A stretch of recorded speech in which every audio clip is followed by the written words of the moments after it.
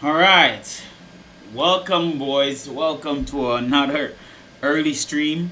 Um, yeah, last night wasn't a disaster, but I wanted to get farther than I did last night. But like almost every stream, there's always some issue, and I'm kind of happy that it happens because it kind of help me troubleshoot and help show you guys how to troubleshoot these things.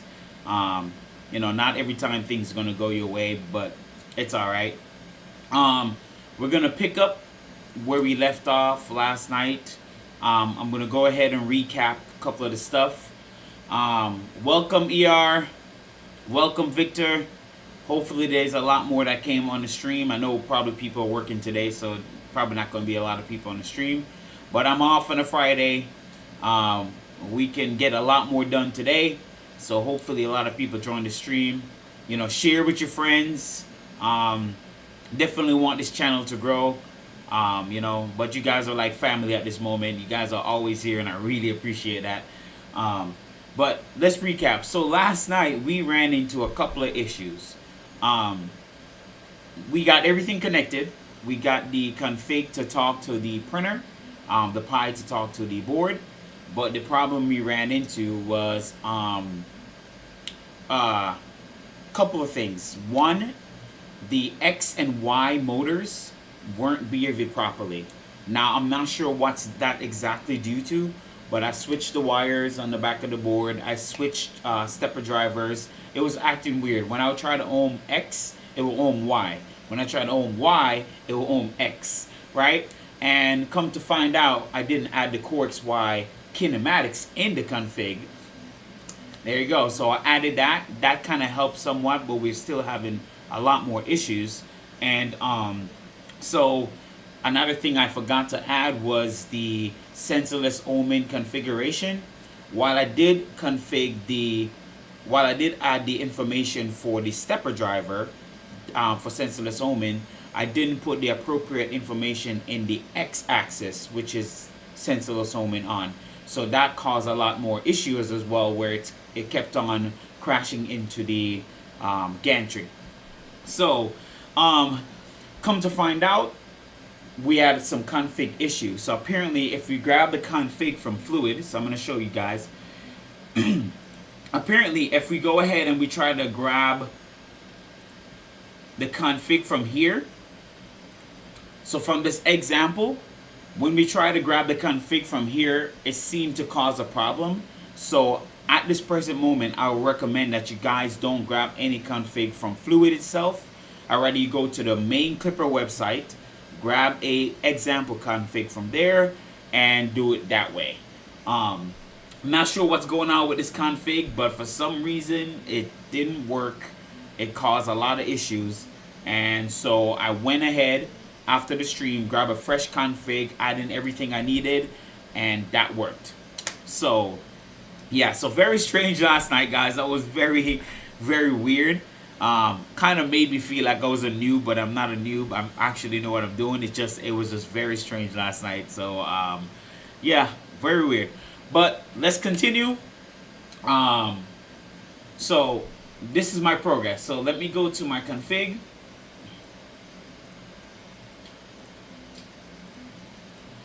So the only thing I've added was everything is set except I added my Z tilt, added my BL touch, added my Z safe ohming. Let me space it up a little bit here. Added my Z safe ohming, and added the idle timeout. The idle timeout is just so when you're heating up the machine, when you preheat, it doesn't shut off everything on you. So it's good to add idle timeout, especially on my V1.8, where if I want to bring up the enclosure temperature to its maximum of 62 degrees, you need idle timeout put in, because then it will stop the motor and the heater from shutting off early. So it's really good to have. So the next thing we're gonna do, I just want to show you guys that it homes properly. Oh, I appreciate that, Victor. I'm glad you guys enjoyed the stream, even though. So let's go ahead and home it, and you guys gonna see that it actually homes properly. So I'm gonna save, close, home all. There we go.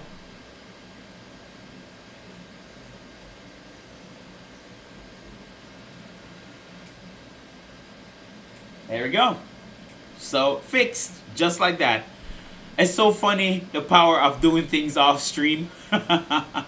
Yeah, again, I didn't do anything special other than just redoing the config. That's literally all I did. It's so weird. But it's now working. I'm gonna give you guys another example just to ohm it again so you guys can see. Sensorless ohming on the X. Y end stop. Then it centers. BL touch homes. That's it. And it works.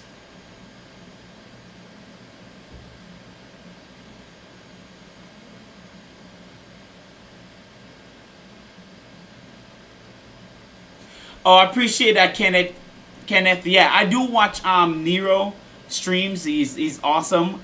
A lot of the stuff I've learned on my own. I didn't really watch Nero stuff. I'm pretty much a my mind operates in this world. If you notice, I'm very nerdy, so a lot of the stuff I figured out on my own. I love his stream just because he has like very technical information that I might not know.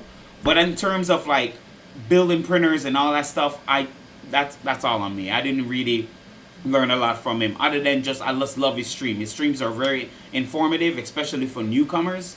You know, just really entertaining dude, really good dude to watch and enjoy streams and, you know, learn cool things from. So yeah, hopefully my channel will grow as much as him, but I'm not in a rush. I like how my channel is very organic. It's slowly catching on, and that's fine. But yeah, it'd be nice to get as big as him and do some other fun things. But so it homes perfectly fine now. So now we're gonna do the nitty gritty stuff. Like we're gonna get deeper in the config, start adding some stuff, and yeah, get really into it so we can print. So the next thing I'm gonna do now that it homes, I need to work on doing a PDI tune. I haven't PDI tuned it yet, so we're gonna go ahead and get a PDI tune going on the bed and on the hot end. Now keep in mind, if you're PDI tuning for a specific filament, you got a PDI tune for the filament you're gonna print the most.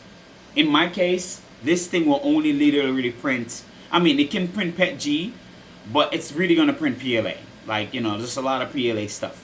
So it's best to do the offset and the PDI tune for the filament that you're going to be using the most.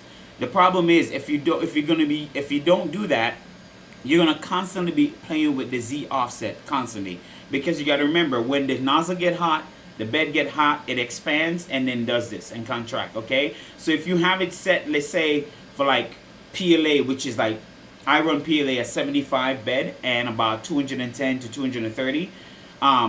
If you have PLA right here, right, you have it set. Now when you do, like, let's say all of the blue you want to do PETG, right? What happened when you expand, your nozzle is gonna it's gonna have a gap. Okay, so if you're right here, you're gonna have when you expand it more. So let's say 80 degrees bed, 250 millimeter on the nozzle, you're gonna have this slight gap. I don't know why it does that. Don't ask me why, but you end up having like maybe a 0.2, 0.3 millimeter gap from where you had set the Z offset, and so you have to baby step it down. Okay, you gotta baby step it down while you print. To prevent that from happening, it's best to stick with the filament that you're gonna be using all the time.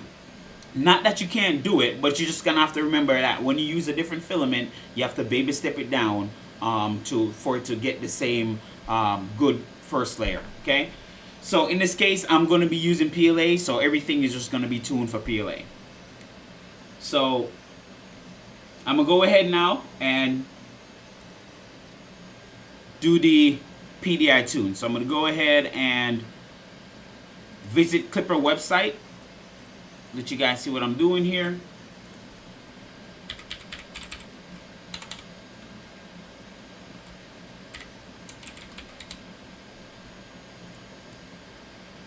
We're going to scroll down all the way.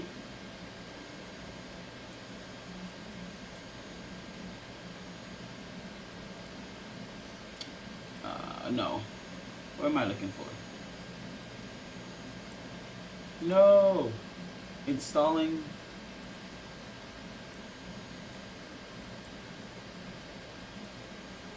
There we go. I'm going to go check documents.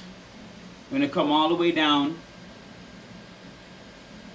So it says PDI tune settings. We're going to go ahead and grab this PDI calibrate heater target. I'm going to copy this.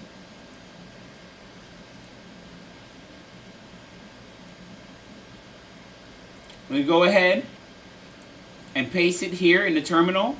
And since I'm going to be, I usually run my PLA around 210. So I'm going to go 210. I'm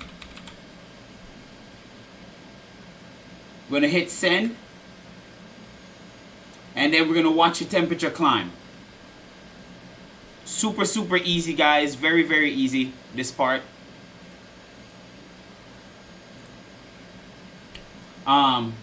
In the meantime, while it's doing that, let's see if we can go ahead and start installing the input shaper stuff. So we can go ahead and start installing the input shaper stuff. Hopefully it doesn't disturb the tune though. It shouldn't. Alright, so let's go to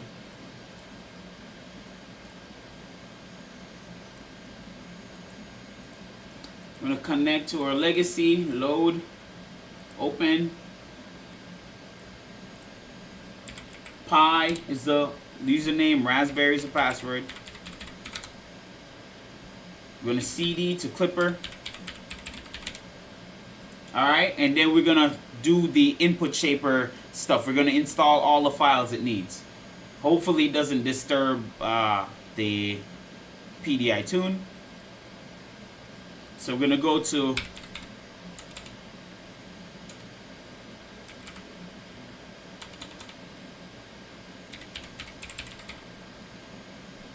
measure resonance. Okay, so I already have this set up. I'm going to show you guys.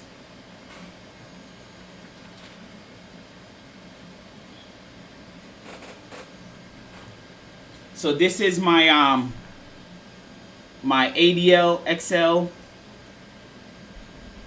So this is it. So when I'm ready, I'm gonna hook this up on the front of the afterburner and get the input shaper going. Okay, so remember, when you're doing input shaper, you have to do input shaper first before you do pressure advance. But even before that, we have to calibrate our extruder. So after I do the PDI tune and install the input shaper stuff, I'm going to do a E-step of my BMG, well, the M4 extruder. I'm going to do the E-step, make sure we're getting at 100 millimeter of filament. Once that's done, then we can do the rest of the calibration. But this is ready, so I'm just going to rest it here.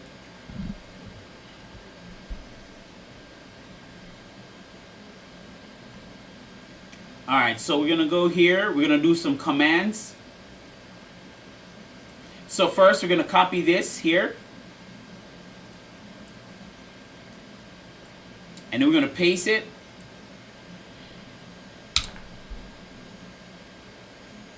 And it's going to install a couple of things.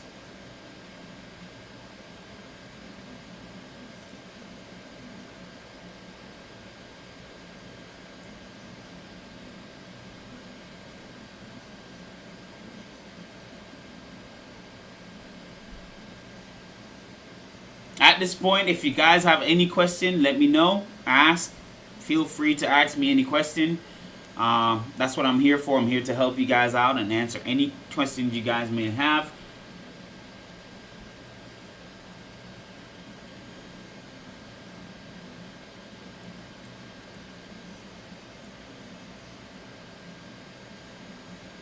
So input shaper is a algorithm that's in Clipper, and basically it uses some calculation to determine and cancel out motor vibration. So your stepper drivers, the faster you go, they give off this frequency, resonance frequency, okay?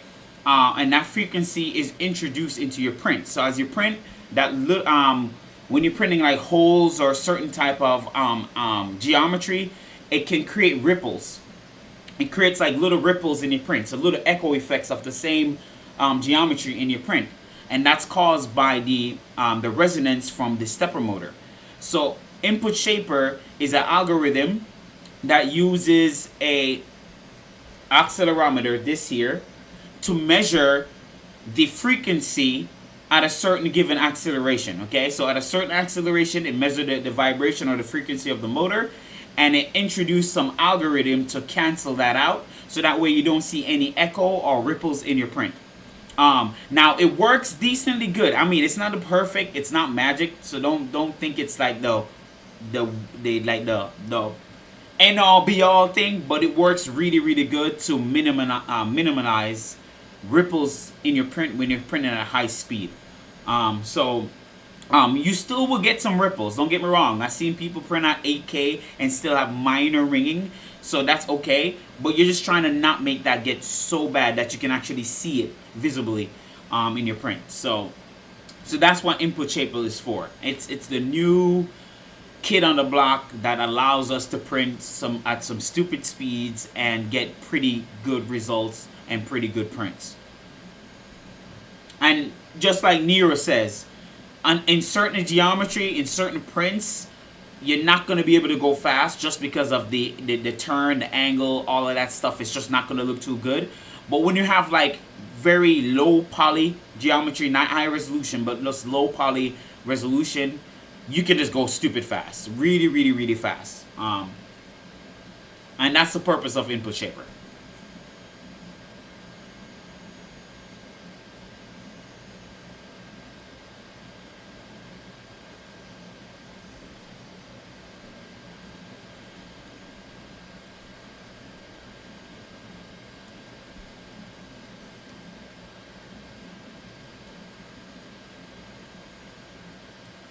Alright, it's PDI tuning still.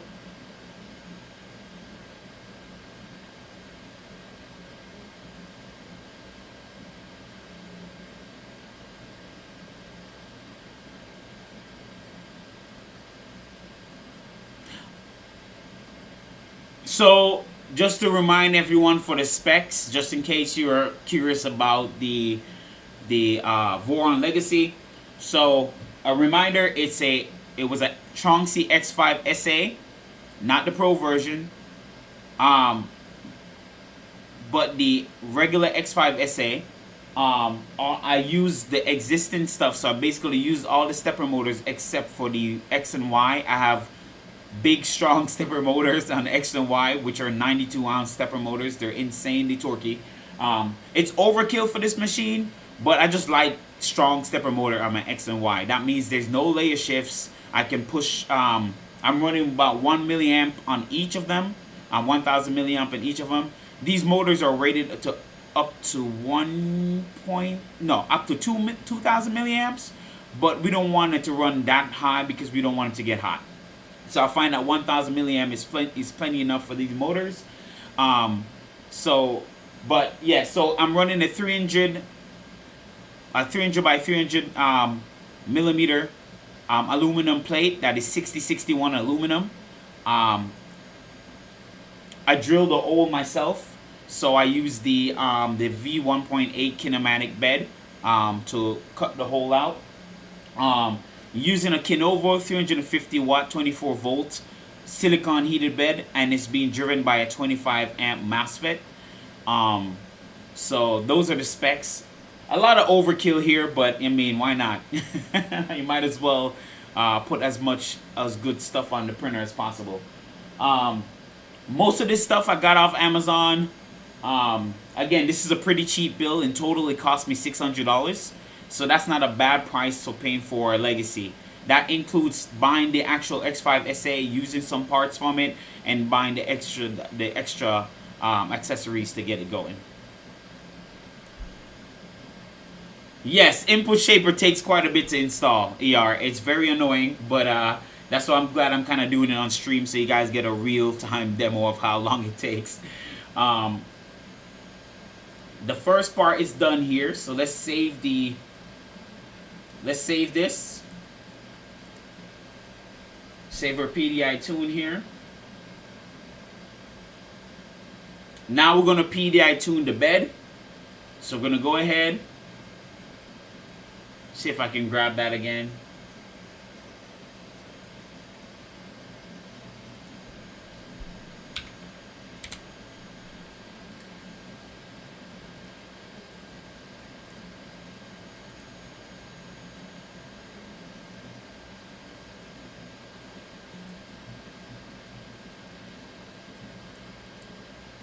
Now, I usually run my bed at 75 degrees for PLA, so that's what I'm going to go with.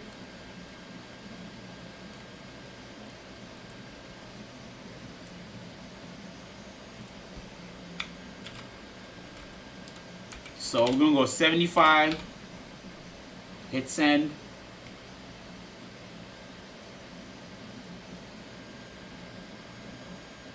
You know what?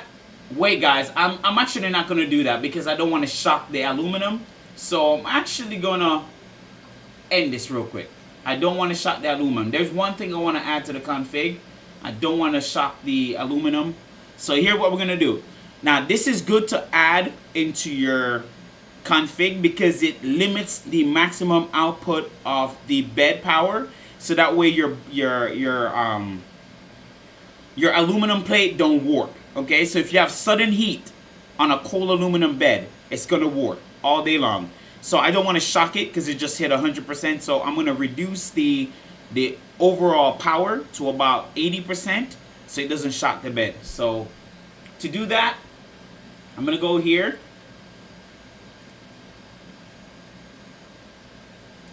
I'm going to take this setting here. So if I go to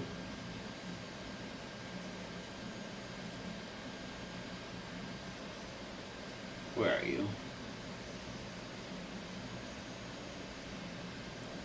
So we see where this setting here, where it says max power output 0.8, that means 80%. I'm going to take that.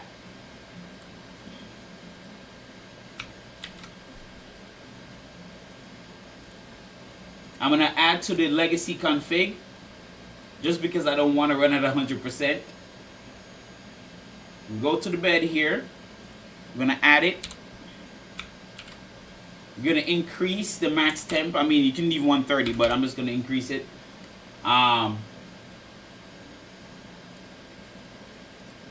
So now this will limit my max power output at 80%. So instead of pulling at 100%, it's going to pull at 80%, and that will give it some time for the aluminum to slowly warm up instead of just warming up instantly and cause a problem, cause it to warp. So that's what we're going to do. There we go. So we're going to go ahead and PDI tune the bed again now. So we're going to hit this, hit send. And there we go. So now it's at 80%. Now before it was 100%, now it's at 80%. Now the next thing I need to add, because I just realized my lights are flickering, I need to put that in my config. I haven't done that yet. So let me go ahead and do that just so I know it's there.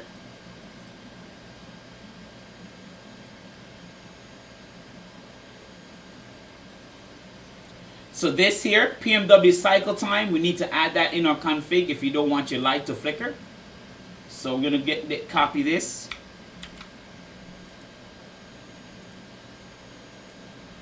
Make sure it's there as well.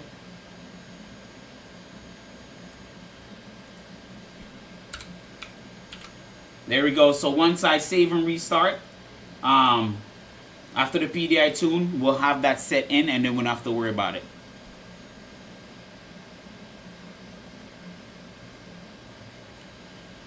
Oh, are you, Victor? It's not hard, but you could probably follow along if you want to follow along, and I can guide you. You just kind of watch what I'm doing. But no, it's definitely not hard. It just takes a little bit of patience, a little bit of time to do it. The document is very helpful. The document is your best friend in this case. But once you know it, once you install it the first time, Clipper the first time, and you understand how the config works, it comes second nature. It becomes repetitive, second nature. And especially me having 7 printers and I have Clipper on all of them, that kind of helps me retain all that information.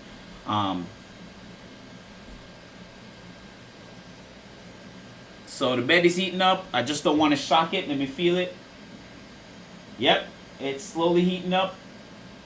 Didn't want to shock my bed, so because then if you shock it, it's gonna warp. It's definitely gonna warp. And don't get me wrong, the bed is gonna warp regardless if it's MI6, 6061 aluminum, 7075 aluminum.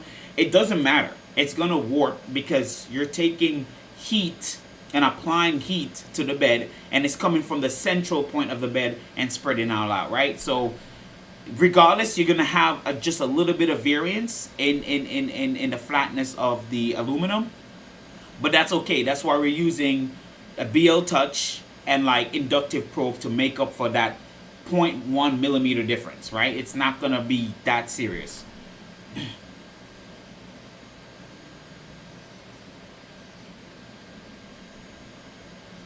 So there we go. It's warming up.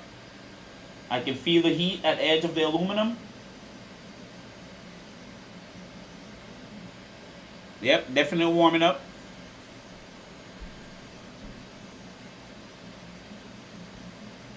Now let's continue the Clipper installation here.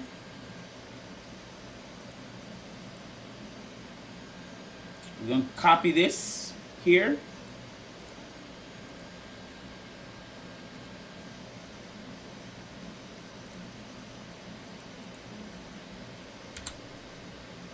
I'm going to put the password.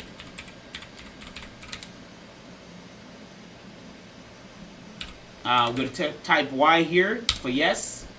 And it's going to install the rest of the stuff we need for input shaper.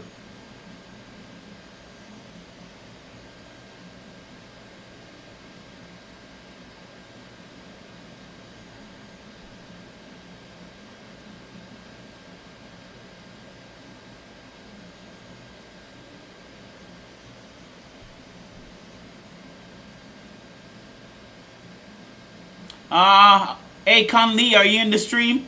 Yo, usually Conley is always here, yo. Hopefully he's here, but yeah, Conley is always here, man.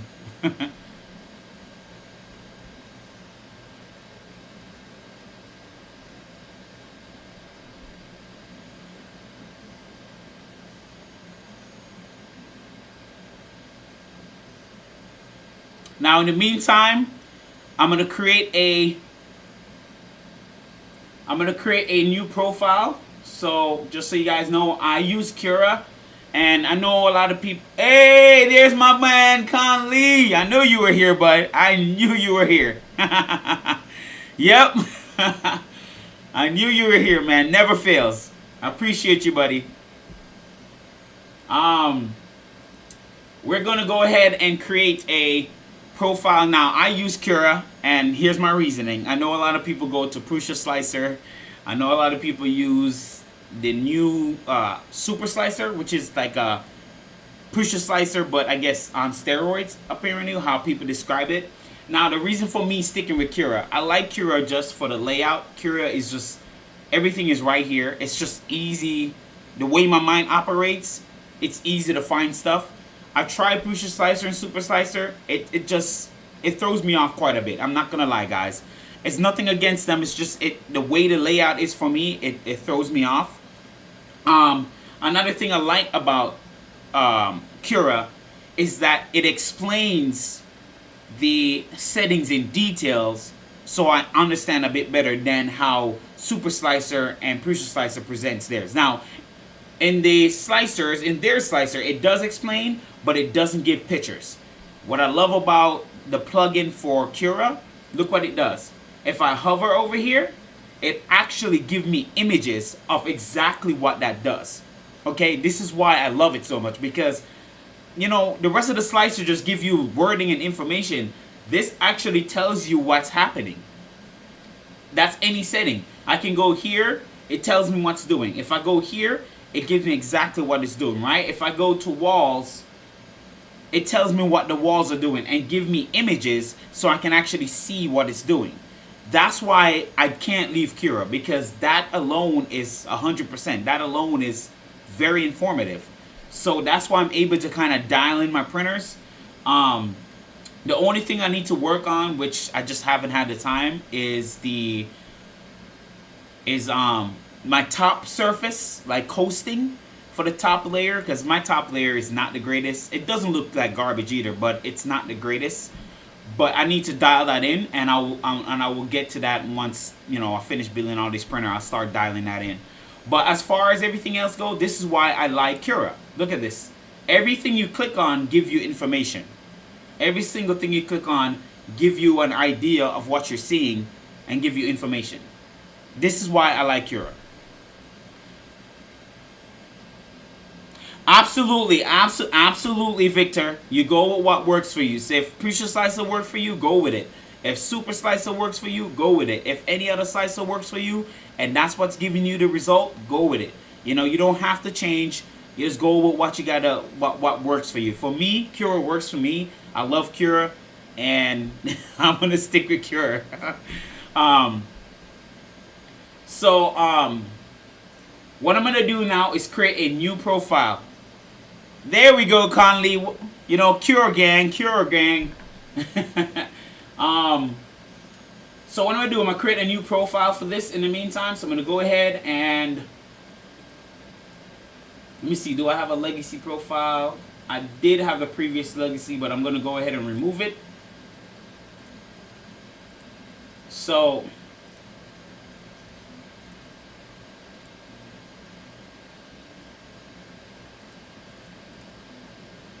I'm gonna add a new printer. Go ahead here. Now the thing, yeah, ER, it's whatever. Use what you like. It's all good. So the profile I like to use, I find very balanced. It's weird that it works really well. I don't use the Voron profile. I don't like it. I hate to say it. I really don't like the Voron profile in Cura. It's not set up correctly in my opinion, because certain things in terms of parameters, how things are printed, it's just not accurate in my opinion. It just doesn't work good. So for me, I actually use the Chauncey profile because I like how balanced it is. Where are you? Where are you?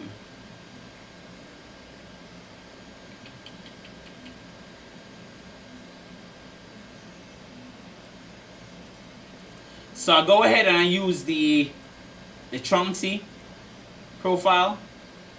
I just rename it to Voron Legacy.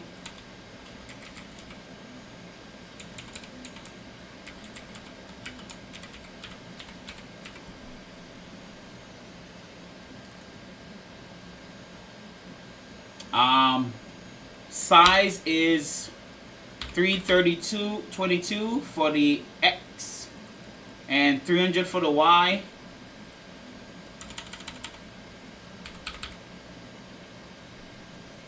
I haven't tried my maximum, my Z yet. I still don't know what my Z is yet. So I still gotta mess with that and find out what's the maximum on my Z. So I'm gonna put 380 for now. Code flavor Marlin. Of course, I use the Marlin code flavor. I need to put a G code in for M900 because it doesn't understand. A Clipper don't know what that is, and it just keeps throwing out an error. But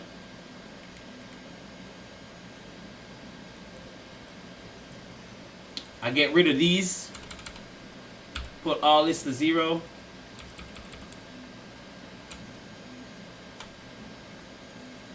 I never use the offset in Cura.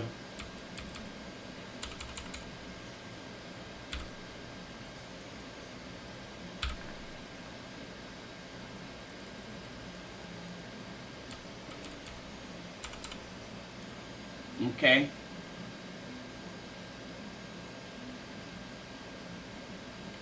Now, if I need to do my offset, I don't do my offset in in the config. I find that Cura is pretty good when you're doing offsets. If I wanted to apply an offset, I come right here to apply my offset. It puts it right in the G code and boom, it's set every single time. So right now I don't know what the offset is, because since my BL Touch is mounted directly behind the hot end, I doubt that I'm going to need an offset, but if I ever do, I can put it in Cura. And that's it. Now we got a legacy setup. Now what I got to do now is, because I want to change a color, I'm going to go ahead and put a custom color in for the legacy here. This is not necessary, guys. You don't have to do none of this, but I just like doing custom colors.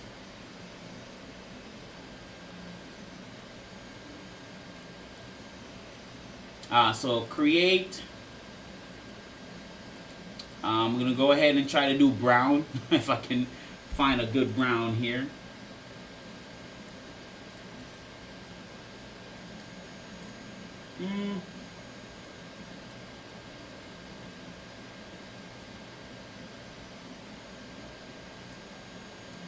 I think that looks good. That's a nice brown. There we go. So now everything is brown. And that kind of helped me keep track of my printers. That way I know what printer I'm on. I mean, other than the name, I know exactly what printer I'm on, you know. So, okay. So that's the profile created.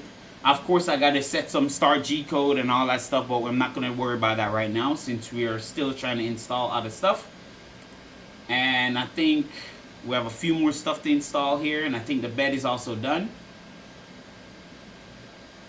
So let's hit save.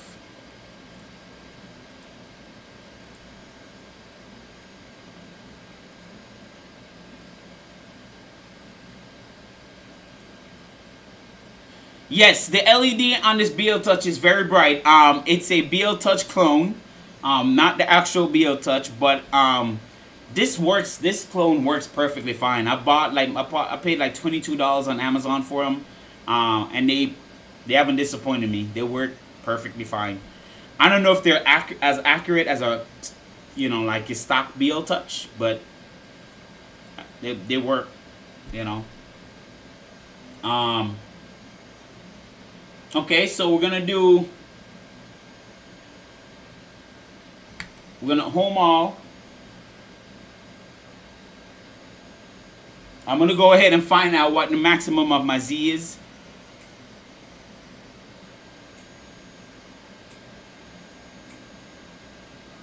Alright, so let's see what's the maximum of my Z. Okay. Let's do 100.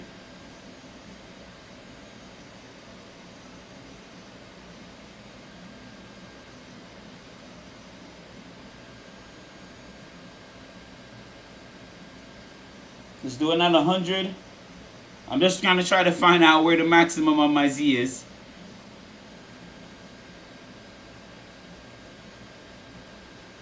Maybe another 100. We're at 316.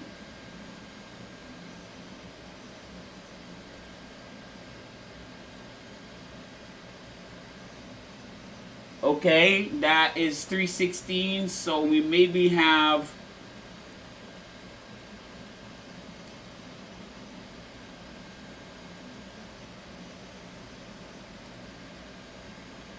okay, that's max for me. So basically we're at call it 355. So the maximum of my Z is 355. So let's fix that in Cura.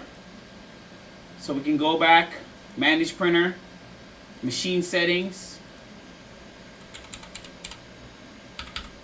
355 is the maximum on my Z.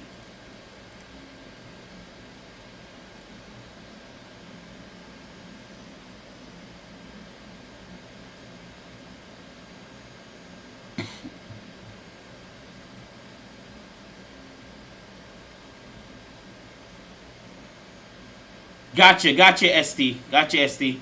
Yeah, I guess I'm lucky with these ones. They work decent. So until they fail, I had them for like 5-6 months now. They've been working good.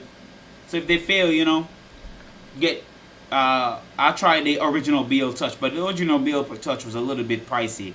You know, it was like $39. Whew, kind of expensive for a device. But I guess when it comes to supporting the creator, you might as well, you know, pay the price to help them out. All right, so now we're gonna refix this now. Now that we know what our Z is, I'm gonna go ahead and put it in here in my config. So the maximum is 355. And save, restart. Alright, let's home all again. Yeah, that's fine. It's gonna make noise.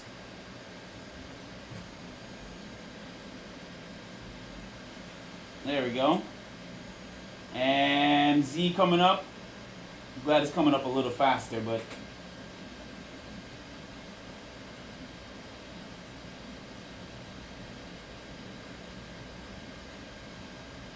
and there we go. Okay, so we're almost there. So now we gotta finish up input shaper here.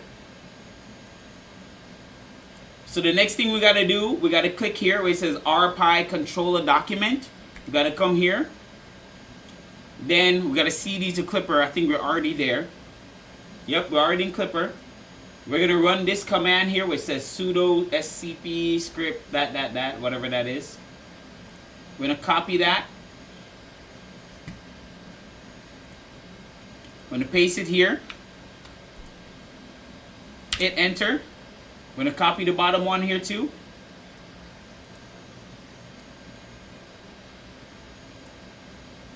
Paste it here as well. Hit enter. And then we gotta do this make config because then we gotta build the firmware for the Pi itself. So in this case, we're just gonna do this. We're just gonna go where it says microcontroller. Click on here. We're gonna click on the Linux process. Click on that. We're gonna escape, press yes. And then we're gonna kill this Clipper service. So we're gonna go ahead and hit sudo service kill Clipper.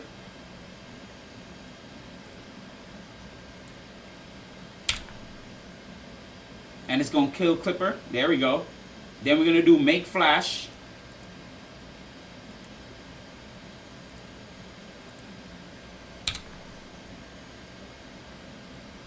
Now it's flashing the firmware for the Pi itself, so you can connect it into the config.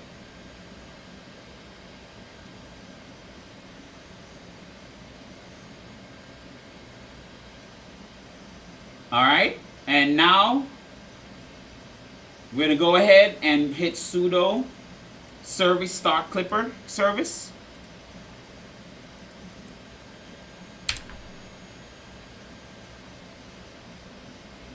There we go. So now we have one more thing to do. Before we add this into our config, this setting right here, we're not gonna add that to our config yet. We gotta do one more thing. We gotta run this sudo raspi config so we can enable SPI, okay? So go here. We're gonna come down to display. No, not display, I'm sorry. Interface options. We're gonna click on SPI. We're gonna say, would you like to enable SPI? Yes. Press OK. We're gonna go down to finish. And that's it. We have enabled, we have done all the stuff and all the settings now for input shaper to enable to connect the Raspberry Pi to your MCU itself, and then allow the accelerometer to work. So we can close this out and we can copy this.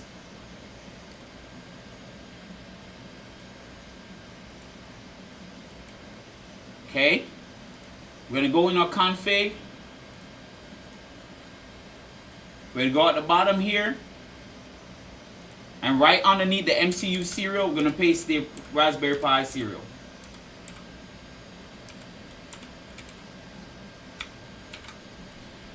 We're going to go ahead and set the points of where we want the input shaper to go and start doing the input shaping.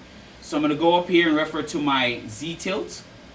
So 153X, 116 Y, and that's the center of my bed. So I'm going to come down here. 153X, 116Y. We're going to leave it at 20 for the Z. And we're going to save and restart. And we should connect, no problem. There we go. So the input shaper and all that stuff is installed and done. All I got to do now is connect my actual accelerometer now to the actual Pi. And it will detect it and we can do input shaping right now. But before we do that, we have to calibrate our extruder. So I'm going to go ahead, preheat my hot end and put some PLA in the system and get going. Grab some PLA.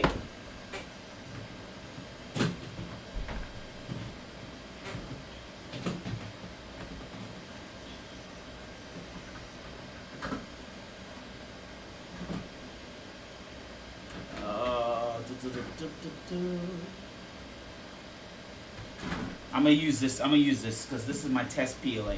Since I have a ton of it, I'm actually use this PLA. Alright, I got some gold iTemp PLA that I'm gonna be using. So let me plug it up here.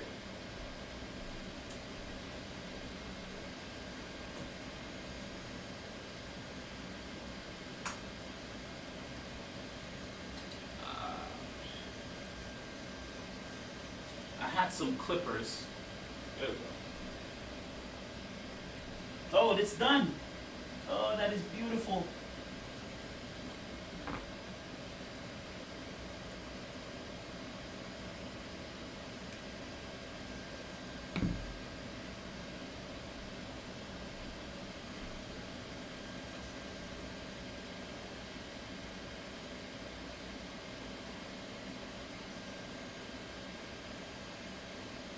Alright, so I'm going to go ahead and connect.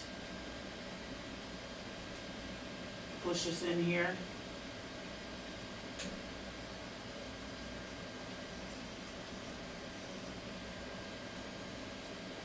Alright.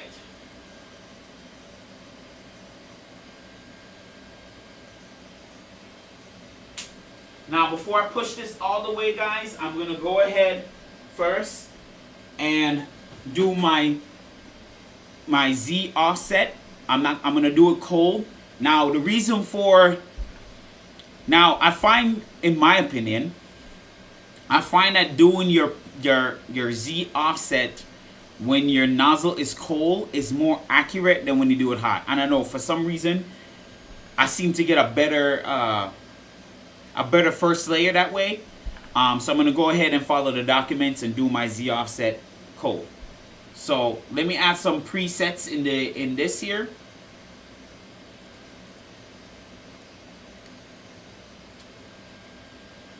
Where do I go now? To no job, no history. That's not it. Where did I have my presets again? There we go. All right. We have 3 macros, and I need to organize these macros. So, add category, filament,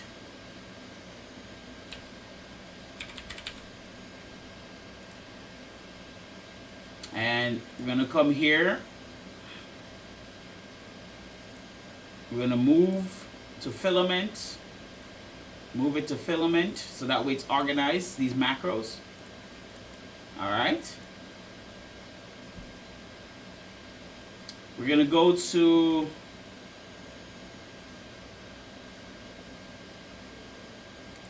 add some thermal presets. I'm only going to add PLA just because that's all I'm going to be printing on this thing. Extruder temperature, we're going to do 210, 75, add. We're also going to add some, so this is going to be called,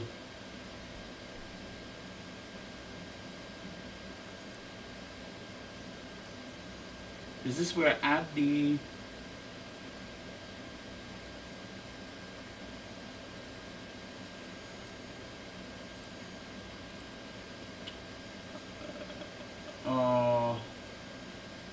those are macros. Where do I add the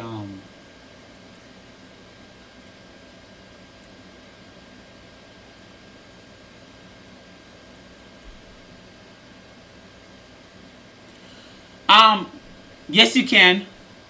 Yes you can, but it's not the same. It's not the same SPI you're thinking. That's a different mode. Because right now we're using my 2209 Victor in UART. But you can also use 2209s in SPI. But that's based on the board communication with the Pi. Right? That's not the Pi communication itself.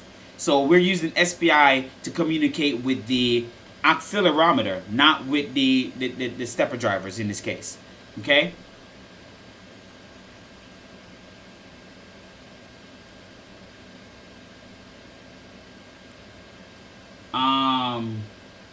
Trying to add my I could have sworn this is where you added the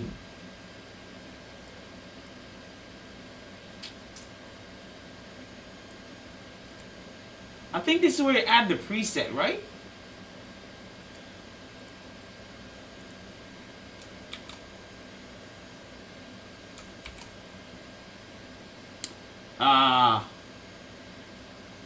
Is that where you type it in? Is Z Pro Calibrate? Let me look it up, guys. I'm cheating because sometimes I'm lazy and I just don't wanna.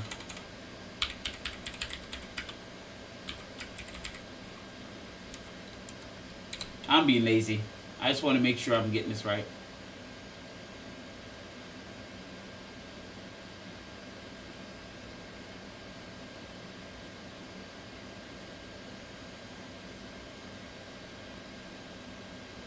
Okay, it's just Pro Calibrate. That's what it is. So I'm going to copy this here. We're going to add it in.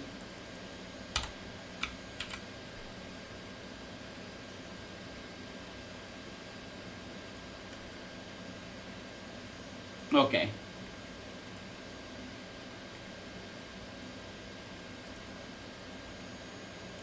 And there's a preset. Okay, cool. I mean, it's showing fire, but I'm not worried about it. Okay, so now, before we do our Z probe, let me go get a piece of paper.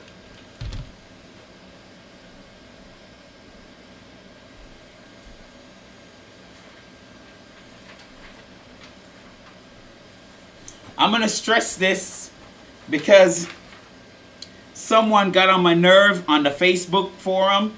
I really don't like him. I'm going to be honest. I don't like this kid. I've seen him in the Voron forum. I see him around. He rubbed me the wrong way. So I'm going to stress this to my audience and just to anyone in general that sees this video. All you need to use is a piece of paper.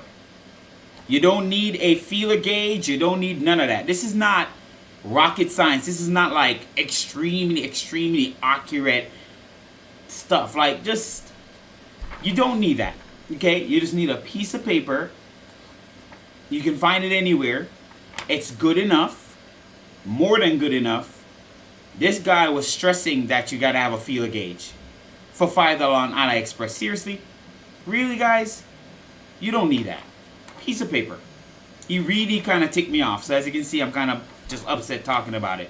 This is unnecessary, okay? So do not follow anybody and talk about feeler gauge. Everybody I know in 3D printing just use a piece of paper. It's plenty thin enough. That's it. Okay? So before we do that, we're gonna do a Z tilt. Now the reason for the Z tilt is because I'm going to be running Z tilt in my G code constantly. That's my startup G code, is to home, do a Z tilt, all that stuff before it goes to print. So we have to do a Z tilt first to make sure our gantry is leveled.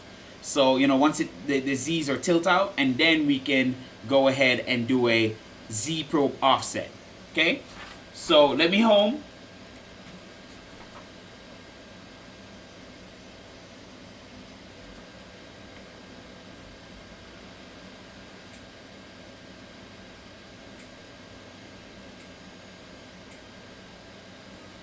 Okay, now we're going to run a Z tilt adjust.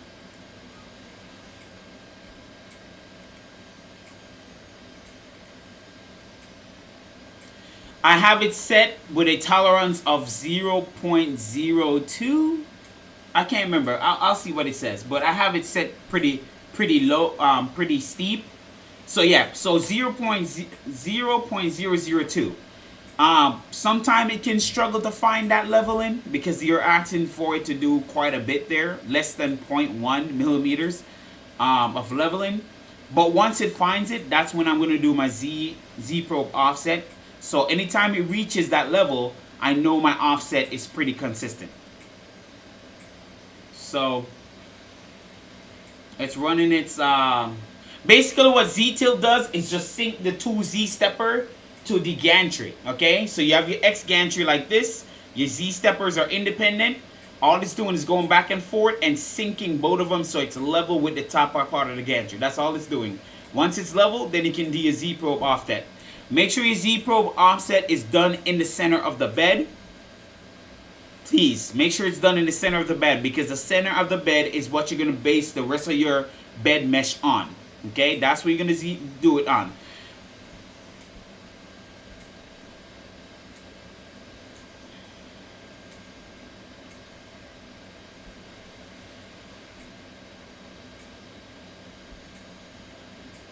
It's almost there. It's at 0.0075.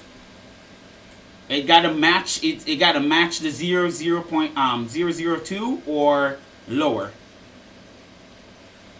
There we go. Now we had 0.0025. So it gotta be lower than that or match the 002.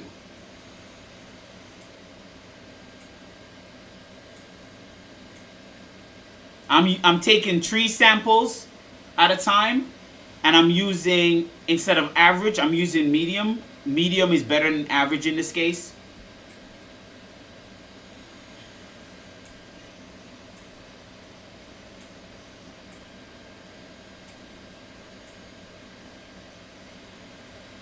There you go. And notice the retries. I did 20 retries. See, if I did 5 retries in this case, it would have failed. Because look, now we had 7 retries out of 20. The reason why I set mine so high is because I don't want it failing and I have to restart the print again. So I kind of give it enough time for it to do a couple of retries until it hits the actual tolerance that I set. Now, a lot of people probably don't want to see your printer doing this back and forth in the print. I know some people don't have enough patience and they don't want to see their printer going back and forth before it goes into a bed leveling. But personally, I don't care. I rather know my bed is flat and I get a consistent first layer than to be rushing the print and I have to stop it and start all over again. So for me, I rather do it one time correctly.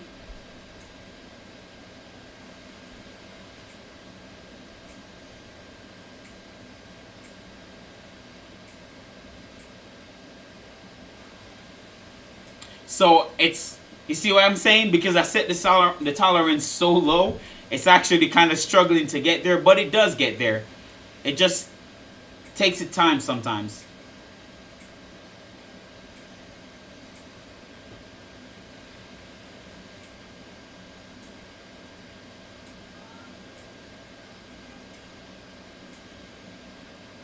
Alright, see what it says now?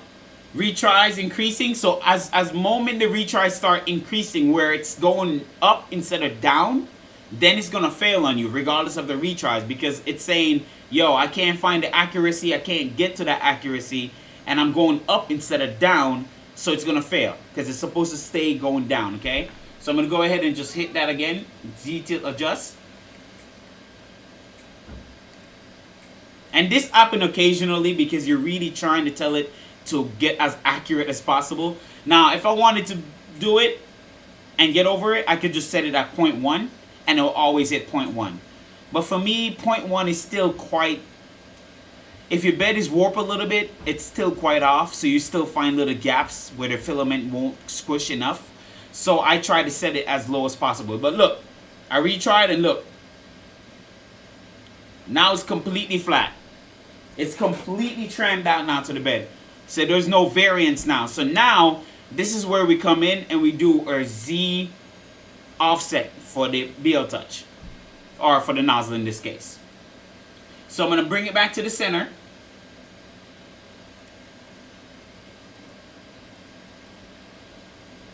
I'm going to move it over to the center.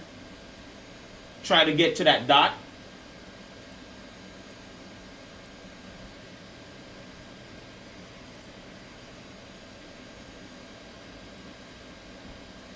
I'm very anal about this, so I'll make sure it's on point. Alright, we're going to back it up a little bit, put the nozzle over the dot.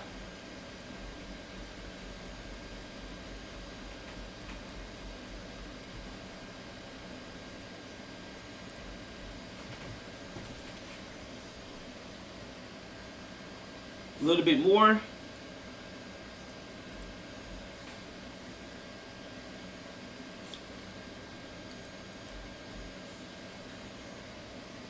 Okay, the nozzle's on the dot exactly right center. So now we're going to trigger that probe calibrate.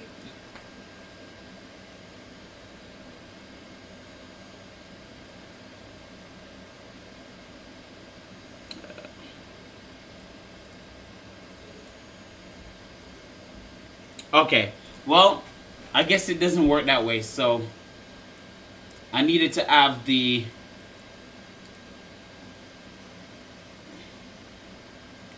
I'm just going to type it then. Probe.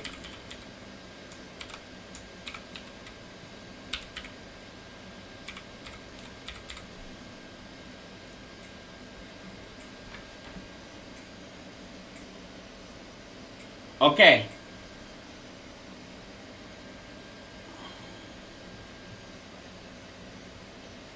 Alright, so now we're going to go ahead and add our paper.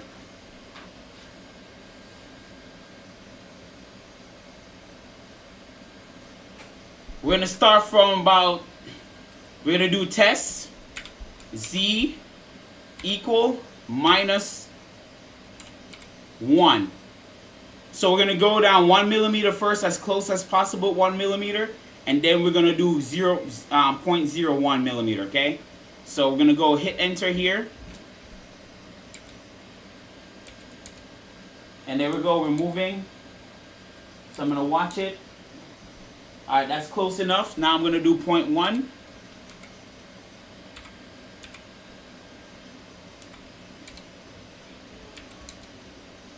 It's a good thing it's at high level because I can actually see when it touches the paper. Alright, now I'm going to touch.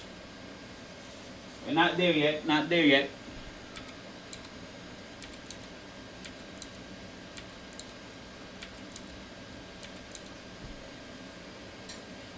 Alright, I feel it. Alright, right now I feel it grabbing the paper. Like it's not grabbing the paper hard, but I feel it basically just grabbing the paper a little bit. Like it's not enough. It's just barely touching the paper. So now we can move down one more.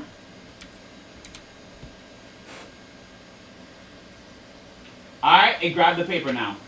See that resistance? Look. That's what we want. We want to grab the paper, but we also want it to move. So as long as we still can move the paper somewhat, see that? A lot of resistance there. But look, see? It's grabbing the paper. So I'm happy with that. So I'm going to remove the paper. I'm going to type in accept.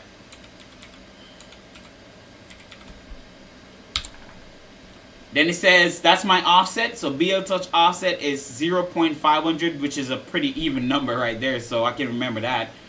Hit save config. Hit send.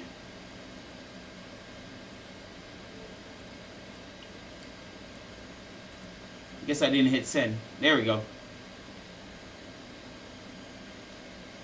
Okay. So that's offset. That's my Z offset. That was pretty easy. Not hard at all. So as you can see, I did a Z tilt first.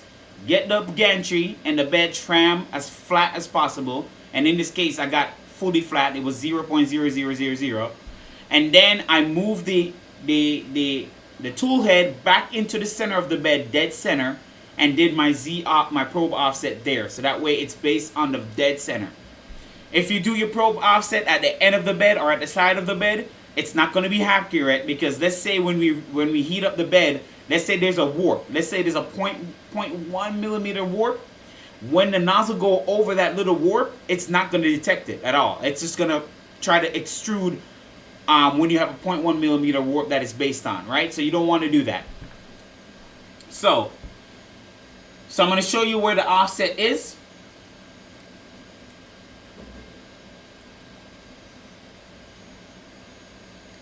So this is your offset. See it? It put your Z offset here. And below this point, you don't edit anything in this document. From this point on, there's no editing. You leave this alone. This is all for the Clipper firmware and all for just information for you. So we don't touch anything here. If I wanted to copy this, I can just copy it and move at the top.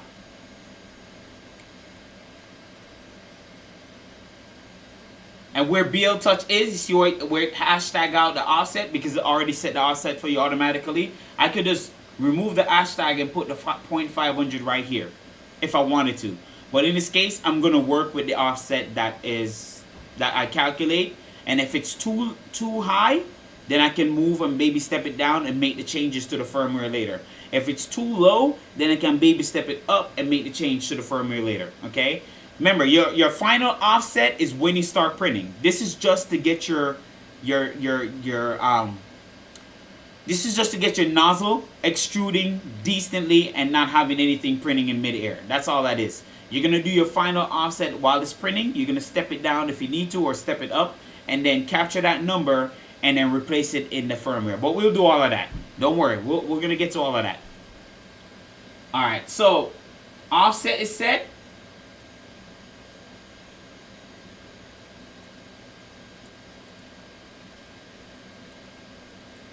We're going to go ahead and put in another G code before I do the calculation. I'm going to do my screw tilt because I actually want to make sure my screw tilt is on point. So I'm going to steal the screw tilt from here and make the adjustment.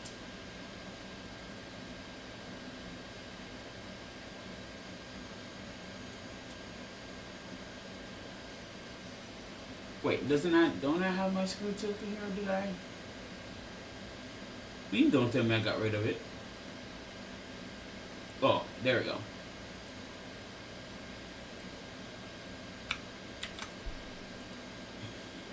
Got my screw tilt. It's going to be right below Z tilt. Now what screw tilt does, screw tilt basically use the BL Touch or any probe, whether it's inductive or BL Touch, it doesn't really matter. And it goes over the 4 points of the bed. Okay, the 4 point where you have screws mounted. When it goes over the 4 points, it's gonna calculate and tell you how far off you are on your leveling of the bed in terms of using the screws. I find that it's an awesome, accurate way to determine if your bed is level or not. So I'm going to configure screw tilt for my bed, and then we're going to go through the process. So right now, the screw tilt is from my V1.8.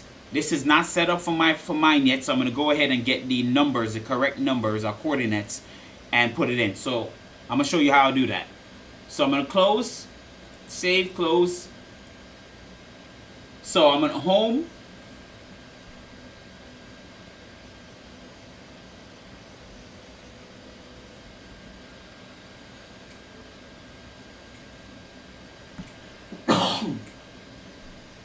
Okay, so I'm going to base my screw tilt off the far left.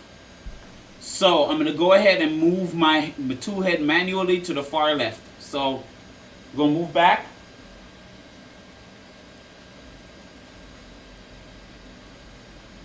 Remember, we gotta make sure the heel touch is not off the bed, so I gotta pay attention here.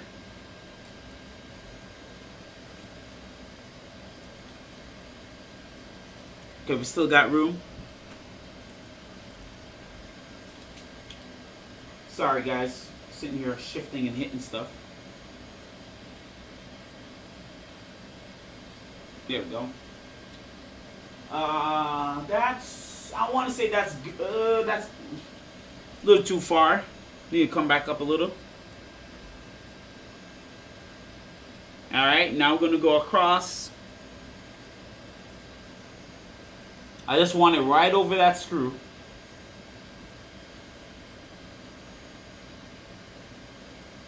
Come up just forward.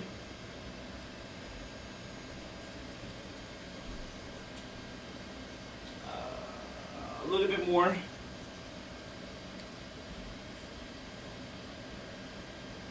Alright, that I'm gonna call that good enough. That's screw number 1. And then we're gonna copy the location. So screw number 1 is coordinate is 13 millimeter on the X, 226 on the Y. So now we got to go back in here. We're going to copy that down. So screw number 1, 13 millimeter X, 226 Y. All right. I'm going to save and close. We're going to go on continue. So we're going to go screw number 2, which is right across. So we don't have to move the Y, we're just going across.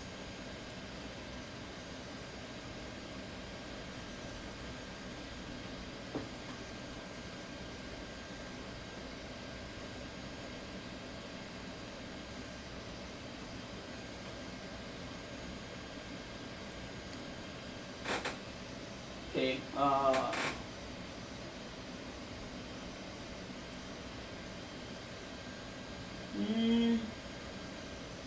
I want to say that's good enough. I don't want it off the bed, so that's plenty good enough. So that's 227 on the X. So we'll go back in the system here, config. So we got 227X. There we go. Y. And now we got to get the front of the bed. So save, close. Now we got to move a toolhead on the front.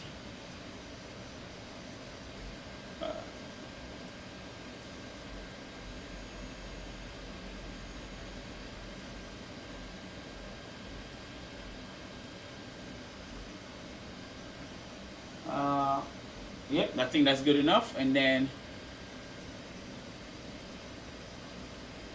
get it right where the center of the screw is.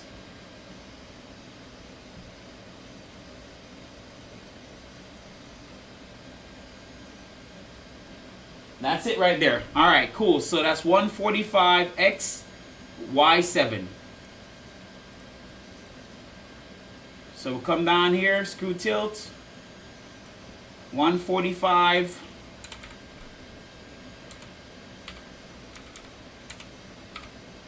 Y7. Speed 200, that's fine. We're using M3 screws. All right. So now we can save and restart.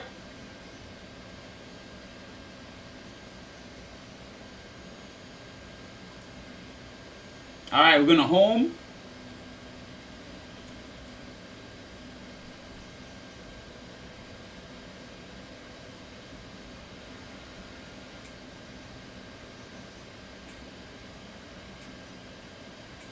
All right. Now, before we do our screw tilt adjust, we're going to hit our Z tilt first to make sure everything is trimmed properly.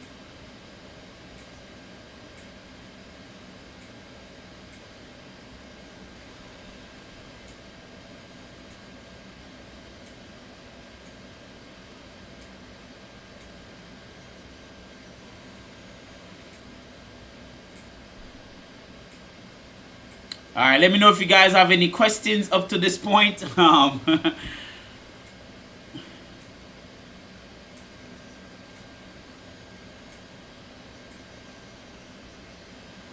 Of course, this is more detail, and I hope I'm not losing you guys here.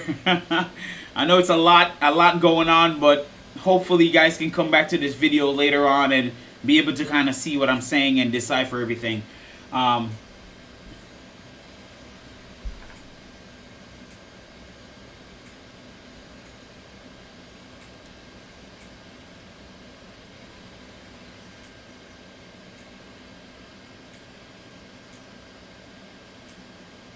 Oh, when I read chat, I look straight at the camera. It's unsettling. I'm sorry, bud. My bad.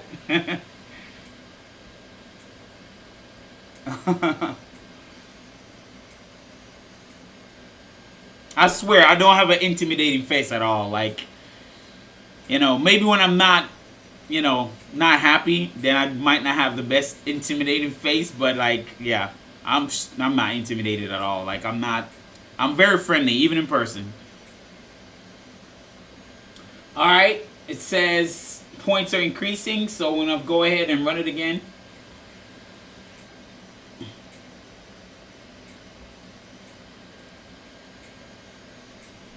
And remember, Z-tilt adjust can fail. Another way it can fail is when you're if you do, it's based off Z1, so you got to make sure you know what Z1 stepper is. My Z1 stepper is on the left side of me. So if you don't know what Z1 is, let's say you mix up your stepper drivers. If you try to base it off Z2 then Z1, it's gonna fail. Okay, it's gonna yell at you and say, okay, it's not working. What will happen is actually it will try to tram, and then your whole bed will start doing this, like taking a massive tram like this. Instead of tramming up like this and leveling out, it will just tram like this. So make sure you know what your Z1 motor is and your Z motor and your Z1 motor. If you mix them up, it will tram this way. Okay, so make sure you get that right.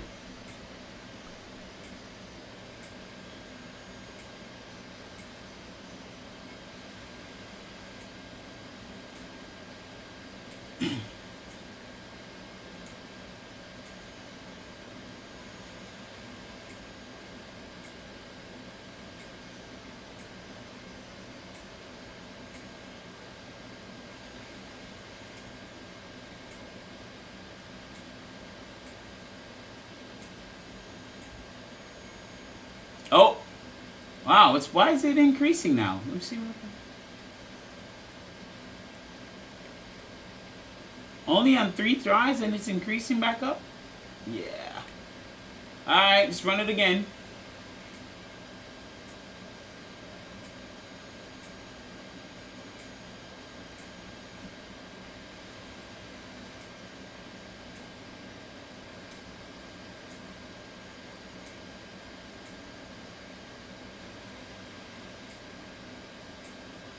Sorry guys, I'm a little greedy. I want it as flat as possible.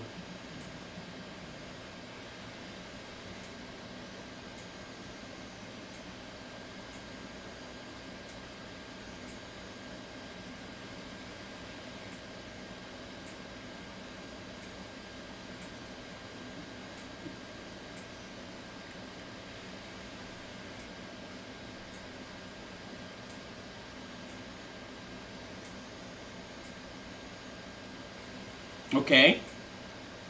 We're close, come on. We're very close.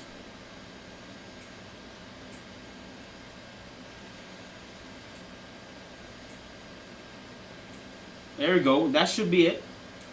That should be it now. It increased back a little again.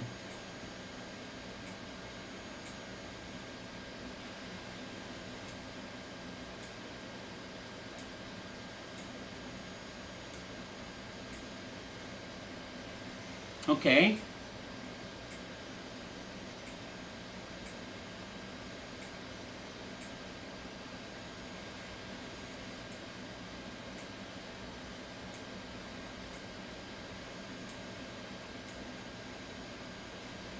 Ah, come on.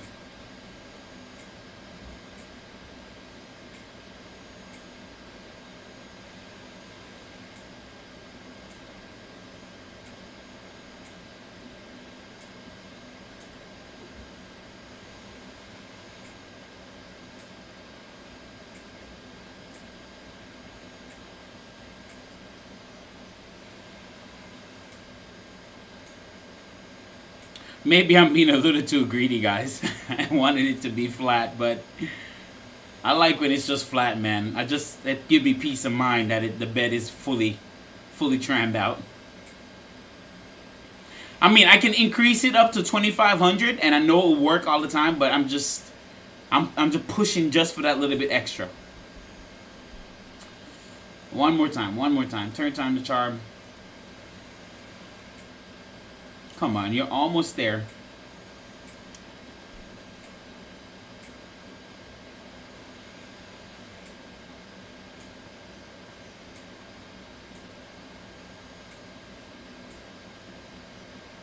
Come on, you're almost there. See, if I set it at 2.25,000.2500, it will work and would have been over this, but like, I'm just being a little bit greedy and just wanting a little bit more out of it. Ah, come on, you're almost there.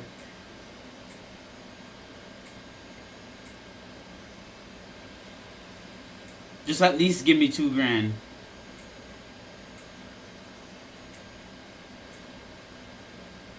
Ah.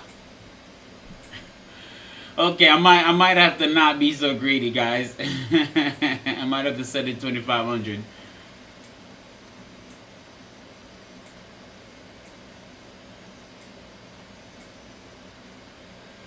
Okay, alright. I know it's probably gonna fail, so I'm gonna set it, not be so greedy, and put. Alright. I'm gonna save, close. Yeah, see, it's increasing back now. It's increasing back, yeah. So we're just gonna keep it at 2,500 then. That's fine, and we'll just do the baby stepping once we start a print to make up for that difference. But yeah, it gave me a flatbed as a fluke.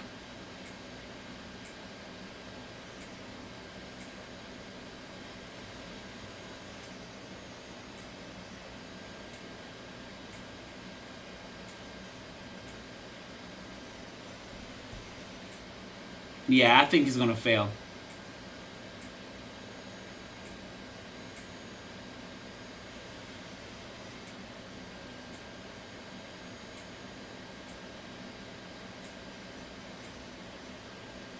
Yeah, it's gonna fail. Alright. Let's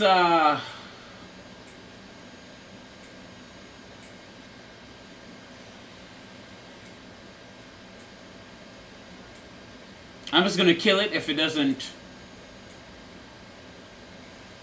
See, now it went back down. Are you gonna get it now?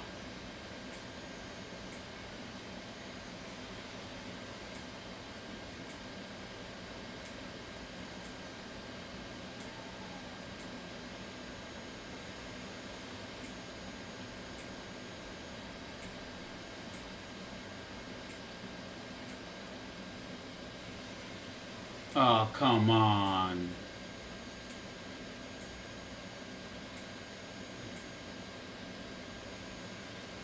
You're like right there, like right in the vicinity. It just keeps getting there and then just going right back up.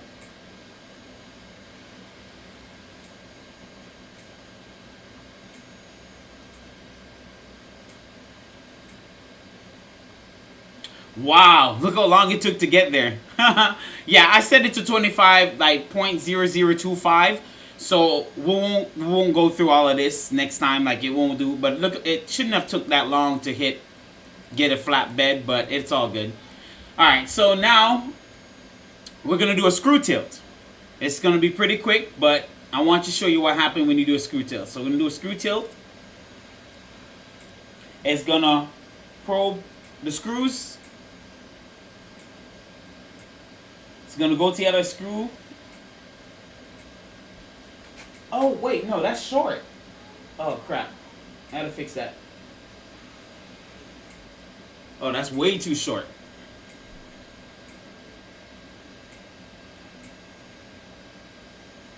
Hey Robert, welcome buddy.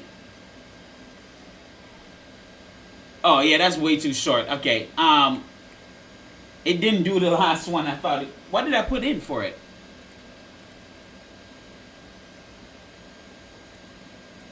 It stops short.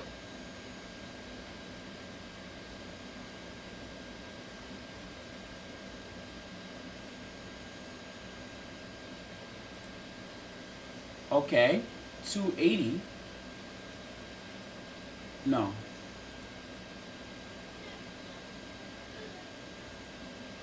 $227. Isn't that what he said? Hold on, let me back up. Let me see. Make sure.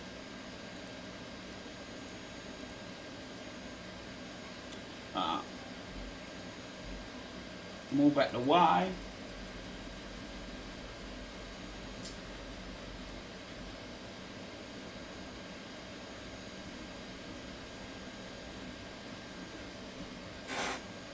What is that?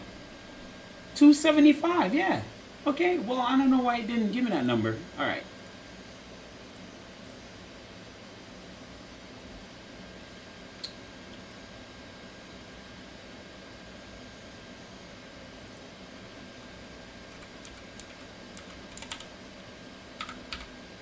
All right, 275. Save, restart.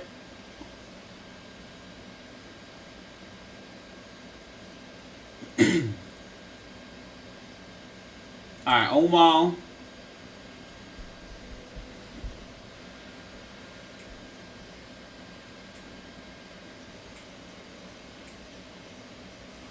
Alright. Z-tilt. It should do much faster now because I set it to 0.0025. So it should easily get to that calculation. If it gets to 0, great. If not, it's all cool. At least we don't have to go through the multiple iteration. It should get it pretty quickly. Alright, this is what happened, guys. Look how much out of sync my bed is. Just from turning off the motors, look how much out of sync that is. This is why it's important to have Z-tilt. That's how much out of sync your bed would be. Unless you use one of those those GT6 belt and sync your motors together, which is, to me, that's corny. I'd rather the software do the work.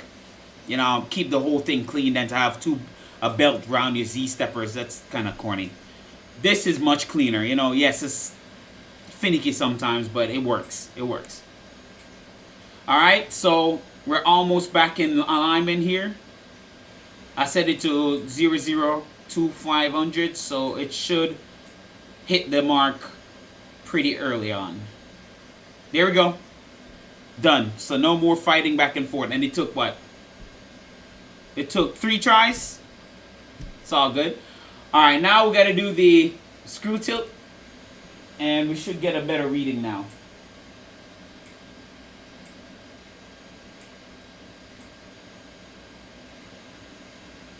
There we go. And it's going to tell me how far my screws is out of alignment.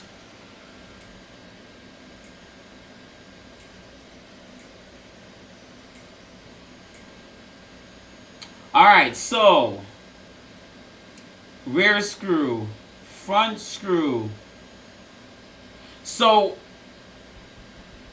okay, I guess I don't need to touch the corner screw too much.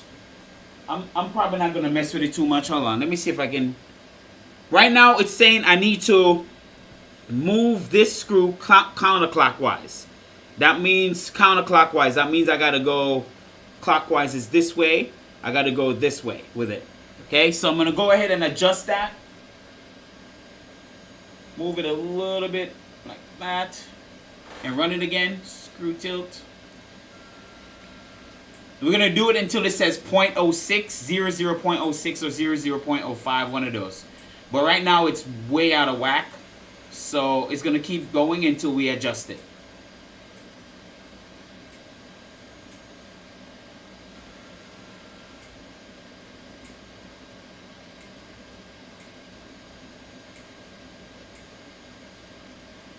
Alright, still out of whack, counterclockwise. We got to keep coming back.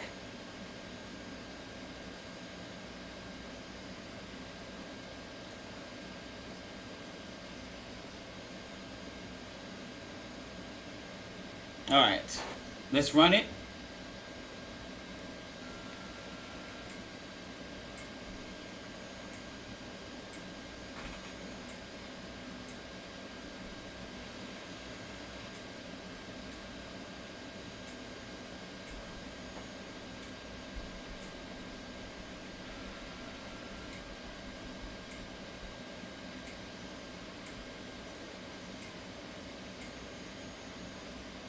Okay, almost there. Now it's saying point.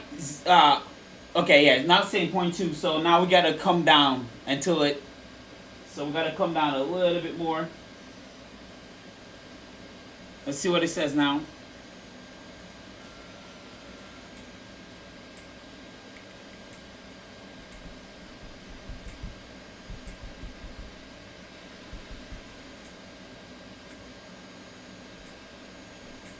Why is that side still so high? I don't understand.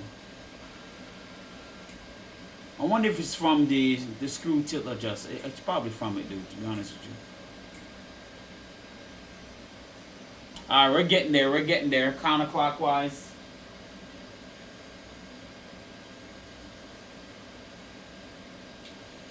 Okay. Gotta make sure the spring is actually moving up because I feel like it's not moving up.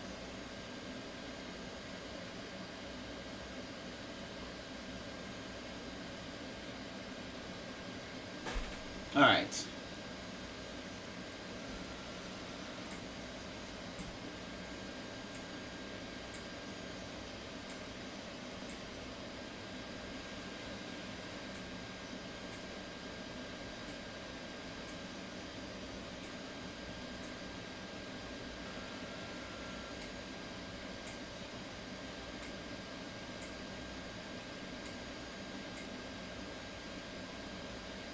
Okay, look like that's as good I'm gonna get it, guys.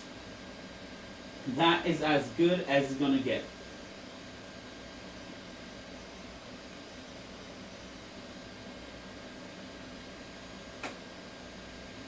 That's as good as I'm gonna get it. Let me see. Write it one more time. I think that's as good as I'm gonna get it.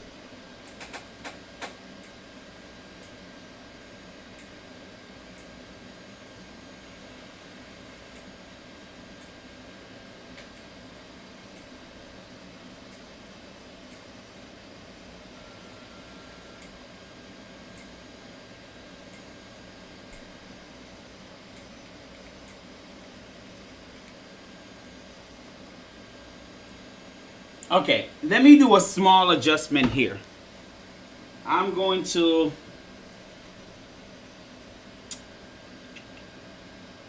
make sure I'm doing this the right way. I think it's up that goes down, right?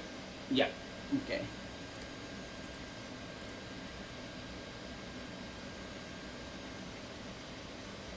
Let me adjust the back screws real quick.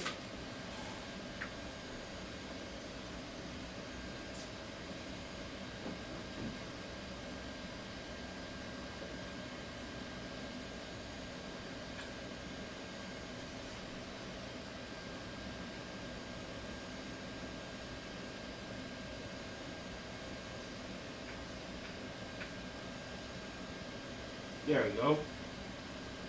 Let's adjust these screws real quick.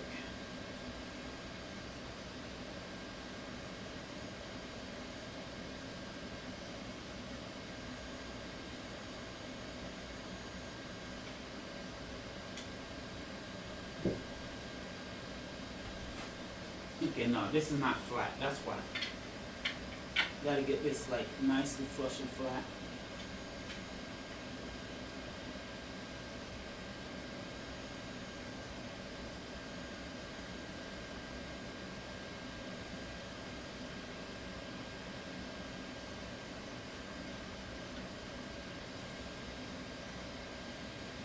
Alright, that looks really good. Let's put this back.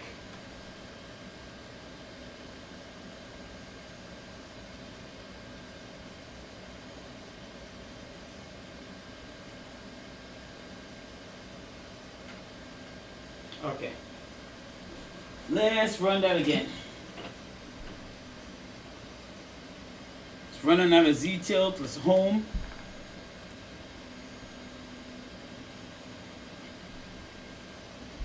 We're almost there, guys. We're almost there to start printing.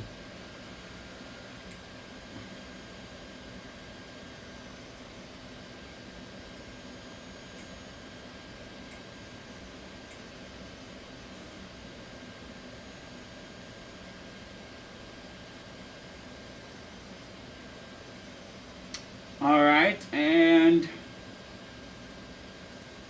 running out of G-tilt to make sure everything is back in order.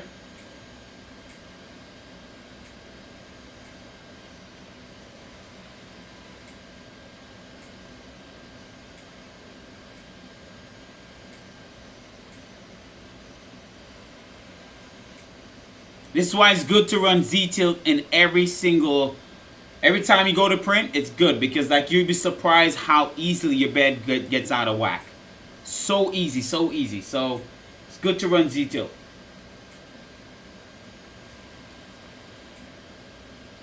Just from messing with it just now, look how my bed was out of whack.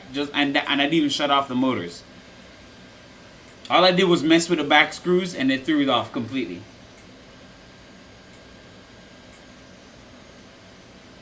And we're back in tolerance. Awesome. And now we can do a screw tilt.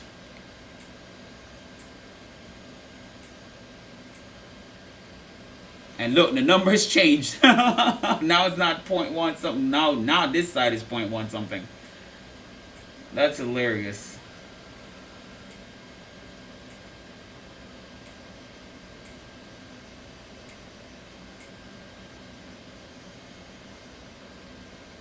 Okay, that's fine. I mean, at 0.31, I mean, not much I can do there. Counterclockwise. This is in clockwise. Nothing I can do about this. So this is as good as it's going to get here.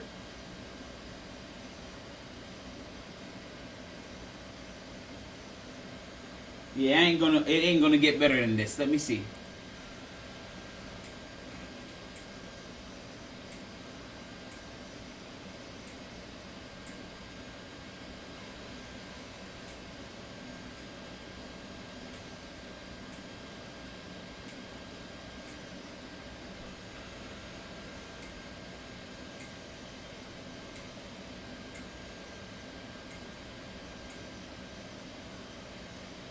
Man, it brought it down a little bit more, but like I said, that's as good as it's gonna get.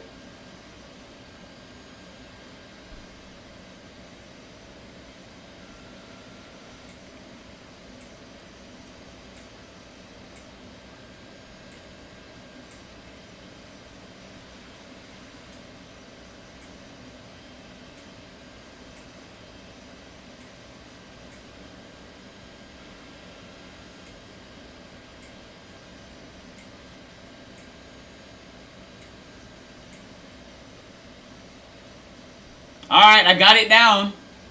I got it down quite a bit. Let me see if I can match it.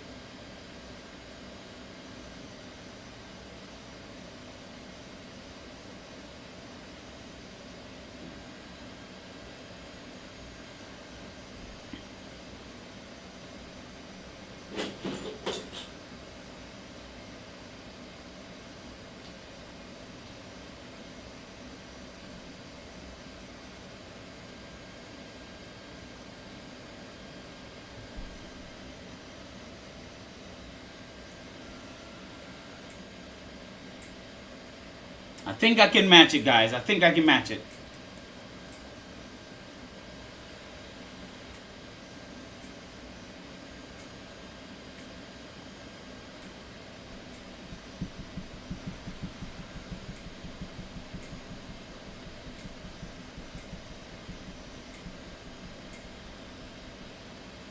Oh, brought it down. Look, matched it. So 32, 31. Listen, I'm not even gonna fight with it. I'm gonna be settled with that one. I'm okay with that. We'll fine tweak it more, but I'm not even gonna complain. That's as good as I'm gonna match it. So I'm okay with that. Okay. Now we can finally move on to E-step calibrate. So we're gonna calibrate the extruder E-steps. So we're gonna home, put it all in the center.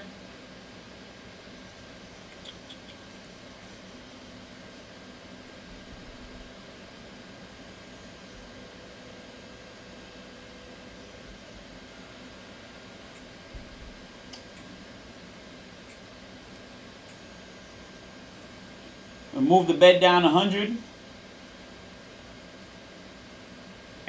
preheat the hot end. Let's do 220. Alright, so extruding. Now here's my theory. This is my theory. This is not necessarily. Most people, if you have the time, you would take off the hot end, you remove the hot end completely, and you let the motor extrude. Just if you watch Nero's recent video, you let the filament come right through. Okay, here's my thing. We're not calibrating flow yet, which makes sense, but I rather do it when the hot end is in, because here's my thing. This is just me being all scientific here, okay? If you do it without the hot end on, now correct me if I'm wrong, for anybody more knowledgeable and more like into it than I am. If you do it without a hot end on, okay, you just run the raw filament through. You're just calibrating the raw E step of the extruder. Now, if you go ahead and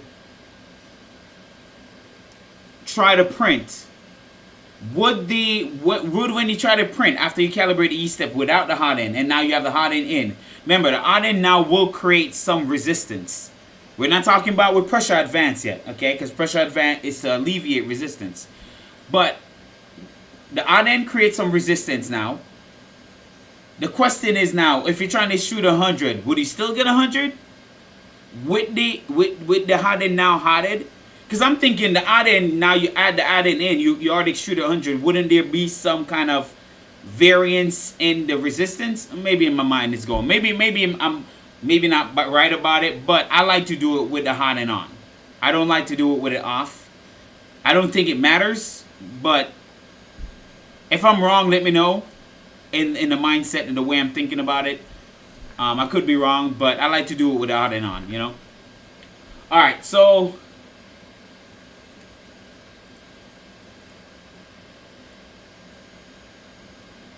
let's see what we got. Rotation distance is 33.500. Of course, that's not my rotation distance, so I'm gonna go ahead and do some calculation here. I'm gonna start, since I'm using the BMG gears.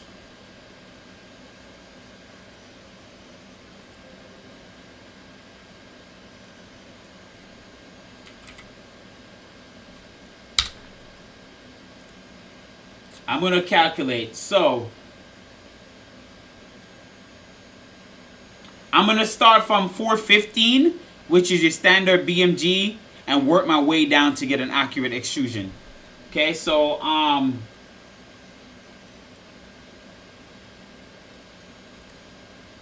let's start from step distance, like backwards. So I'm gonna go ahead and go on a calculator. We're gonna do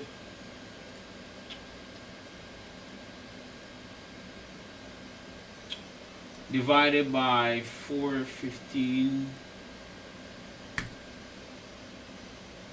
divided by 100.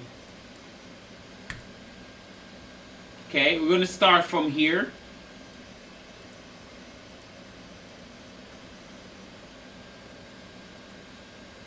You know what? Let's round it up to here. Let's do a round up about right here.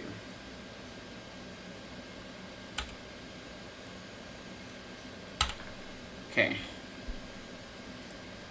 All right. So let's calculate here. Rotation distance, full step per rotation times the microstep times step per millimeter.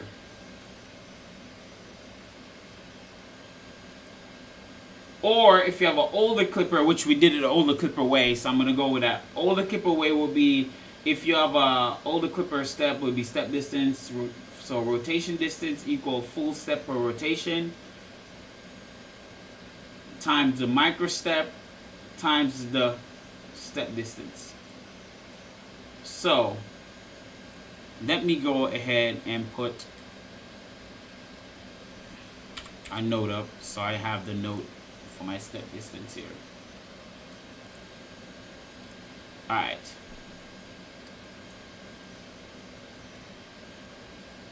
Alright, so full rotation of our 1.8 motor would be 200. So we go 200 times our micro step is a 200 times 16, which is our micro steps, times the step distance, which is, can I paste it in? You know what, let me type it. 0.0024096.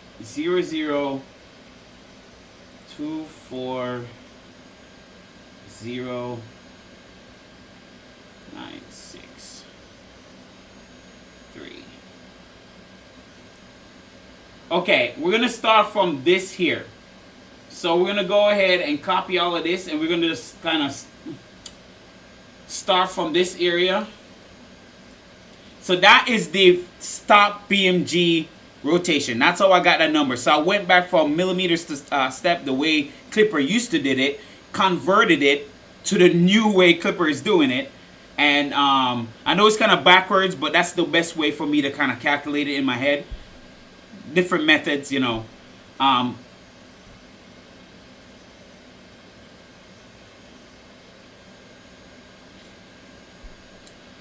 Thank you, buddy. I appreciate that. Kyber. I appreciate that, man. Remember, I still got a 2.4 build coming. I'm not done yet. I got the 2.4 build. It's all piled up back there behind me. I got the whole parts. So that's coming. That's going to be Joker theme. I seen someone on the Facebook Voron with a similar color scheme, and I almost ditched it. I know it's petty. I know it's petty. I literally, there's nothing against people having the same color scheme as you, but I literally want to be different. Like, I don't know why. I don't want the same color scheme as nobody. So, I know it's petty, but I like to be unique. So, my Joker is going to be a little bit different. His color scheme was a straight lime green and purple. I have a purple frame from LDO Printed Solid. I got white filament, neon green filament from Matter Hackers. I have red filament and some black. So there's going to be a mixture of the Joker. If you picture Joker's face, Joker face is green, white, red, and black. I'm not going to go ham on the red, so don't worry. The red is just more of a highlight. But it's going to be based on the green, purple, white, and black. And I want to have the tool head mimic his face in terms of the color scheme. So green here at the top, so green at the top, maybe white at the front, maybe his lips are usually red, so maybe like the part that holds the hot end in place to the duck, maybe that red, maybe the clip at the top red. Like I said, I'm trying to mimic his face and make the tool head mimic the way he looks. And I'm also going to have a vinyl in the back of his face. So when you see the whole thing come together, you see the Joker scheme within the actual 2.4. So like I said, I'm thinking everything out. I don't want it to look like anybody 2.4. I want it to look totally different. And this is why it took me so long to build one. Let's be honest. Some of the 2.4 are vanilla looking. They're plain looking. You need to make it look nice if you're building something that expensive. Just make it look unique. Alright, let's continue. So let me copy that and put in my config. So I copy this here.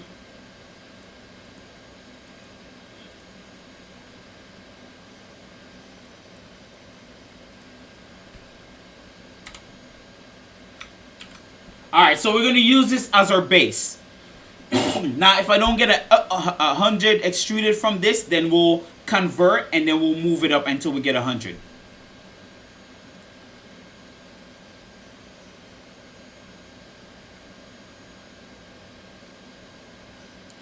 Yeah, I mean, that would be great, except even though I build this dual extruder switch wire, that'd be great, but I don't really have any type of multi-material stuff outside of just the dual switch wire that I have. So that's the only way I'm thinking about it. Now I could do some, you know, some pause in between and change the color, but then that's a lot more work than I want to do. So I'm just gonna go with that method for now. Now, of course, later down the road, if things get more complex, where I have like an IDEX machine or a machine that can print multicolor filaments, then I'll just redo the tool head to make it look even better. But for now, I'm just gonna go with that method so that way I don't take too long to build it. And then later down the road, as we get better with the channel and more printers, then I can redo that part. So no big deal. But yes, what you suggested would have been a great way to actually replicate the colors. All right, so we're gonna save and restart.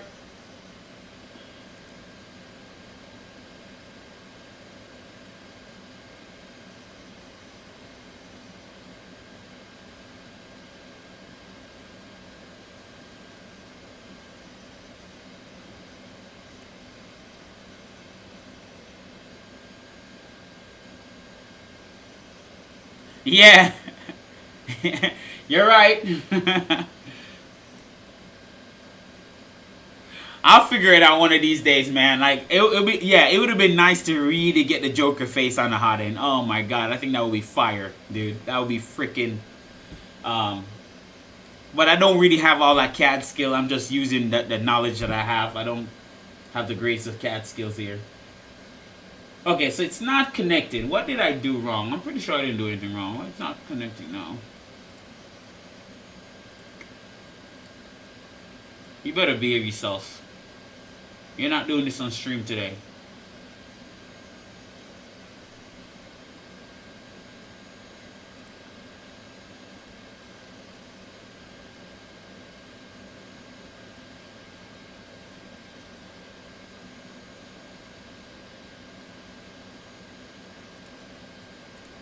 I mean, I didn't do anything, right? I didn't touch anything that is...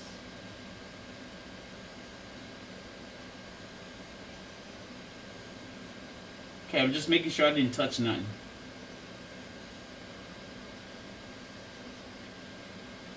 Let me remove this. I hope this is not the cause, because I just installed this.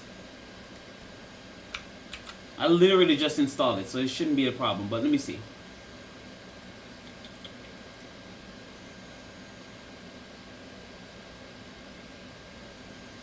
Where are you?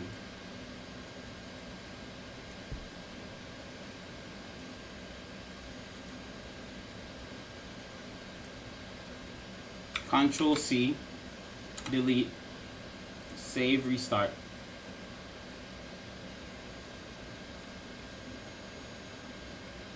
Hey George, how you doing, buddy? It's going good today. We actually made quite a bit of progress, man. Fixed the issues from last night, of course, off the stream. Fixed the issues, so we're good. We're doing good. Right now, I'm just trying to calibrate the extruder, and this thing want to act a fool. I'm gonna have to restart my Pi.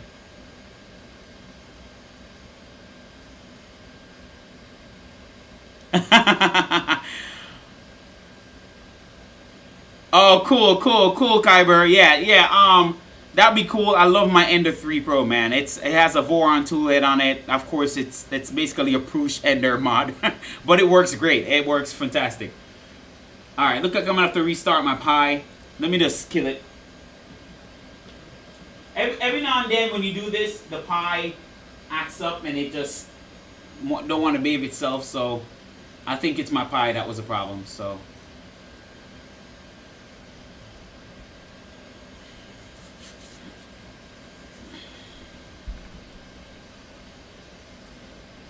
Yeah, man, we got it fixed. No worries, we got it fixed. And funny enough, it wasn't the wires. It wasn't even the stepper motors.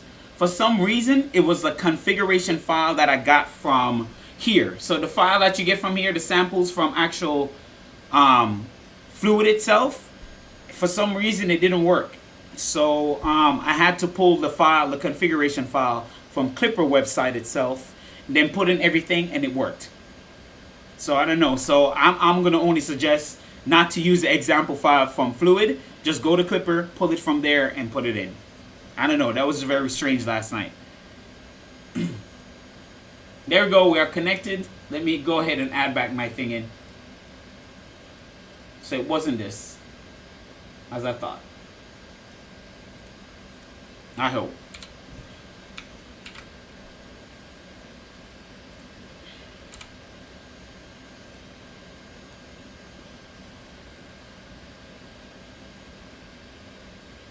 Yep, there we go. It wasn't that. Thank God. All right, now we can move on.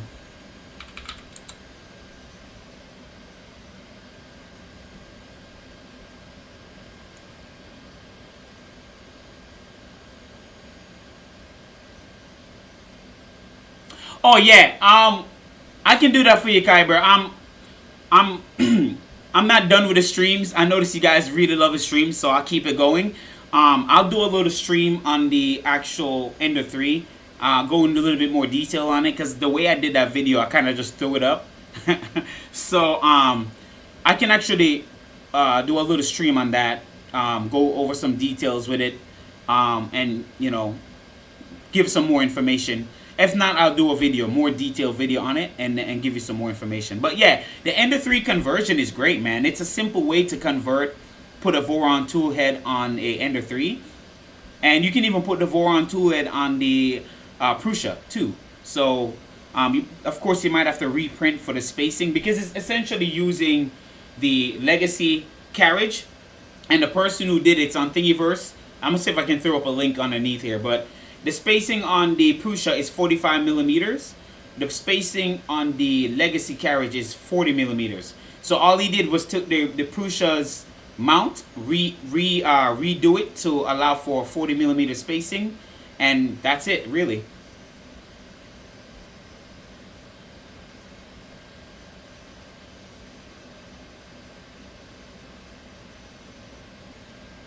You know what? I don't think I did that, George. I didn't modify it that way. I don't know what happened. It was just very strange.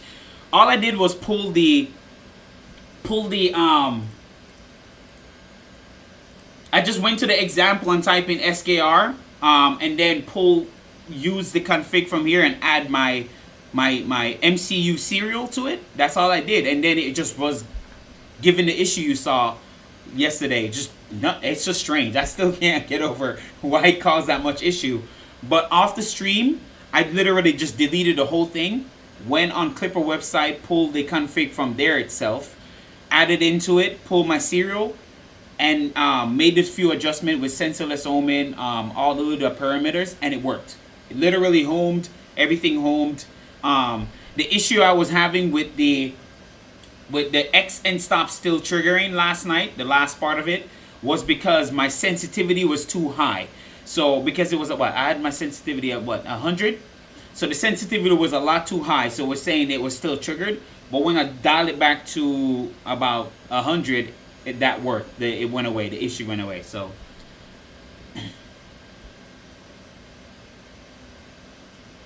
okay, I'll keep that in mind next time. Thanks for that information, George. I'll keep that in mind. If that ever happens again, notated to use Notepad in Windows. Appreciate that. Alright, so we're at 220 degrees. We're gonna get some filament extruded.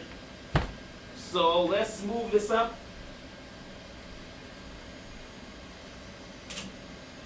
Let me see if I can get it to extrude with my hands. Make sure it's hitting. There we go. Yay! Of course, there's some resistance, but there we go. Alright, cool. Okay. And this popped out, so we're gonna have to fix that.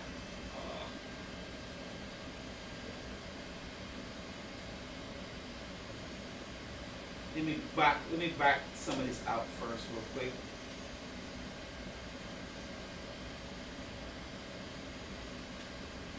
Wish this part took a coupler, because then it won't back out so easy, but it's all good.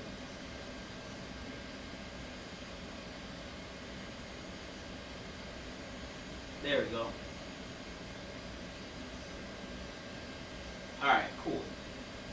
Alright, so let's measure 100 millimeters. Alright, so now we're going to go ahead and grab our caliper. and a marker to help me out.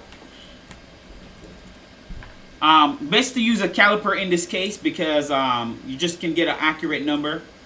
0.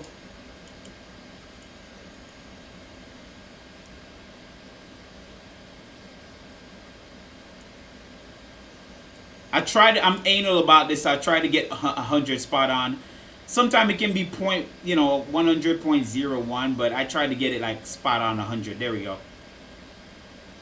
All right, so I'm gonna lock it in place. So there's 100.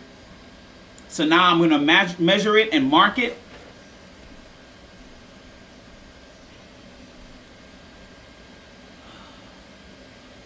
Let you guys see exactly what I'm doing here.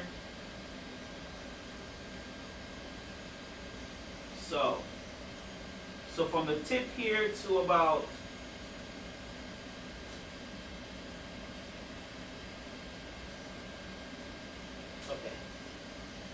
I've got a marker here.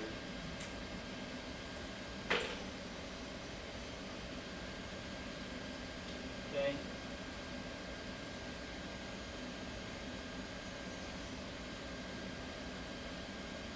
Okay, this should be 100 right here. Take a marker, mark it. Alright, so that should be 100 millimeter. So let's see. We're gonna request 100. I don't even know which direction my motor is going in, so I can't even guarantee. Hold on, let me extrude like 10 millimeters first, because I shouldn't have marked it yet. I should have vet the direction. So what I'm gonna do, because I don't want it extruding yet, I'm gonna open it up and see where it goes, where it extrude at. Should push it this way, right here. So extrude. Oh, it's extruding the right way, so I'm happy about that. We're good, we're solid. Okay. All right, let's extrude 100 millimeters. We'll keep the feed rate where it's at.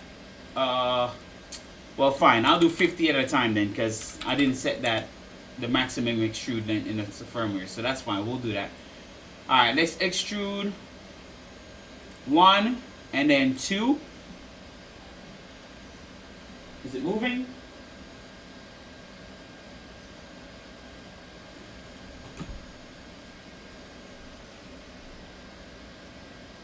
Oh wow. Okay. Never mind, we went backwards. Okay, we're gonna have to revert that. We went backwards instead, so let me fix that.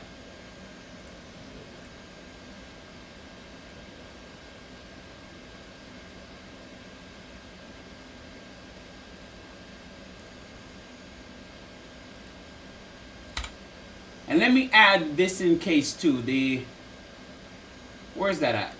Do I have it in here?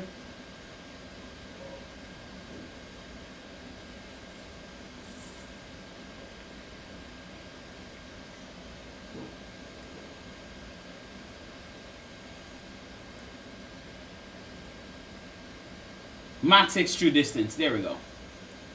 I need this.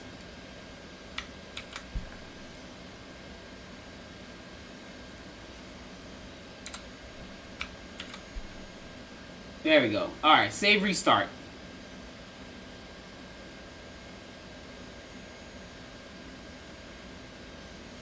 All right, now we should be able to 220 extrude the correct way. All right, now we're gonna have to remeasure back real quick.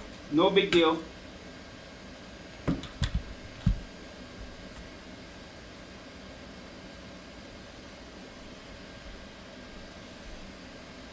Okay, so let's make sure.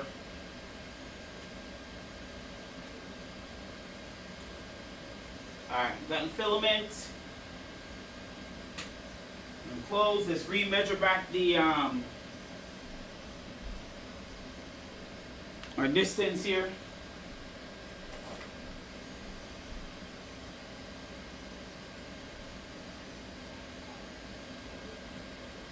Oh, back fell off.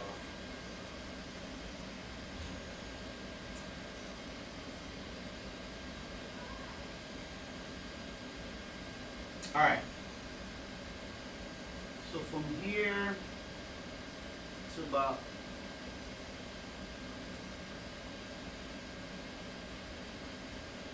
it wasn't even far off, guys, honestly. It wasn't even far off. Alright. Alright.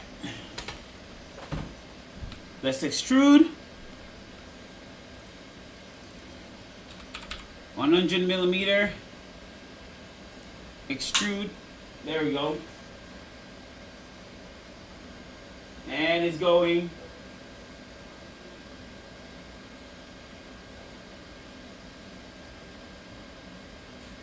And it's going. So much pressure in here. Okay. We gotta fix this thing here. There's too much pressure in the line, so it's like literally pushing out my thing.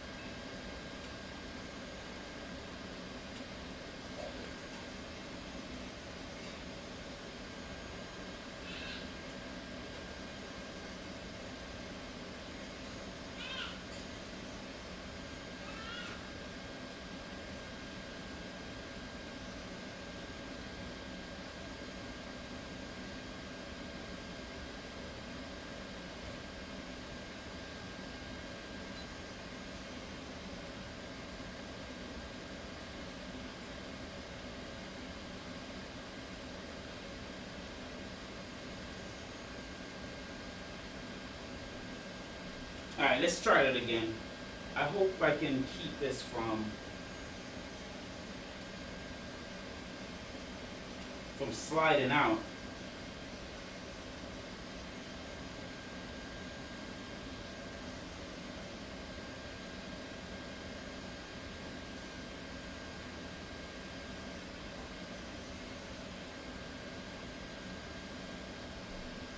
Alright, let's try it again.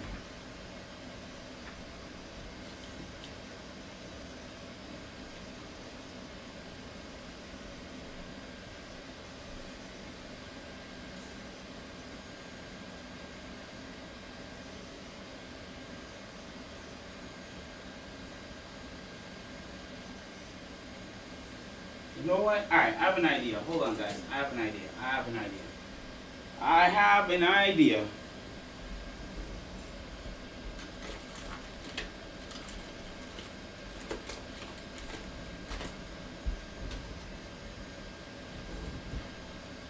We're going to stop this thing from causing issues.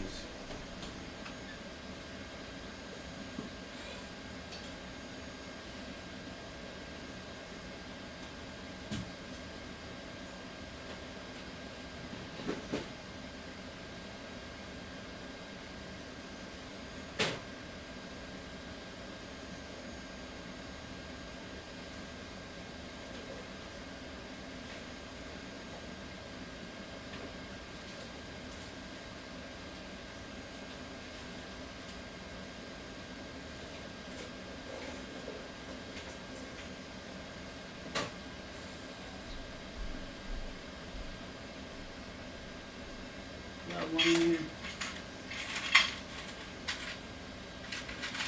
Yes, I do.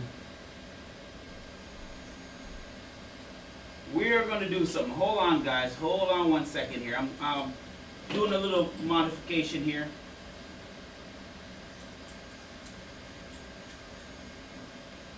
I'm going to pull this back out.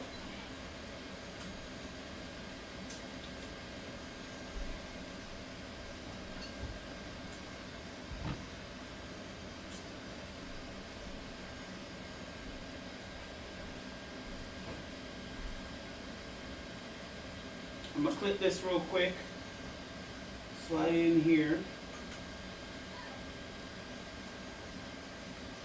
I'm going to pull this back out.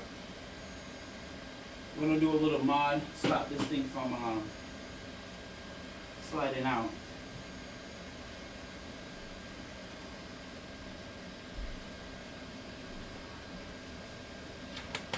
I'm moving so fast, I don't even remember where I put the nut I had. Where did I sit down?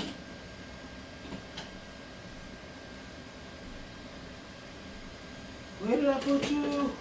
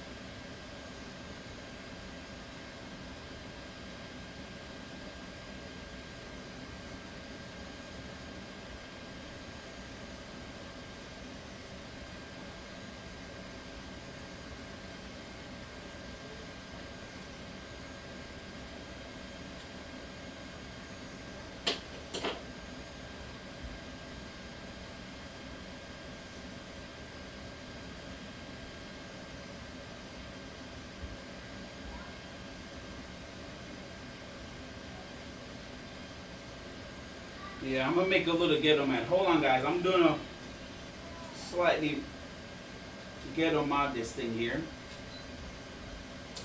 so it behave itself.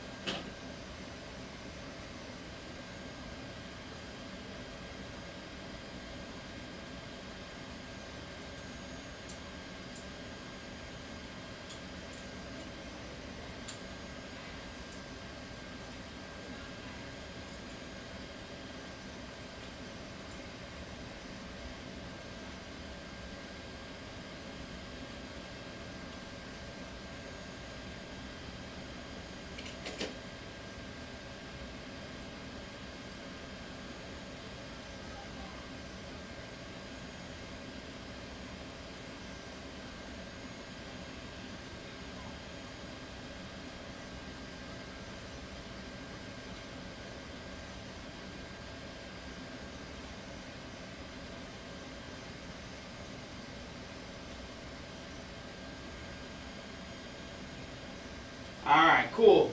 That ain't going nowhere. Alright, it's a little quick mod for it. The problem is, what I'm running into is the way, when I printed this M4, it's meant to be mounted on this side. Okay, it's really meant to be mounted on this side. I should have did the mirrored version, but it really don't matter because it goes back and forth, it doesn't matter. So because I have it mounted on here, the coupler is underneath. The coupler really should have been at the top, but it's underneath. It's no big deal. So I just put it a coupler right here. I mounted a coupler here so when the force hits it, it don't fly out. And then it's inside here, so you're good. Very good. It's a quick solution. No big deal. Alright, so let's continue.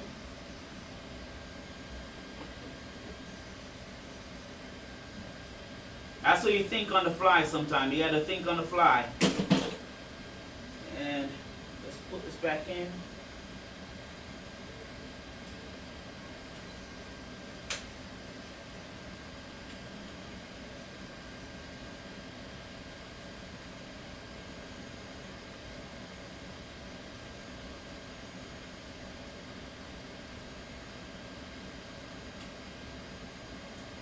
There we go. Now I'm getting back filament again. Gotta close it. Let's remeasure.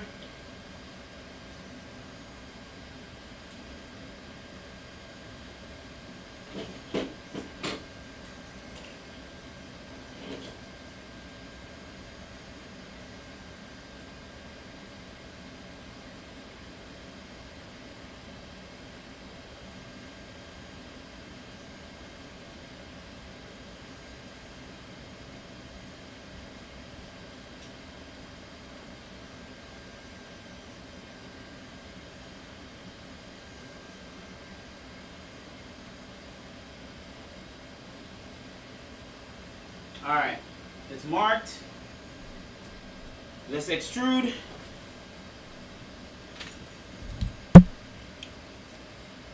Alright, extrude 100. There we go. Now it's not forcing out. That's what I wanted. So let's see where it landed at.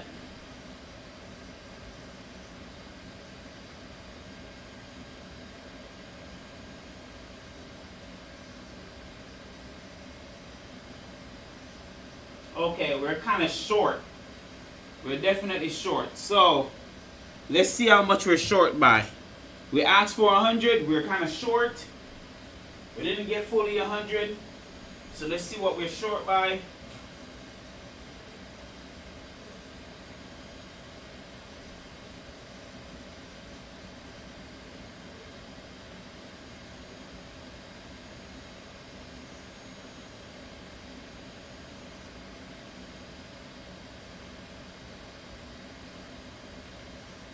Alright, we're short by just approximately about 30 and a half millimeters.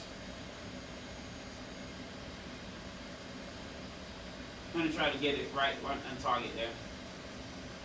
Yeah, we're short by about 30 millimeters. Okay? So we got to fix that. Alright, we're short by 30 millimeters. So we didn't get the full amount. So now I'm going to do the conversion back in my head and how you do this again.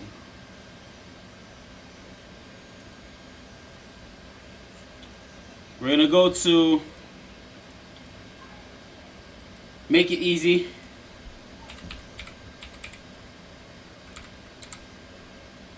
I hate calculating in my head. So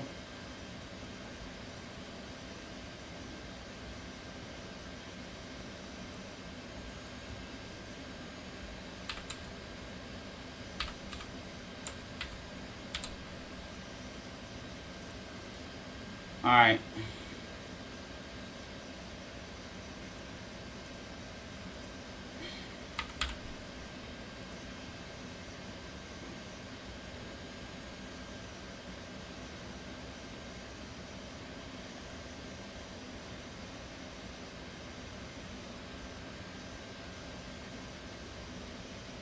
So our new E step is 5. Okay, so we're going to copy this. We're going to calculate. Now I'm going to go the old way. Like I said, it's just easier for me to do it the whole way. It's annoying. So it'll be 100 divided by, what did I say that was on the page? What did I copy? 593, right?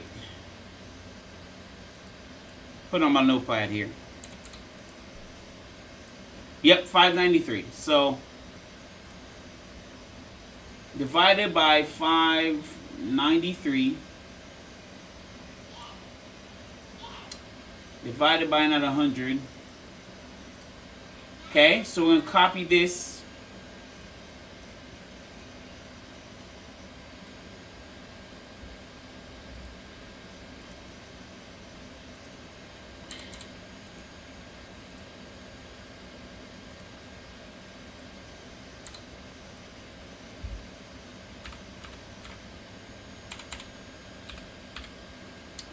Okay, I'm going to let you guys see what I have here. So this is how I'll keep track of myself. Okay. So now, we've got to calculate this here.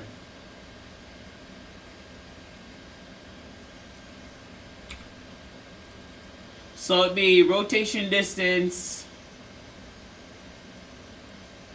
So it'd be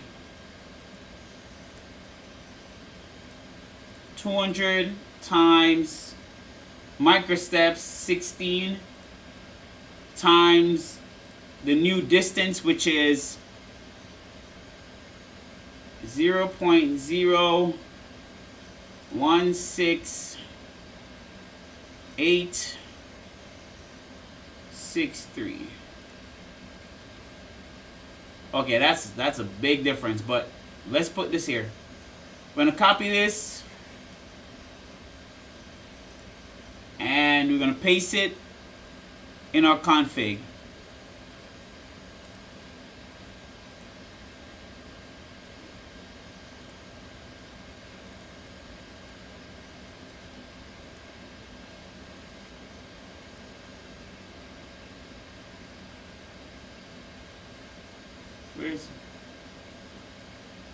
Where?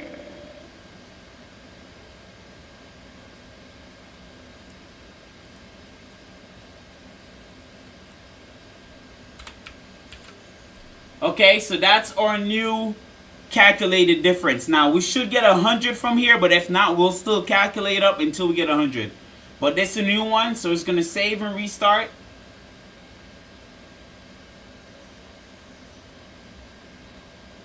And just so you guys know, I'm getting my numbers is this. So if you look, this was your typical BMG in Marlin. So if you're doing Marlin, which is millimeters per step, yeah, millimeters per step, this is Marlin, like your standard BMG Marlin setup, okay?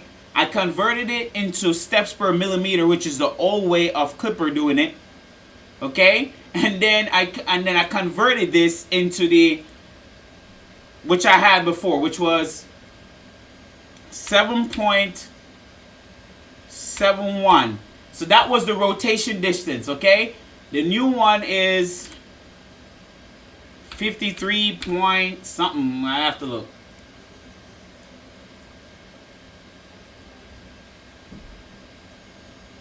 $53.96. I'm just gonna put that.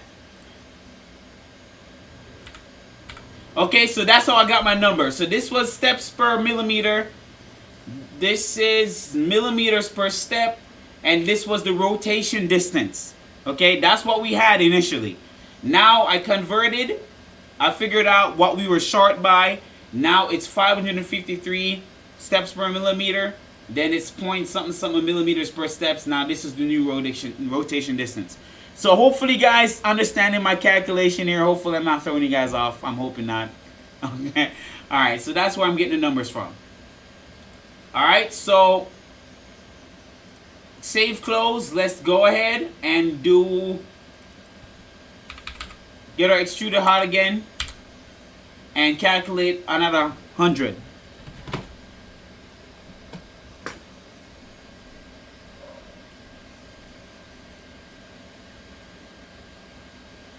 So we're going to come back again. We're going to go back to 100. Let me zero it in first. It's zeroed.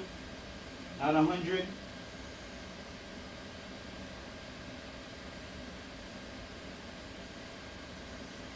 Come on. 100.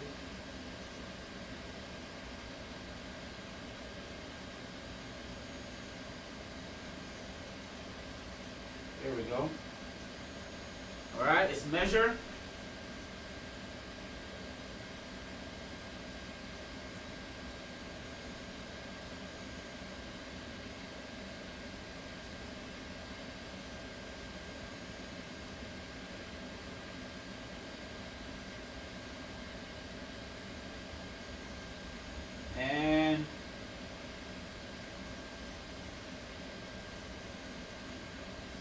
Okay, there we go. Alright. Let's request 100 now again.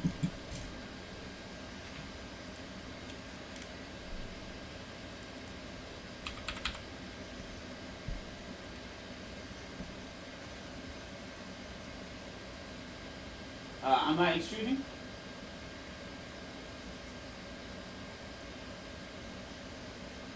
Is it extruding?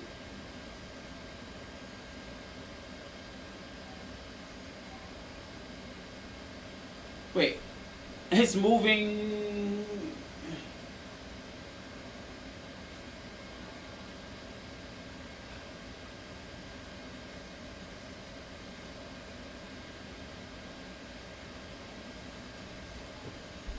I did extrude, did I?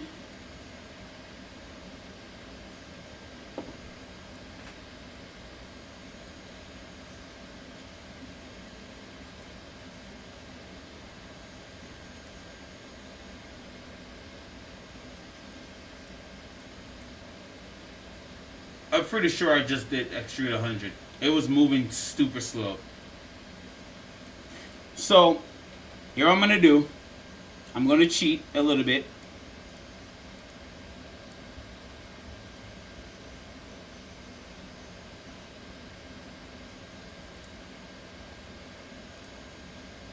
I'm going to cheat a little bit, guys. Give me a second.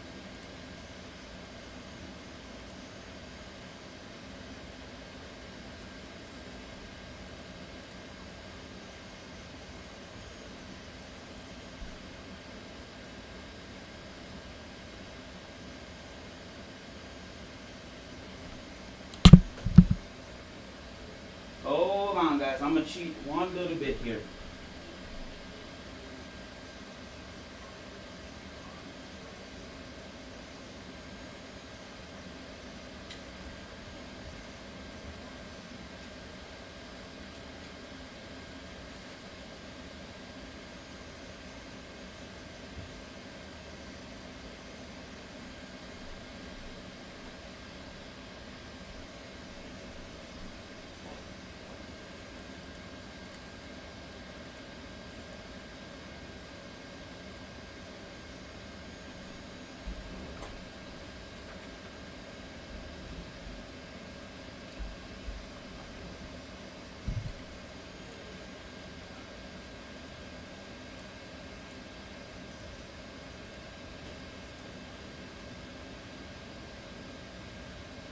Come on.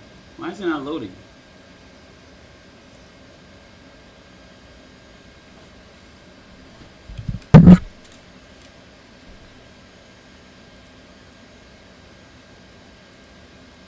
Let me check my router. Of course, I can't show you guys this. Can't show you my router, but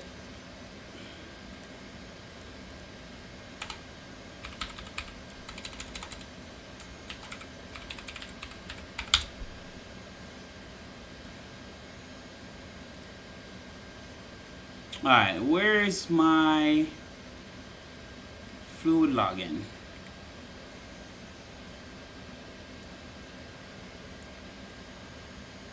$245.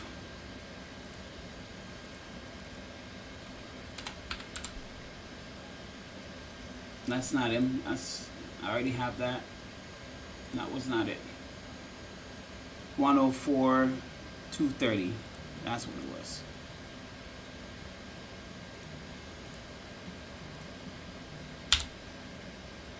There we go.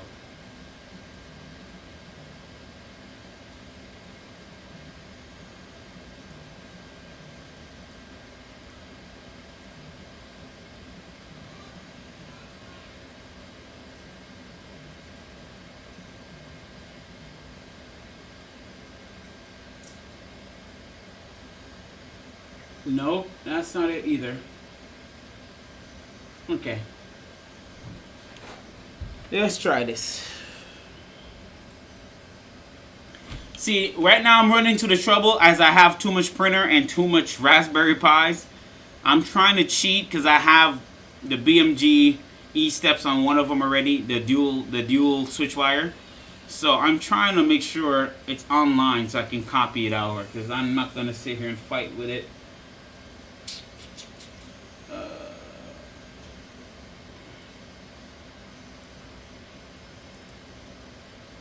Can't know if you guys spot this here. That's not it.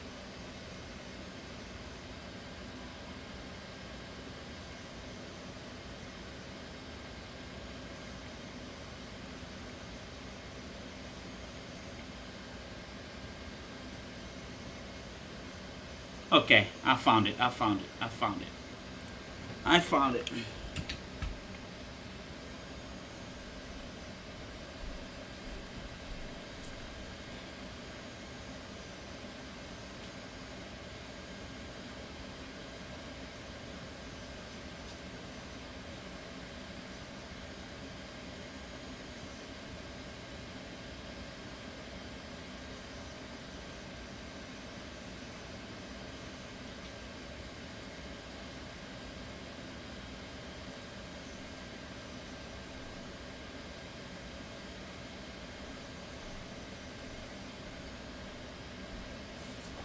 Okay.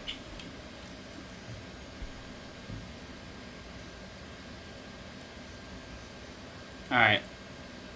I'm gonna wait till it hit the network. As you can see, guys, I'm just looking for, waiting for that Pi to hit the network here.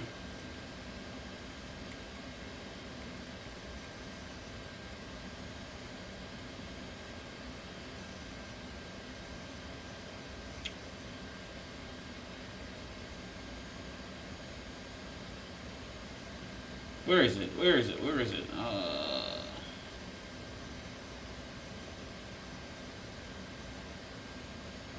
I think it's this still.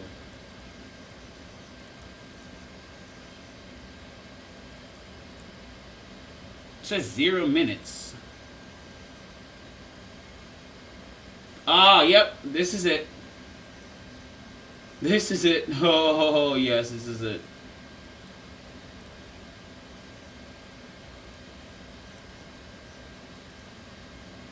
Alright, config.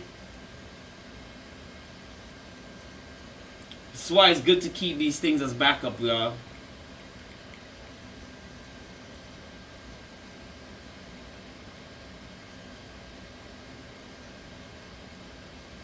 Oh, I have it in step distance. I'm going to have to convert it. Okay, so this was the step distance right here.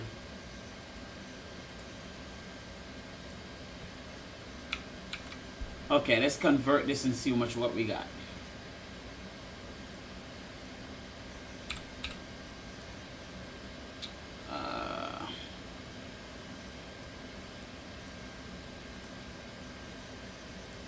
Let's go back here.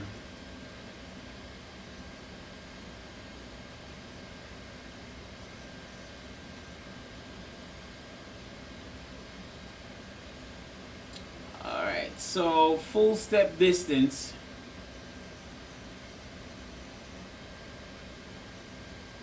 plus the microstep. So full times 1.6, give me 16 times the full step distance here, which is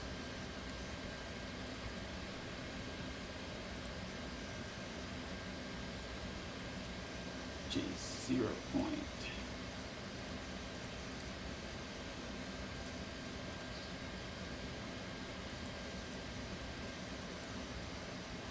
There we go. There we go. Man, I was that off? Crazy. I was off by that much, guys. No wonder it was moving so slow.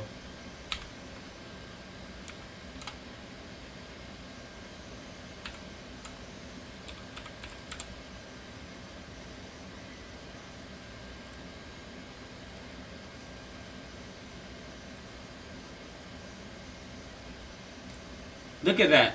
I was off by that much. I had 53.96. I was supposed to have that. Alright, so save, restart.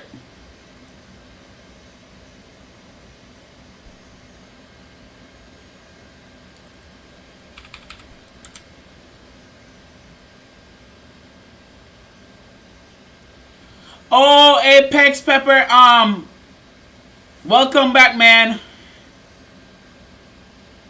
BTHS, welcome, guys. New folks, glad you find the stream. The fix for yesterday, Pex Pepper, was for some strange reason the config was a problem. I don't know. I never had that issue before. It's very strange.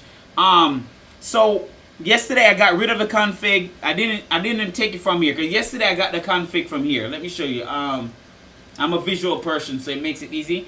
So I grabbed the config from here by typing SKR. And I pulled it from here.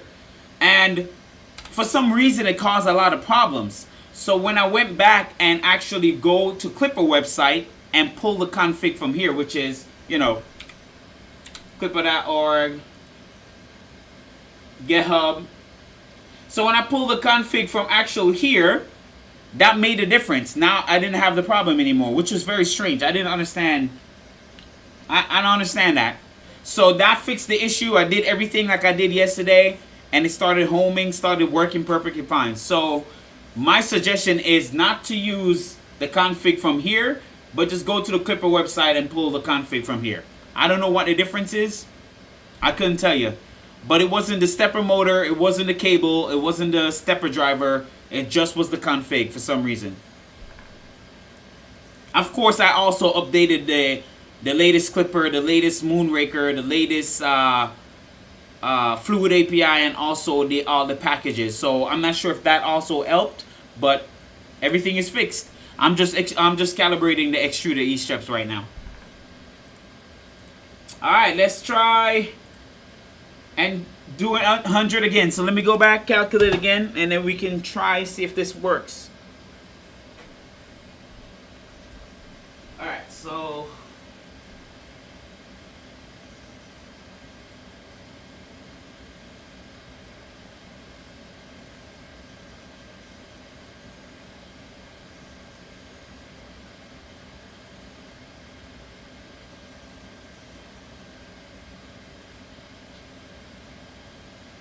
go.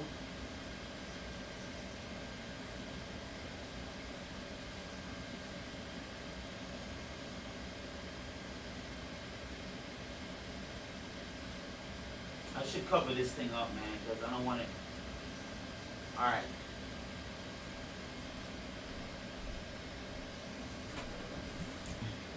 Where's the cover? All right. Let's extrude 100 now. See what happens.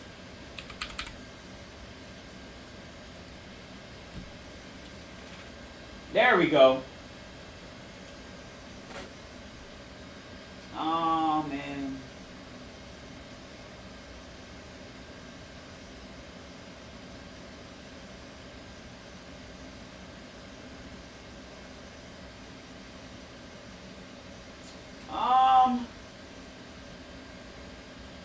Almost. I mean, like, I'm like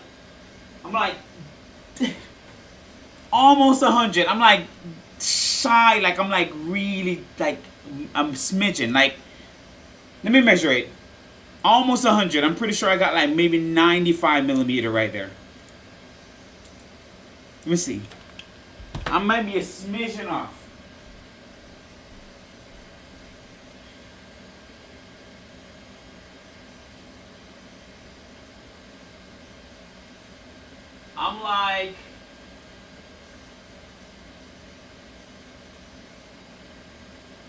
I'm like 5 millimeters off. Like, I mean, a little bit over 5.5, like 5.41 millimeters off.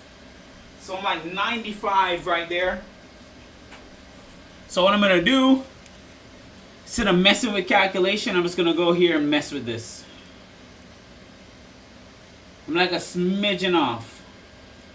So maybe,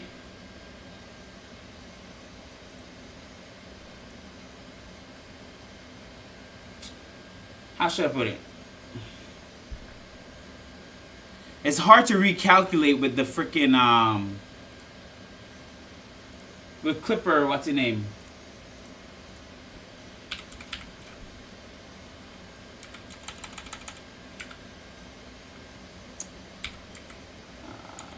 What am I trying to find? Clipper. Alright, so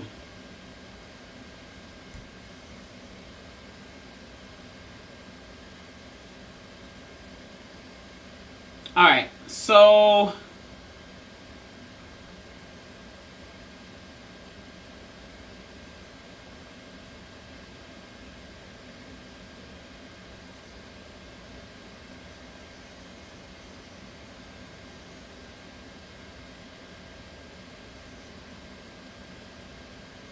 I'm trying to see where, how to recalculate it if you already have the rotation distance. I'm just trying to see if they put it here.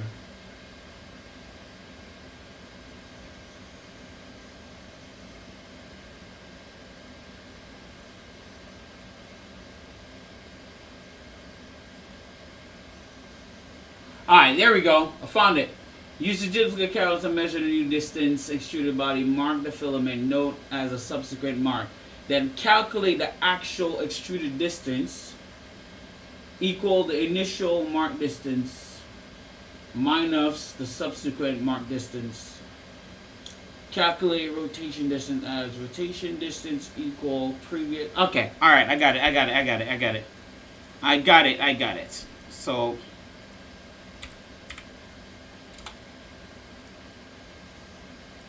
all right, so hold on. 100 minus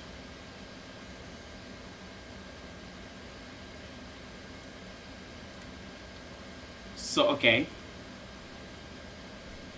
So 95. Okay, so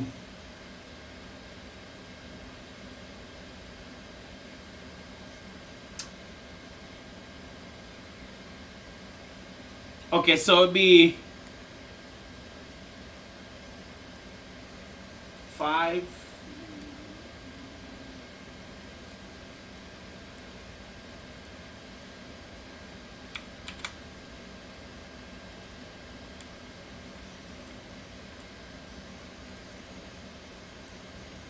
Alright, so it'd be the previous rotation distance. Where are we? Times the actual extruded. So times the 95? Yeah, but then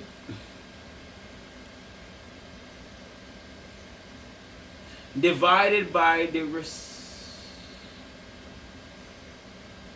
so divide this by 100, which is the crested amount. Okay.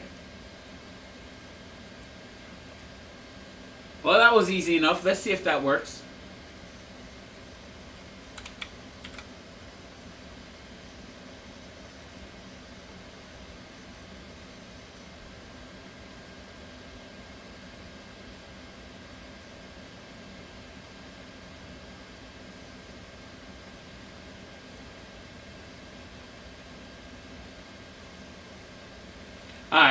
Alright, see when you see this happen, guys? Every now and then you get it doing this. It's weird. I don't know if this is a clipper or main cell issue, but every now and then when you do a firmware restart, you'll get a hang like this. It's so weird. Sometimes you can hit restart clipper and it will come back, but you will get a hang like that. Alright, so let's do this again. Hopefully this is the last time we can kind of get this one in.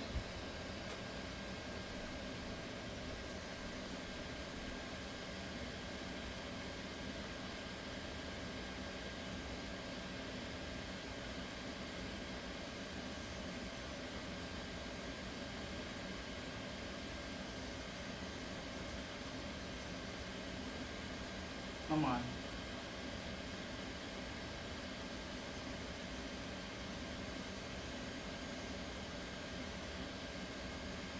I'm so anal about hitting 100 exactly. I am so anal about hitting 100 exactly. It bothers me when it's not on 100 exactly. I feel like it's 99. Come on, man.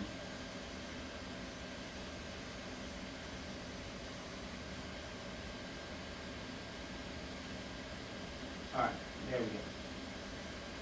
Yeah, if it's not on 100, it just bothers me. I feel like I'm doing it wrong. I know it's kind of petty, but I like it on 100.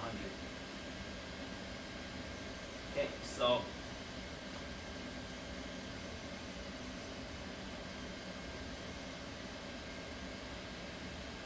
alright, got it marked. Let's request 100 again.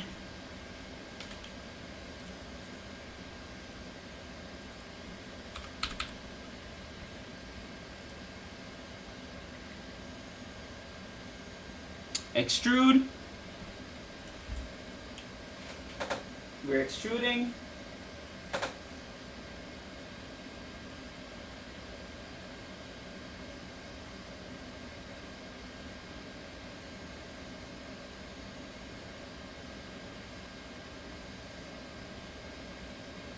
Boom! I think that's it. Hold on. I just want to verify. I think that's it. Let me look.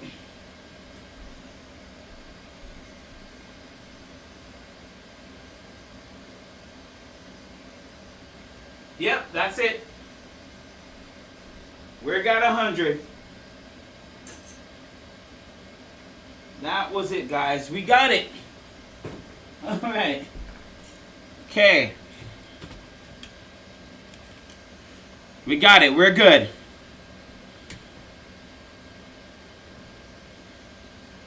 Spot on 100. So we're set there. So we calculated that. Hopefully, guys, that wasn't confusing for you guys to calculate. But yeah, it gets annoying. Honestly, I prefer the millimeter, the steps per millimeter like Clipper used to do it. Now you can still do it the old way, but with the rotation distance, it's so annoying to set. It's a whole nother thing. But we got it. So now, next thing to do is to. I know at this point most people will print like a cube. Honestly, I like to tune my printer all the way. I don't like printing a cube right away. I mean, it's good to print a cube to know exactly how your printer is working. But I tool all at once. I do everything right out the rip. So I'm gonna go ahead and do my full-on tune. So I'm gonna go ahead and do input shaper, then do a pressure advanced calibration, and then after that, then we'll do an actual print. That's how I do mine. Now, you don't have to do this. You can actually do a test print first. Let me drink something.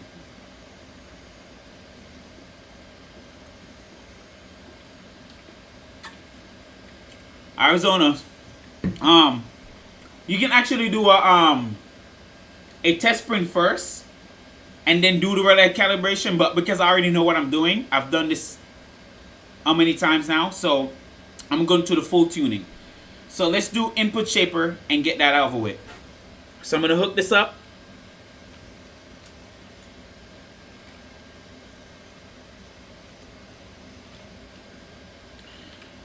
Hey William Johnston, how you doing, buddy? Welcome to the stream, man. We're working on a Voron Legacy. It's already built. We're just getting some tuning done with the Clipper firmware. So, alright, I'll let you guys watch me hook this up.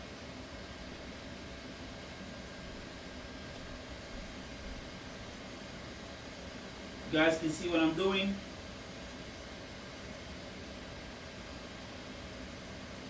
There's the pie. It's just sitting right there. So I'm going to go ahead and connect.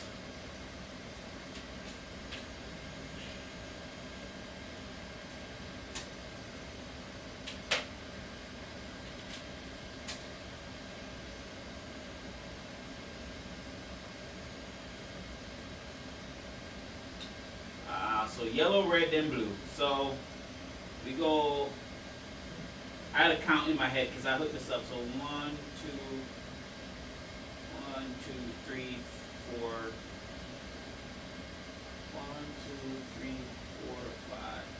Wait, let me try again. 1, 2, 3.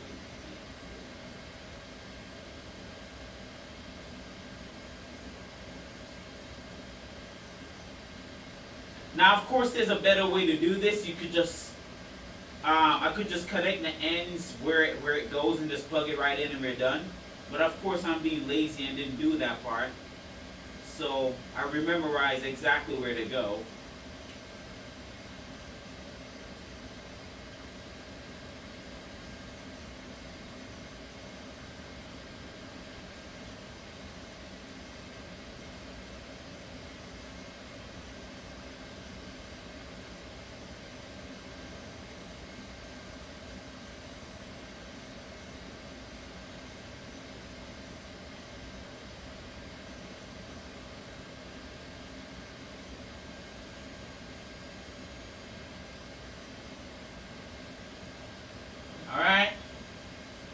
Let's make sure that it's connected properly. So we're going to go ahead and let me fix this here.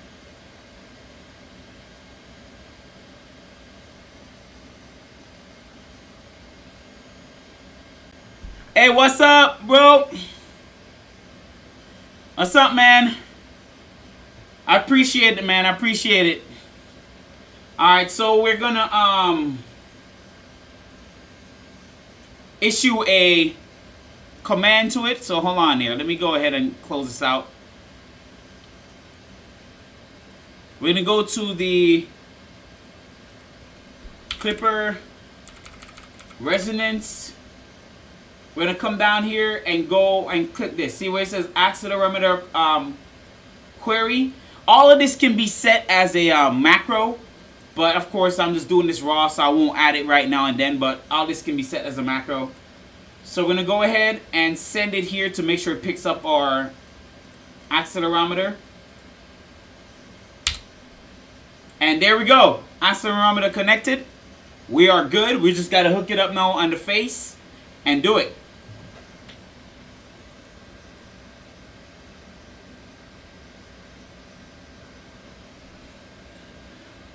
Hey, nothing wrong. Hey, Kyber, there's nothing wrong with Octoprint, man. I used to use Octoprint with Clipper.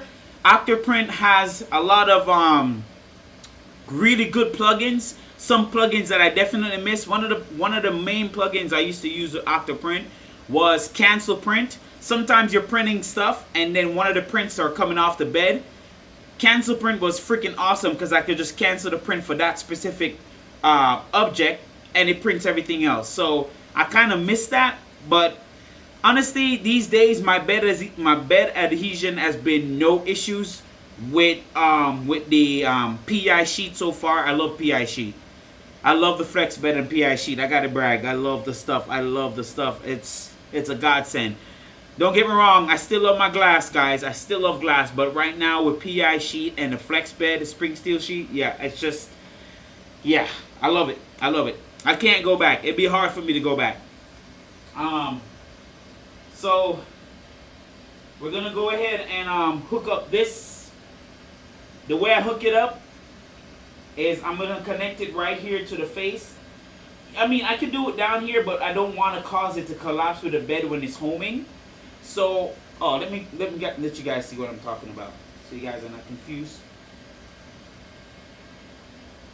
I could hook it up right here, but when it homes, when the bed comes up and home, it's gonna crash into it. Don't want to damage it, so I'm just gonna put it right here, which is fine. It still is gonna get the job done.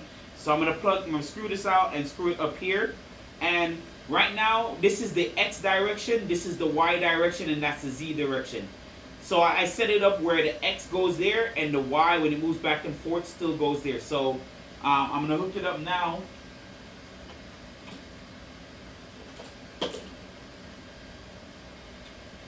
Just take out one screw. That's literally all you need.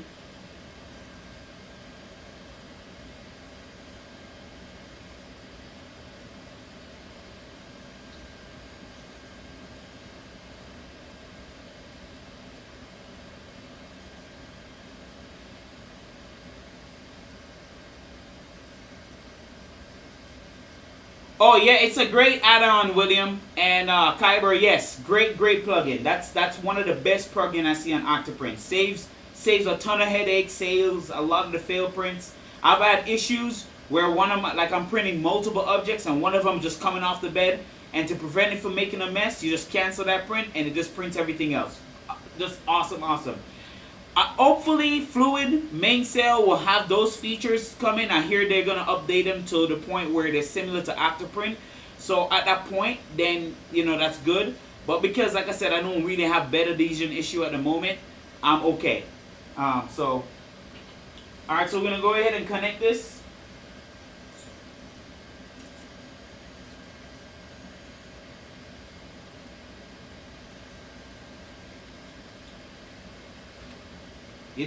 This doesn't have to be tight. You're just using it to hold it in place. That's it. I might have to get a slightly longer screw here.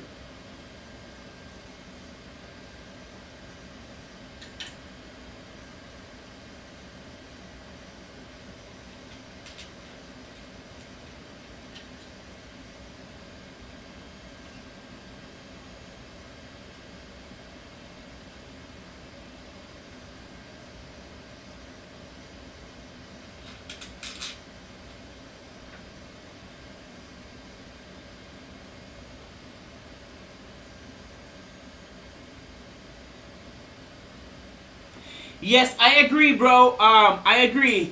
I'm surprised they don't have none of that built in. Some of the plugins that a lot of people use, which is kind of shocking, really, because you know Octoprint have a lot of useful plugins, which Mainsail and Fluid could definitely benefit from. I'm hoping that they implement that, but that's why I don't blame people when they said, you know, a lot of people go Clipper tend to go back to Octoprint. I don't blame them, just because Octoprint has some very convenient features and plugins that are very beneficial.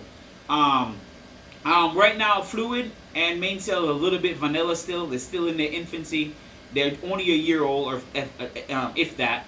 But I'm giving it about 2-3 years more. I'm pretty sure we start seeing plugins and certain things start coming in. But you know, it's not too bad. All right, I'm gonna have to get a longer screw here, guys. A lot more longer screw because it won't go in. Let me grab a longer screw because I got to plug this in.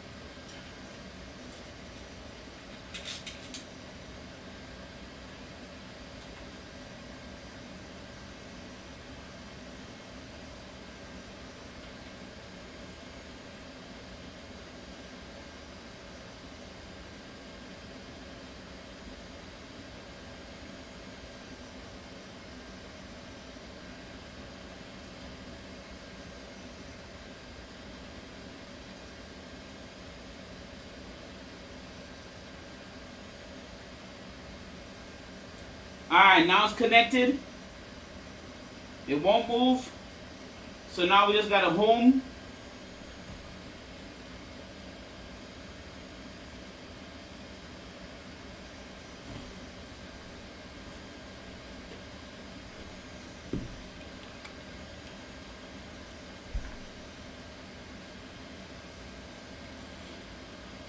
The place I'm working in is my, alright, so I'm in a 3-bedroom apartment. It's pretty decent sized apartment.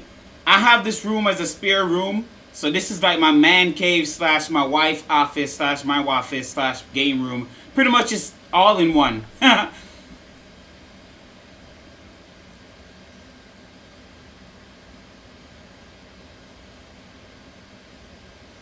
Yeah, it's my bat cave. This is my playing ground, you know. Every guy needs that. So we're gonna run a accelerometer query again. Actually, let's home first. So we're gonna home all.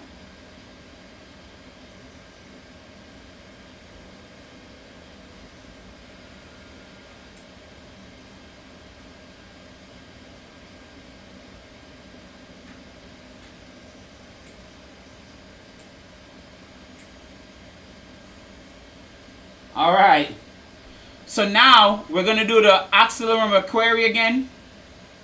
Send it, and there we go. So, keep in mind, Clipper now has, the accelerometer query now has a feature that allows you to do input shaper automatically. So, if you're doing input shaper on, like, say, a courtesan, so a, you know, like an Ender 3, you'd have to plug the accelerometer on the toolhead first, and run a calibrate on the X, and then put it on your bed and run a calibrate on your bed. But since this is a Core XY machine, you can do shaper auto calibrate, and basically it will do both axes one after each other. So it'll do the X first, and then do the Y immediately, and then spit out all the calculation you need. Okay?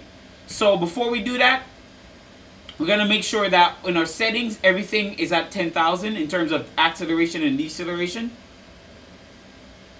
So there you go. I have it set already. So max acceleration 10,000, max deceleration 10,000. I should put velocity at 3. But you know what I'm missing? Square velocity. Let me put that in too. Do I have that on my...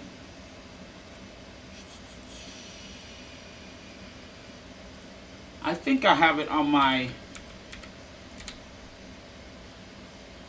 Tronxy. Let me check my Tronxy here. So good to have multiple printers, because then you can just copy and paste what you need. No, it's not here too. Where did I have it on? Let me see if I can find that.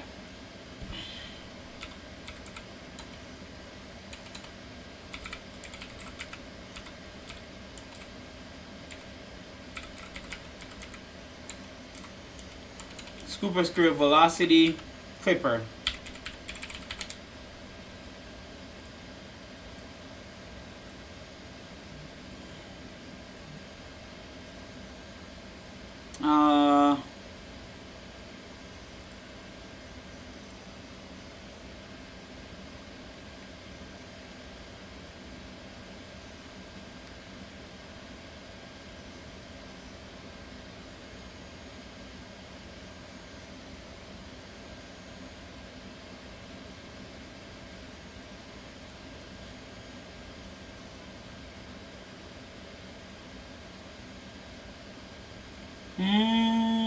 Where are you? Square Velocity, where are you? Anybody can post me that link.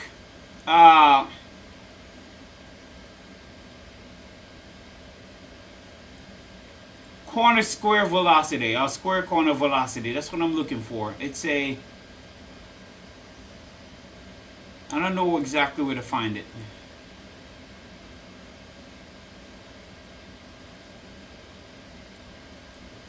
There we go. Found it. Never mind. Found it.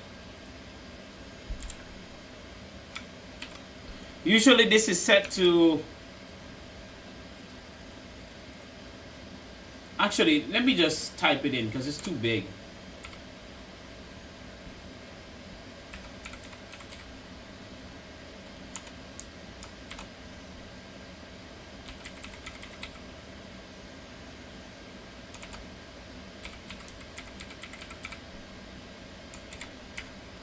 I mean, he said don't pass 5. I'm just gonna put 8.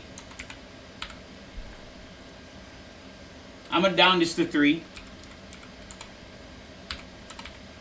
It's not like this machine is super fast at all. The Z, that's too much.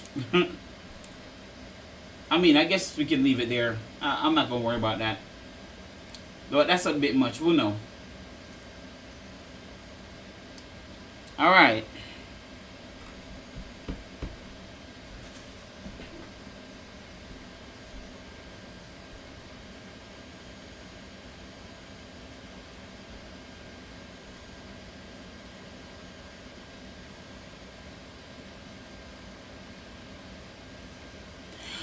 So honestly, the Tronxy, listen, I love my Tronxy. I actually have a video I'm gonna do because I did some update to the Tronxy. I'll put out a video sometime this weekend. But I love the Tronxy. The Tronxy, it's funny enough. Someone came in, one of my buddies came in and saw the Voron Legacy because he has a Tronxy. He saw my Voron Legacy and really wanted one and now he bought a whole bunch of parts. Couple of parts, like $200 worth of parts to build one. So I'm going to end up building a second Voron Legacy. He really liked the way it looked. So I'm going to build another printer and I'll do another video. It's a different color scheme. It's black and gray. So I'm going to have to build that one for him. But it's not going to happen until after my 2.4. My 2.4 got to get out of the way first. So, alright, let's do a shaper calibrate. So we're going to go here.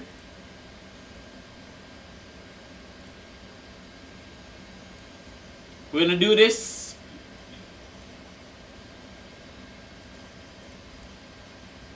Oh, it's right here anyways. We're just going to do this again for make sure. Okay, so it's in the right place. And then we come down.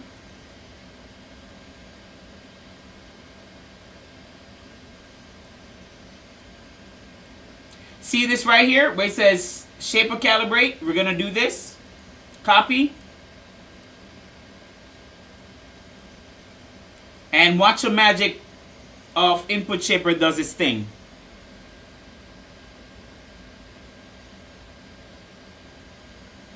Ah, sounds good, Kyber. Yeah, it's a worthy mod. I promise you, it make a big difference. All right, so I'm gonna go ahead and hit shaper calibrate and watch the magic of my tool head vibrate like crazy. Now, honestly, I'm not really supposed to do it on here because look at this table. It's already shaking. It's not the most accurate. I'm really supposed to do this on the area that it's going to go sit. But as a form of just for transparency and just to kind of give you guys an example. Alright, buddy, no problem, Broken. I'll see you at some point. But just to be transparent, I'm gonna redo it whenever I put the legacy where it's gonna go sit. I'm just gonna redo it. But for now, I'm just do a quick input shaper calibrate so you guys can see what happens. Of course I got a home first.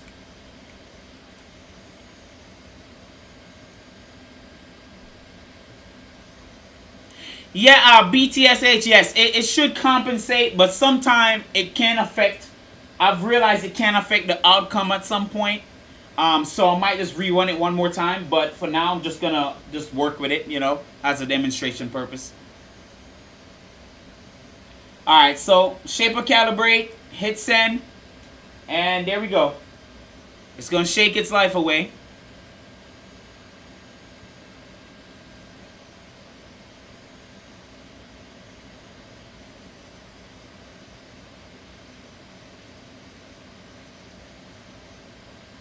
Now you're not seeing it shaking, but it is vibrating quite a bit. I can actually feel it on the floor of my foot. I can actually feel it vibrating on the floor. It's insane.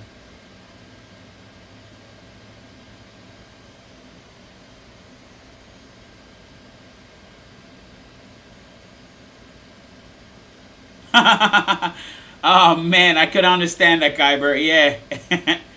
Dang.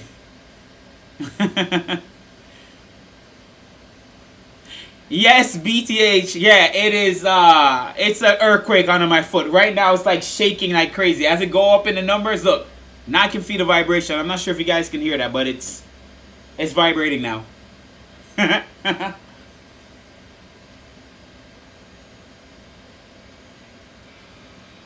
There you go. Here it goes.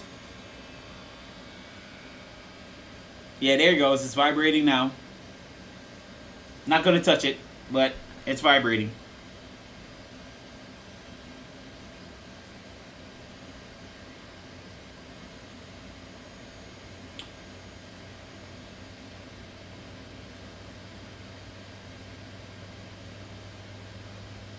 There it goes. Now it's humming again. There we go. Feel it on my foot again. This is the second one now. As soon as it hit about 100, it started vibrating a second time.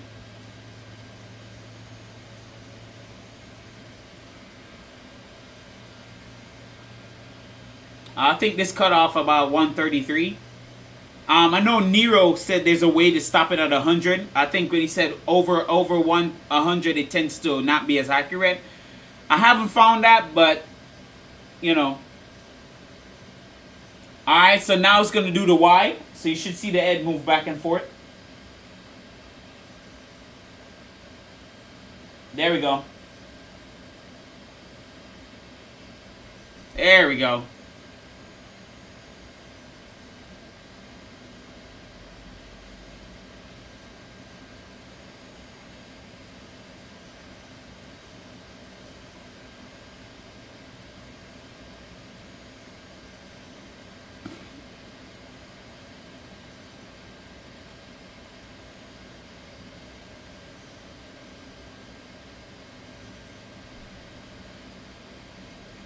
Oh, and like I told you guys, I'm not sure if some of you guys were on the stream. Oh, here we go. Oh my God, the Y is vibrating so heavy. It's hilarious. I feel like it's about to rock off the table.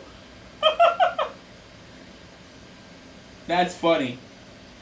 Um, I'm not sure if you guys, if I mentioned this. I think I've mentioned it on stream before. But do not use a Raspberry Pi Zero. I know the Raspberry Pi Zero is what they call to use for using with the Legacy, because it is a housing. It's you know, the Legacy is not meant to be a fast printer, right? It's just a legacy printer. It's just a classic linear rod, whatever. But do not use the Raspberry Pi Zero for this. It sucks. As soon as you install input shaper, well, first of all, it takes forever to install input shaper on the Raspberry Pi Zero. First thing, the fluid interface or maintail interface runs okay. I know people say it runs great. No, it doesn't. It doesn't. It runs okay. It's still kind of slow. Okay, it has its a miss, but it's still kind of slow, but it's okay. It's usable. Do not run input shaper on a Raspberry Pi Zero. It's absolutely trash. Every time you do this, like I'm running this, as soon as you start running it, it just crashes. The whole web interface, firmware, everything just crashes every single time. So that tells me that the single core on the Raspberry Pi Zero just can't manage a calculation on the algorithm of the input shaper. So please do yourself a favor, use a Pi 4 or Pi 3, one of those that are stronger, to do input shaper.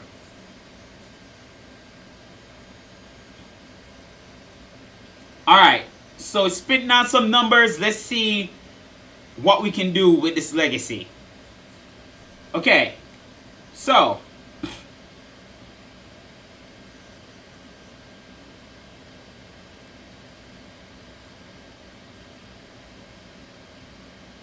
what is it recommending?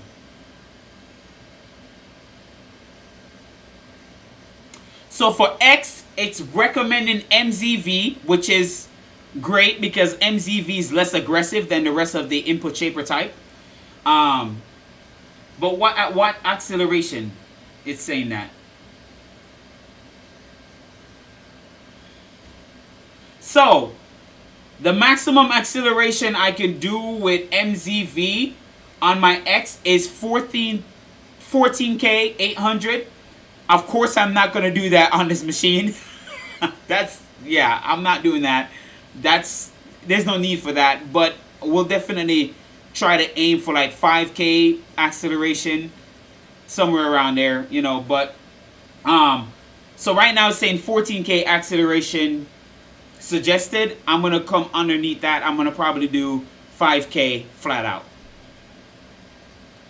Let's see what it says for the Y.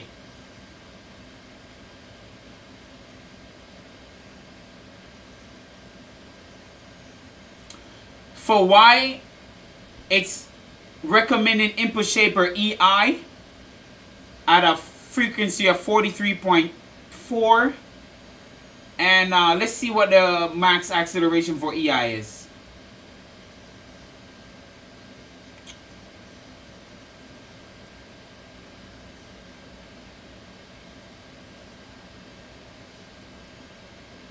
Max acceleration for EI is 3,500.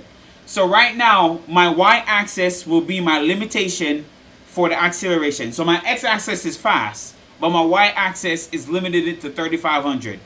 So that means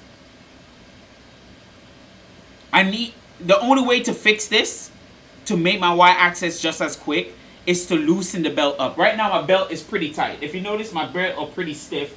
Like not overly stiff, but they're stiff. The belts are pretty stiff. So the only way to get away with this is to loosen it up a little bit, because the thing is that input shaper is funny. It prefer looser belt, not so loose though, but it prefer a slightly looser belt for slightly higher speed than a stiffer belt. I notice a stiffer belt give you higher vibrations, resonance, but also lower frequency. So I'm not gonna loosen my belts. I'm not gonna bother. That's too much work to get it all aligned and loosened. So right now my Y-axis will be the limitation. So I'm gonna probably do 3K acceleration all around on this, and I'm fine with that. 3K acceleration all around, 5,000 travel on a light Bowden head. That's a winner to me. Like, I mean, it's just gonna print PLA, guys. There's nothing Nothing serious. I don't need it to do 8K, you know. But we'll run with that, see what happens. So I'm gonna take that and say save.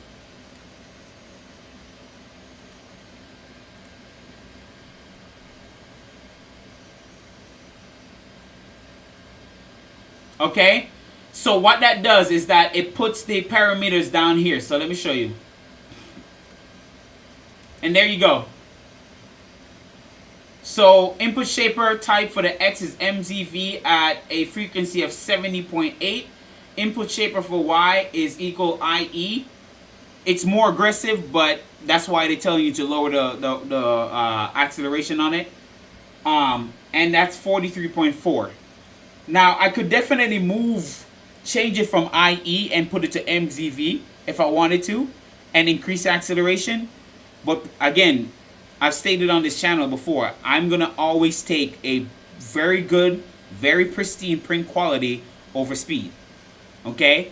Not that I'm going to sacrifice speed all the way, but I'll just take rather the quality of the printed part over just the raw speed. So in this case, I'm going to leave it as it is and run about 3K acceleration, which is plenty. You know, it's plenty fast.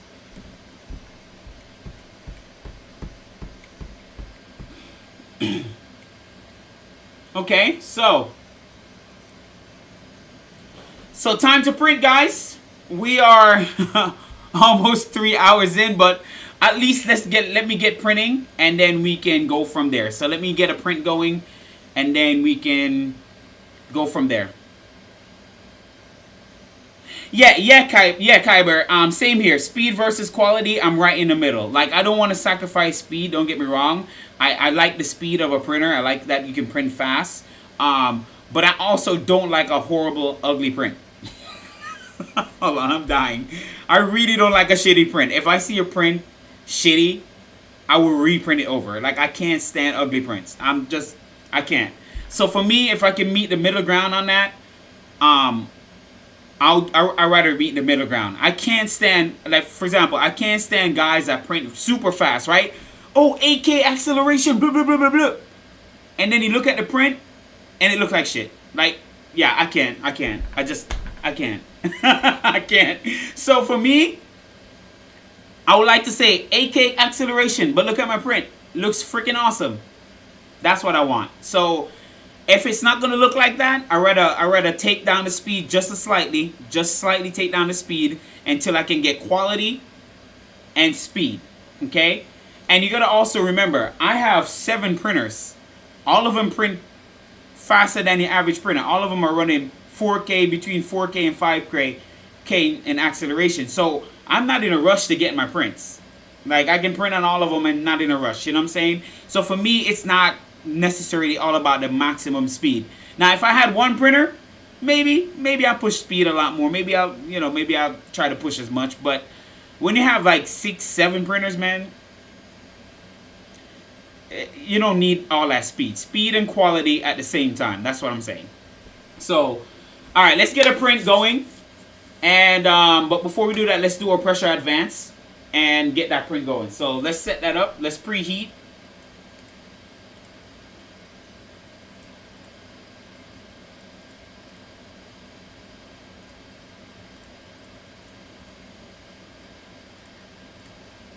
Alright, let me check, make sure pressure advance is in a config.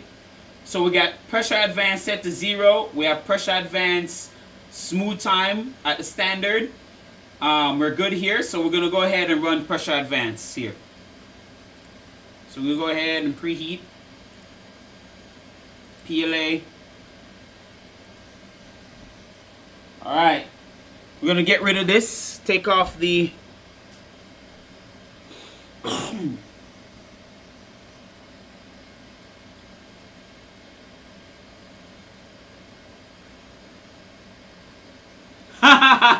You're right, Kyber. At this point, I do have a print farm. I got my switch wires over there, which I still need to kind of play with the dual extrusion switch wires. Still haven't done a video on that yet, but that's coming. I got my Chauncey right here. I got my Voron 1.8 that just finished a print right here. and I got my Ender 3, and now I have my Legacy, and I have a 2.4. So that's 7 printers. So at that point, yeah, I really don't need to kind of worry about speed per se.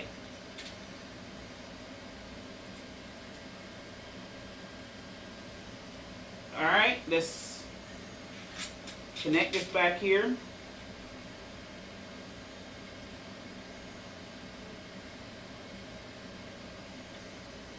Alright, rest this down.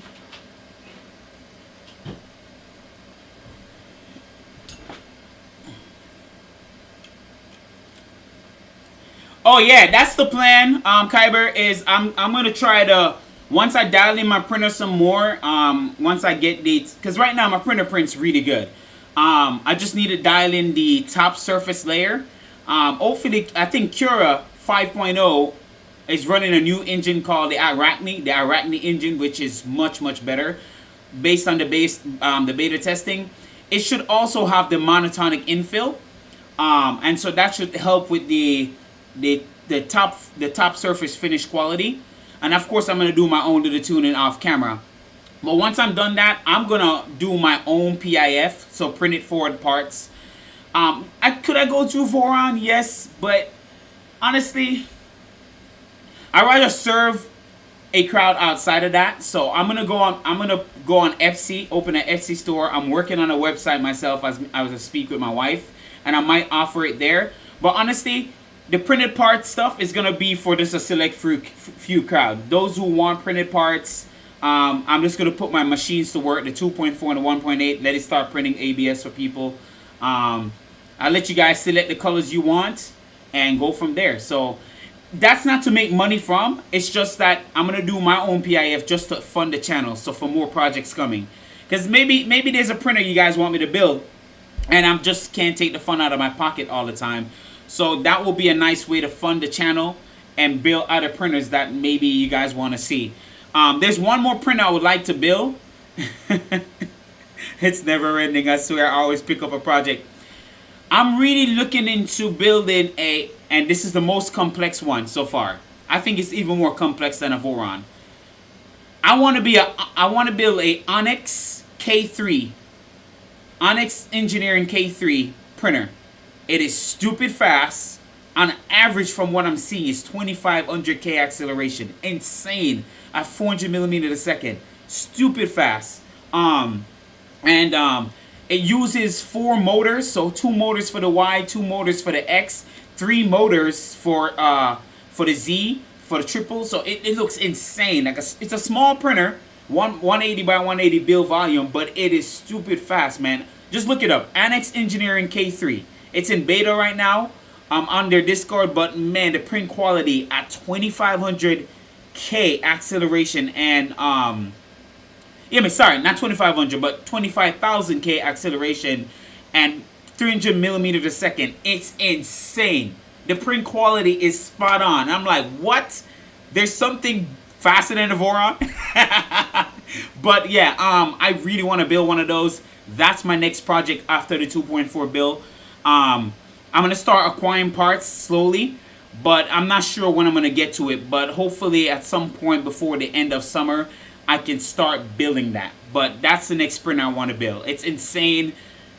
Yeah, I'm impressed. So, alright. Yeah, check it out. Onyx, A-N-N-E-X Engineering K3. Look it up on YouTube. 25,000 acceleration, 300mm a second all day long. It's a beast. It's enclosed. Yeah, yeah. Awesome printer.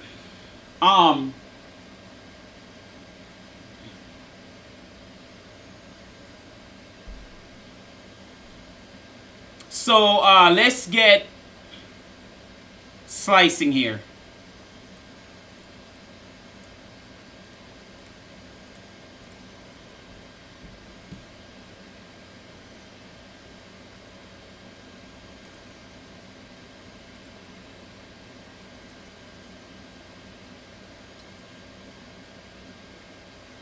Hey Victor, oh, build a rat rig? I looked into the rat rig. I'm on their Facebook page.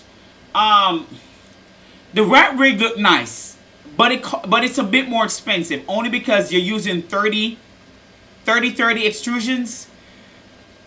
I don't know. The rat rig is not bad, but the Annex K3 is faster. Honestly, on a daily, because the rat rig you won't be able to hit close to the speeds of the K3. It's just because you're talking about. Remember, with the Vorons, any Quarks Y, you have your Y motor and your X motor working together, right? It's a different motion. With the Onyx, you're using a totally different motion. It's not Quarks Y. It's basically using a Cortison style. You're basically using 2X and 2Ys. So you're doubling up the torque, and you're basically pushing each motion is doubling up the torque and moving the head at some blistering stupid speeds. I don't know what the kinematic is. I have to look up what the kinematics for it is, but it's just faster. It's faster than the Vorons, and it's faster than the rat rig. It's just the nature of it. Vorons are fast in their own right. Don't get me wrong. I mean, again, if you tune a Voron real good, you can hit 8K, 9K easy, get good quality. But I'm talking about 2500K acceleration at 300 and 400 millimeter speeds. You don't see Vorons doing that and coming out with good qualities. So while Voron is really nice aesthetically, it's well detailed, well documented. I really love them aesthetically wise. But Vorons are like medium speed fast, in my opinion. Like, you know, they like, you have your Ender 3 here, like your regular Ender 3 print speed. You have Vorons here. This is Vorons. Okay, they're up in this realm into your 8K, 9K, 10K acceleration up here. Then you have the Annex. You have the Annex printers that are doing 2500K, 30K average. Yeah, there's a difference.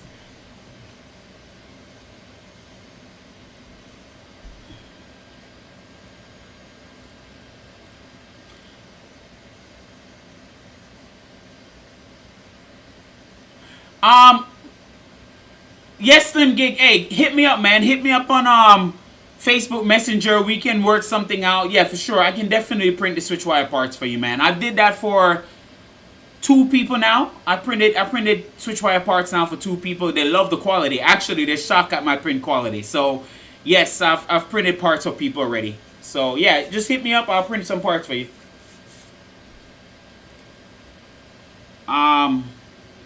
Hey, Greg. What's up, buddy?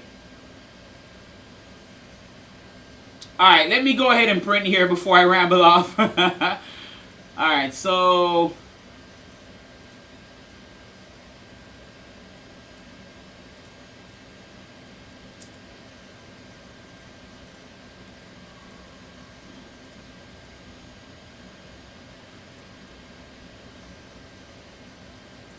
I'll just set this at 210, 75. We connect the infill lines. Speed, we already know what this is going to be, but I'm just going to set the speed for now. 100 millimeter.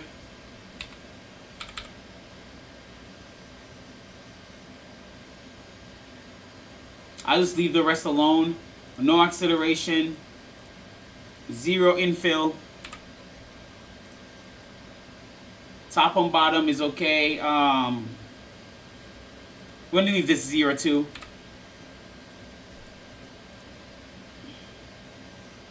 Wall count, that's... No, let's do a single wall count.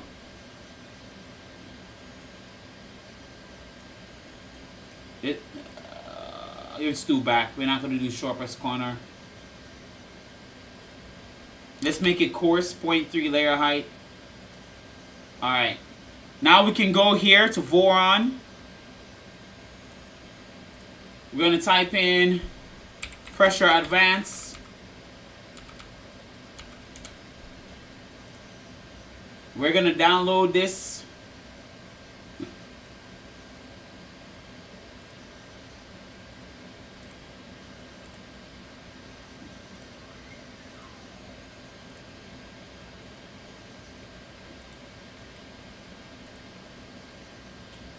Alright, we gotta get my start setting go. We gotta have the start G code, so let me go ahead and do that before I fail and wonder what's going on. So this is my start G code. So I'm gonna copy and paste because I don't need to do all of this. So I'm gonna go to my V1 point. Should I copy that? No. I'm gonna copy this. G28, Z tilt. I need to even put the bed, guys. I even put my bed mesh in. I got to do that first too.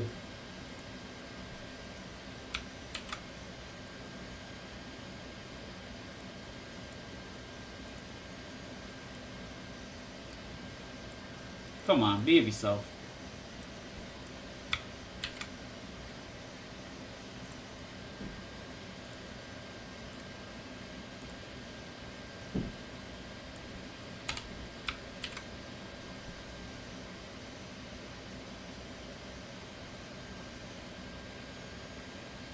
Alright, let me get my NG code.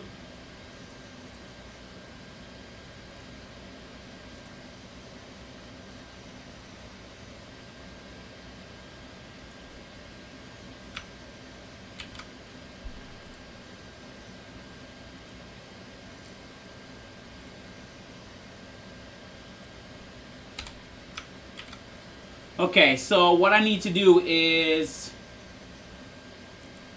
this is where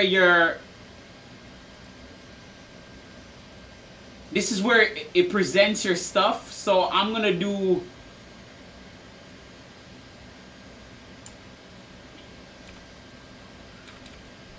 the max X and max Y. That's where it presents.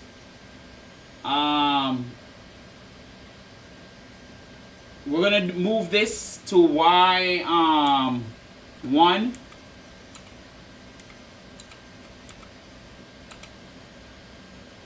You know what? No. Let's go 2 millimeters back on the Y here, because I don't want it so close up front.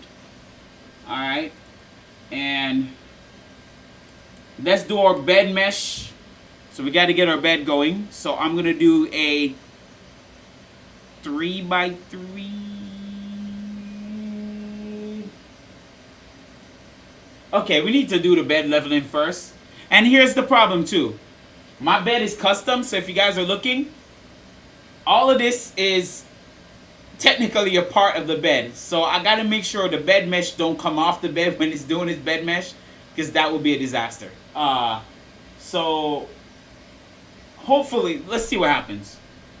Let's see what happens real quick.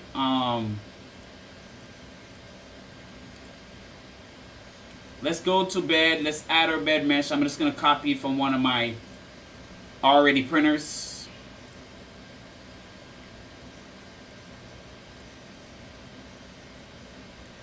Copy this, bed mesh speed, that's fine.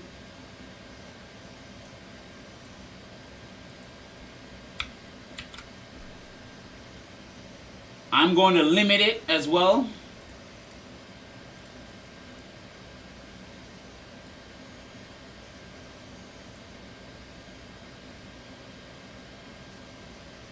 Oh, did I copy? What is this?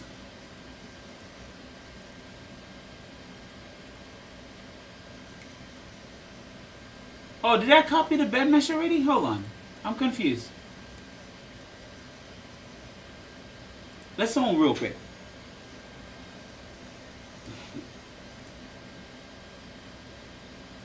What?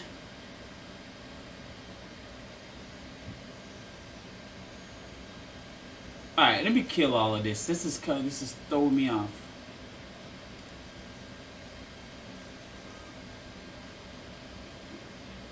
Oh, come on, dude. You can't be this sensitive, yo.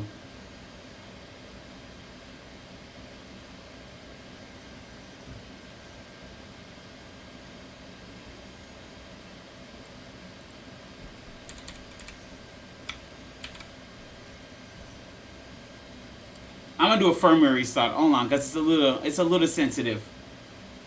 I have this sensor that's Omen set at 100 and it was working fine. So let's try this again. It's been working fine this whole time, so I think I might have did something wrong here.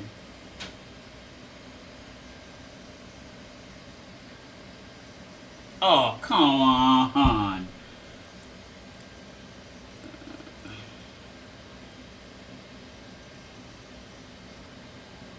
Alright, I'm gonna do 100.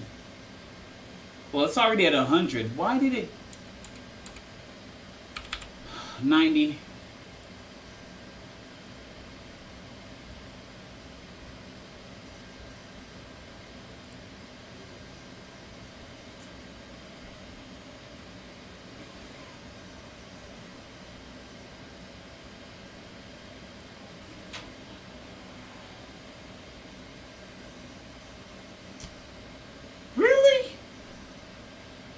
Y'all see this? As I'm about to print, now my sensorless homemade is acting up. What in the world, man? It was working fine.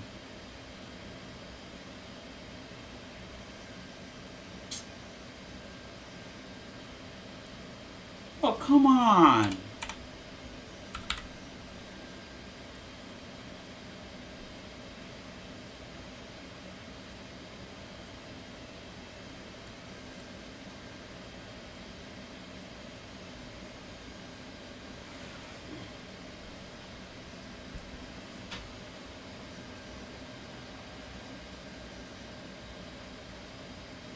Really? Now it works. Is it gonna throw off my thing? No, it didn't. Okay. Alright. We're good. Alright, let me see.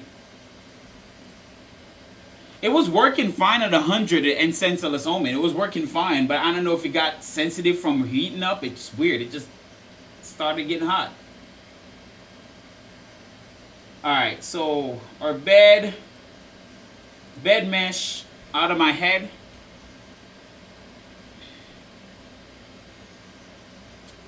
We do bed mesh at about X20. Y.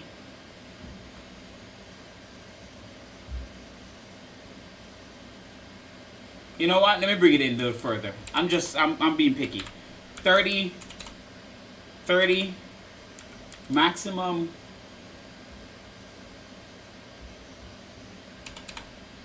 I say X80, Y80. Let's try it. Let's try that. I'm gonna do a 4x4 grid. I'm gonna leave everything the way it is.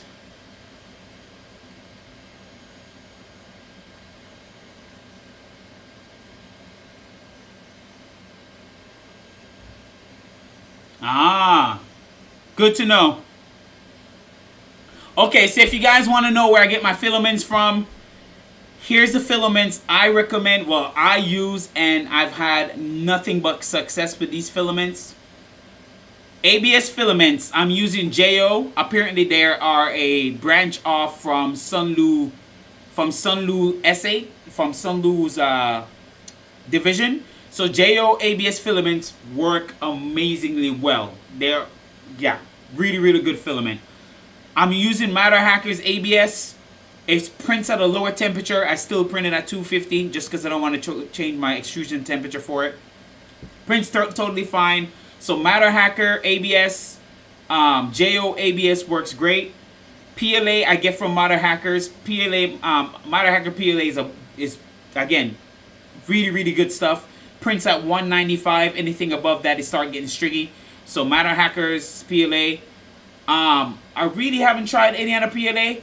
Avoid Amazon PLA. Absolute trash. Avoid Amazon PLA. It's absolutely trash. It don't stick to nothing. I'm telling you guys now. Do not buy Amazon PLA. It's garbage. Okay? Just warning you guys. I've tried it. It doesn't matter which one you buy. It just doesn't stick. It doesn't stick to PEI. It doesn't stick to glass. I don't know what it stick to. And I don't want to find out. Just know Amazon PLA is trash. Haven't tried the ABS. I don't know how that's going to work. but I'm assuming the PETG is also garbage, so do not and avoid Amazon filaments unless you have no choice. What else is good? PETG. Overture PETG is one of the best PETGs I've used. I've used them so much. I'm gonna show you. I'm not joking. I love it. This is the brand Overture. They make some of the best PETG in the game. This stuff sticks to glass, sticks to PI sheet, sticks to pretty much everything. I mean, it's PETG, but a lot of people say PETG, you're not supposed to use it on PI sheet, else it would stick too hard. No. I use it on PI sheet, comes off right away. Just let it cool down. You flip it, comes right off. So don't let nobody tell you you can't use this on PEI. I don't know what those people are doing. Maybe if you have your nozzle too low, where it's kind of squished really well, then maybe I can see that. But if you have your nozzle set right, this stuff comes off just like PLA. Doesn't really matter. But yeah, Overture PETG, they're not paying me, and I'm not promoting them. I'm just telling you, I had no problem with them. I've run through Overture PETG well and no issue. Really, really well recommended. So just let you know. Also, ABS. This is another good brand of ABS.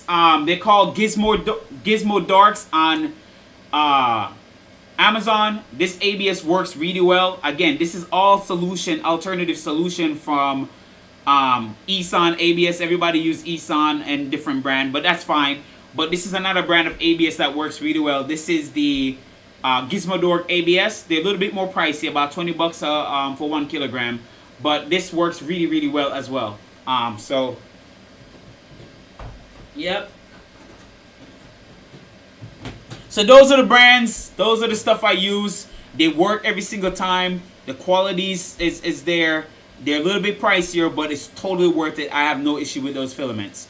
So to recap, ABS from JO, ABS from Gizmo Dorks, ABS from Matter Hackers. I've used all of those. I can vouch for them.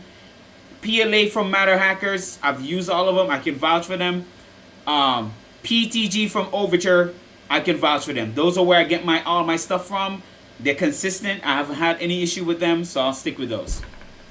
So just giving you guys that.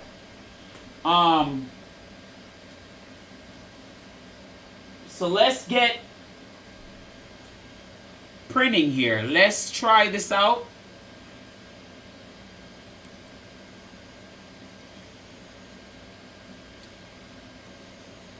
Let's do a firmware restart, and then we can do a little test here. So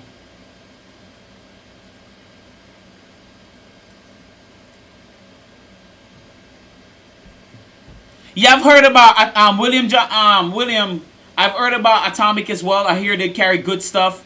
Most people do recommend Eson ABS, but and I hear another ABS that can print really well too. I can't remember what that name is. But so far, all the ABS I've mentioned, I've print very, very well. Just make sure that you have ambient temperature. Never print ABS in an open air. I've tried printing ABS in open air. My Ender 3 can print ABS open. The only problem with ABS on an open platform is that it delaminates. It's not as strong. The layer adhesions is not as strong. So by the time you print it, it looks good. But as soon as you go like this, it just rips apart. It literally just... So I wouldn't recommend printing ABS in open air. I know Cura and a couple other sites have a feature where you can print like a draft tower around that print, but to me that's waste of filament. It's just better to put a box or something over your printer, make it get warm and print that way. But never print ABS in open air. It's not as strong. You know, again, this is from experience.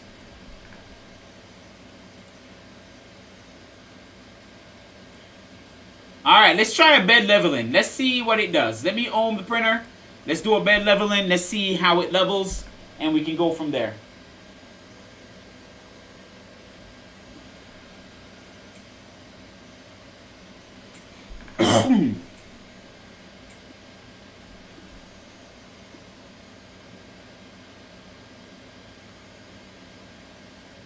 Kyber, I'm not sure if Matter Hackers is in the EU. I know all of those companies that I mentioned, Matter Hacker.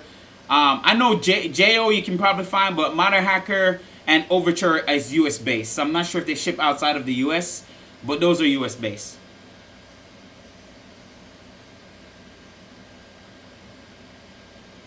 Alright, let's do a bed leveling, which is a bed mesh and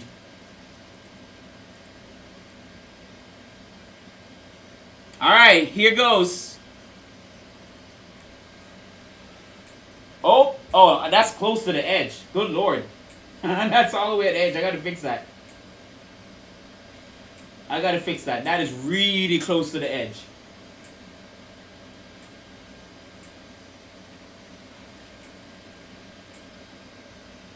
Maybe I can move up a little bit. I'm all the way in this, almost to the center there. I need to move up the bed. So let me make a real-time adjustment.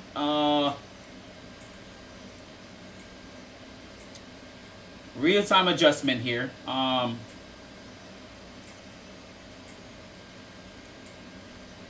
Oh, why is it do? Why did it?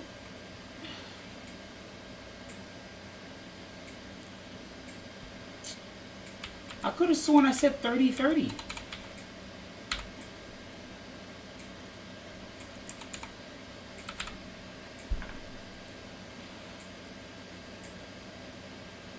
Maybe I'm doing it from two different settings and it's throwing me off, but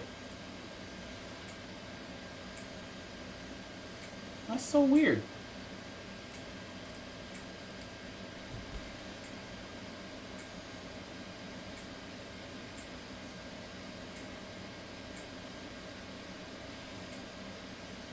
Alright, three samplings is unnecessary, guys, but I do the 3 samplings so that way I can get a medium result. Medium is better than average. Yep, failed. Yep, because it went all the way back there. So I figured that's what's going to happen. So let's move it up to 50. I'm going to move it up to 50-50 because I don't want it doing that. So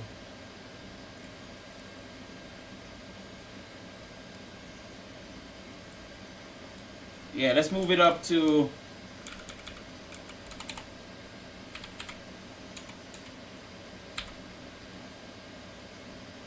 let's do 230.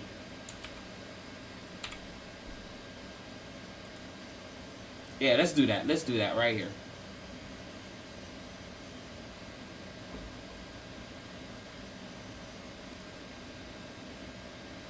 Auto home.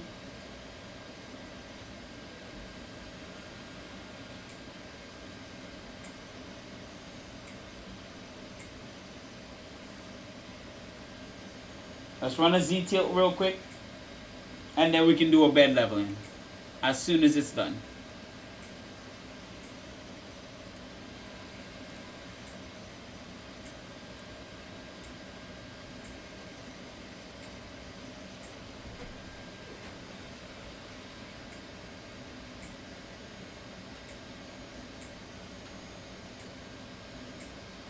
Crap. Oh no. Dang it, it put a hole in my, NASA put a hole in my freaking thing. Dang it. Oh well. I have more material, but it put a hole in my, it put a hole in my freaking build plate.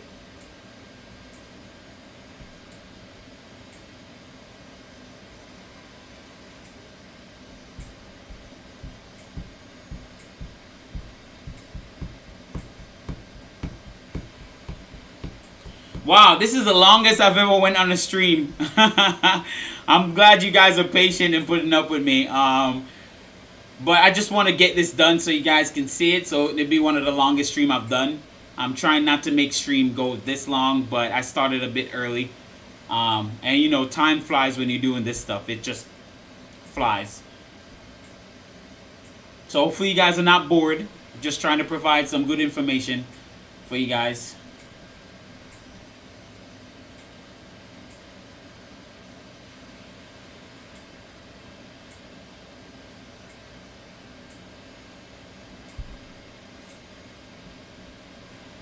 Alright, it's almost there. It's still coming down.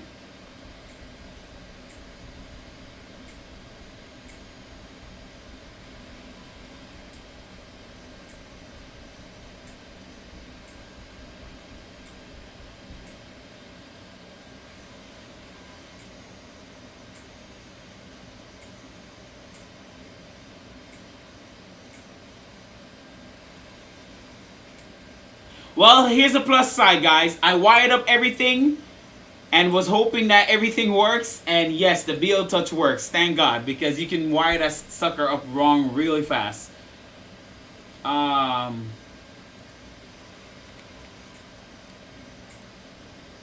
Really? Now you failing to reach 2.5? What's going on?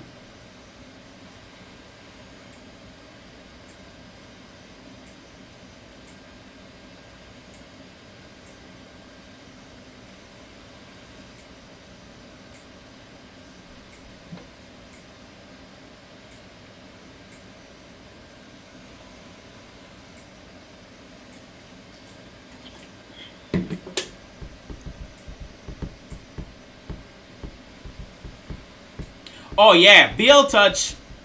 Listen, I gotta tell you this, guys. I hated BL Touch for the longest. You'd have never seen me use this stuff. And it's not because of anyone. It's because every time I see it on the forum, and this is why I'm very careful to listen to certain people. Every time I've heard people, and finish that, they're like, "Oh, my BL Touch sucks." You know, I'm on the forum. It's so hard to set up. It's always failing. So I avoided VL Touch for the longest and started using Inductive Probe, because Inductive Probe are easy to set up. Power, ground, signal. It's super easy to set up, right? As far as accuracy, it really depends. I've had Inductive Probe that are pretty accurate, pretty repeatable, no issue. They're not as accurate and consistent as a BL Touch is, but probes, if you have your bed fairly level, you can get consistent result out of it. So don't let anybody tell you that probes sucks. Probes are not terrible. They just vary with heat. As long as it's not, the variance is between 0.01 or 0.02, you're okay. If it's outside of that scope, then that's when it's kind of a hit or miss with them. But so far, with all the probes I've had, they've been pretty good. Like, they're not complaining, but they've been pretty good. But I've hated BL Touch for the longest. Got these clones, hooked them up correctly the first time, made sure I did my job, hooked them up. Now, I like BL Touches. They're consistent.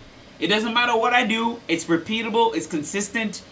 I don't have to worry about temperature per se. I've run my BL Touch in my my King Groon when I had it in an enclosure. That enclosure would get about 45-50 C, not as hot as the V1.8. And the BL Touch was still fine. It still was consistent with its numbers. And from that point on, I really like BL Touch. So personal to me, if Voron can go BL Touch, I'm all for it. As long as, you know, again, as long as heat is not a problem, BL Touch is good. Alright, let's do a calibrate, mesh calibrate here. There we go. That's where I wanted it. Alright, let's see what it's giving us. So far, numbers look to be consistent. Let's see if we actually get a nice flat bed, or we get this bed look like this, or the bed look like a little warp. We don't know what the bed's gonna look like. So it's anybody's guess. I'm using a 6mm thick aluminum plate. It's 12 by 12 and it's 661. It's 6061 aluminum. So it's not MI6, but I don't think it matters. But we'll see what it look like when it's done.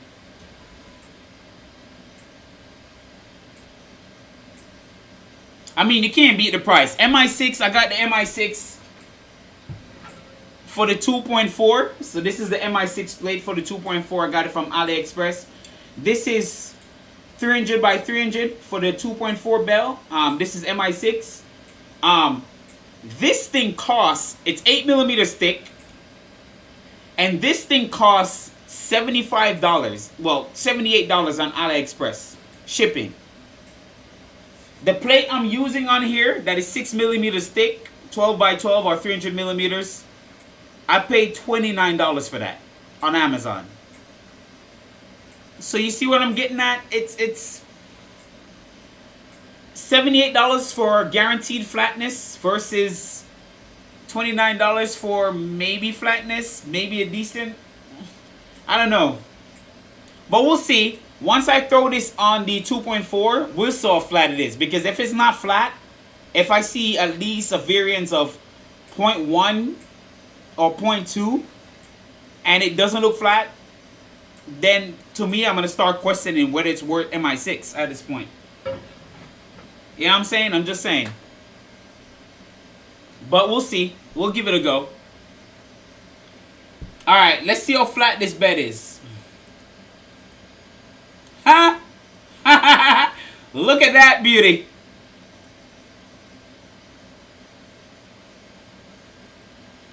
It's not bad though, guys. Look, I mean, it's only here that's a problem, but it's not bad. I mean, it could be terrible. It's not a bad mesh, but it's funny to see it looking like this. Let's see the wireframe. Let's see the... That's hilarious. Oh, that is so funny. This bed looks... Yeah. I mean, it's not out of whack, though. You're talking about 0.3 to about negative 0.2. I mean, it's...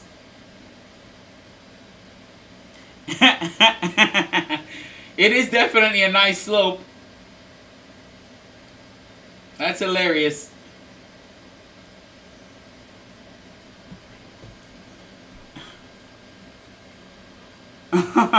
It's funny though. I mean, I'm looking at it. It's kind of funny.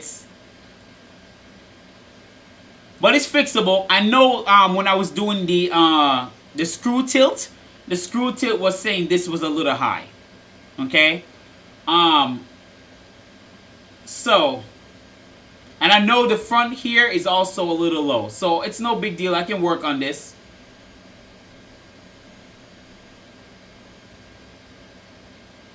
I can work on this. It's fixable.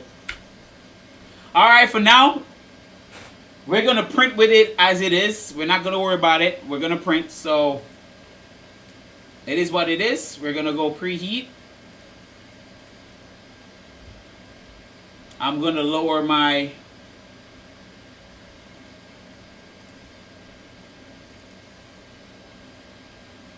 Alright, let's clean the bed real quick before we do any printing.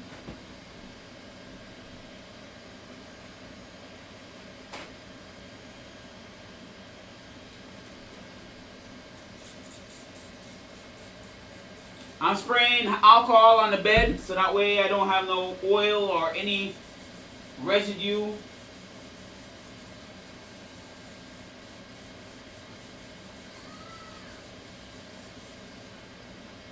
Burned a little hole in my bed, guys. It like burned a little hole in my bed. Lame. Just make sure it's clean. No oils, else it won't stick. Alright, that's clean. Clean the nozzle here. Alright, let's...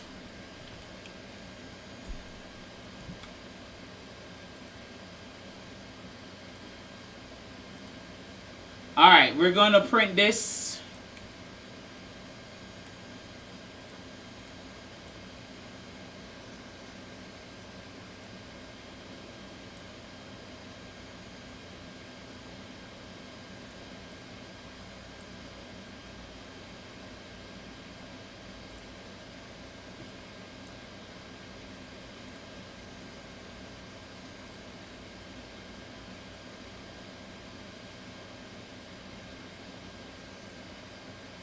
Do we need top?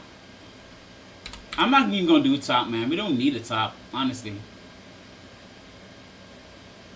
We just want a pressure advance. 0.3, 1 wall count. I'm pretty sure that's what it calls for.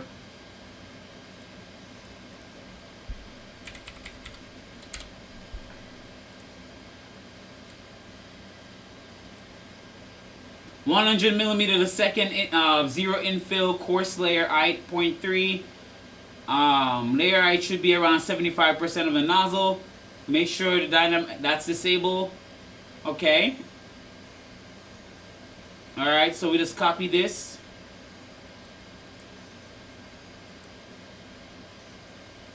I'm going to paste it here.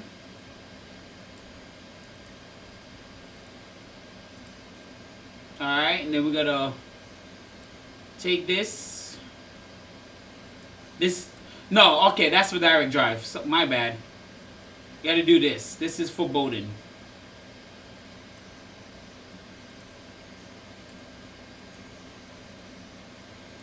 I got it right? Yeah.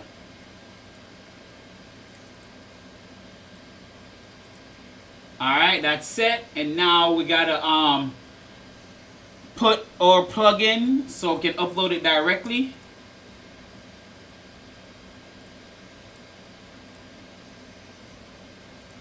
Moonraker, we're gonna connect 0.104. This is a nice, cool feature, guys. This is how I send my print job directly to Fluid or Clipper, if you want to call that, to this. It's a nice, it's called Moonraker, Cura Moonraker something. If you type it on Google, you'll find it. It's a little plugin that you can plug in so you can send the print job directly to Clipper. Save. Alright, go over the settings one more time. 0.3. 1 wall, 0 top layers, 0 infill, 210, 75 bed, 100, disable acceleration. Yeah, acceleration disabled.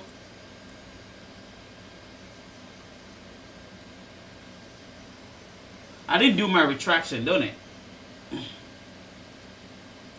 I like my retraction speed pretty fast. I know there's no retraction on this print, but 5 millimeter, no. Let's do 3.5 millimeter retraction on this Bowden. I haven't run a Bowden system in a minute. I've always run direct drive, so to go back Bowden is yeah, weird. All right. Shoot, cooling 100%, bro.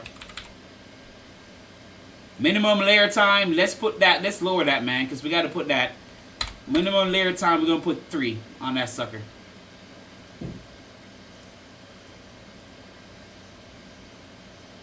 Skirt, yes, do a skirt.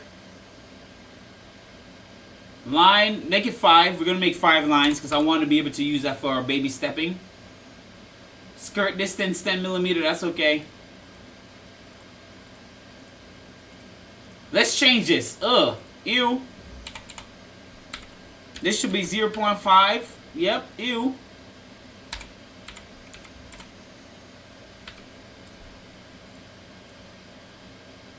Arc welder. This is magic. Yep. Gotta have arc welder on here. Experiment.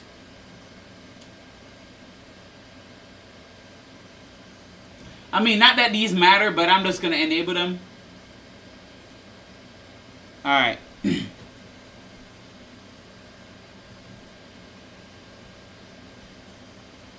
Yeah, I talked about it earlier. Listen, man. I encourage anybody to use any slicer you're comfortable with. Doesn't matter if it's Pruz slicer, super slicer, all the rest of the slicers out there. Use whatever gives you the best result. In this case, Cura. Cura's my go-to. You know, it works for me. Alright. Plus, I love this. Look. One thing I love about Cura. Look. This plugin allows me to see exactly what's going on. Anything I click on, it gives me detail. Picture detail and actually what it does. And that's why I love it. Because then I can understand the settings. And what it does, of course. But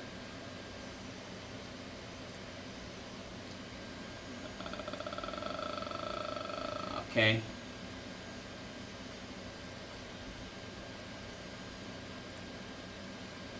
Preview. Should look like this. All right, we're gonna send it. We don't know what's gonna happen, but we're gonna send it. Let's see what happens. Start print immediately.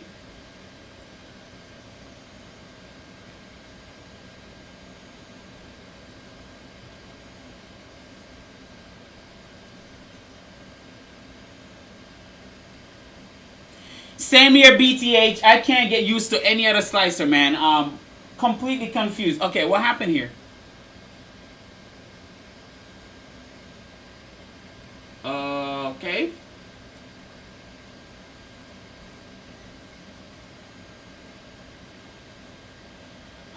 It's giving me the same error. I know exactly what it is. It's this stupid sensorless omen. I hate sensorless omen, honestly. It's so annoying. God, I hate it. So annoying, dude.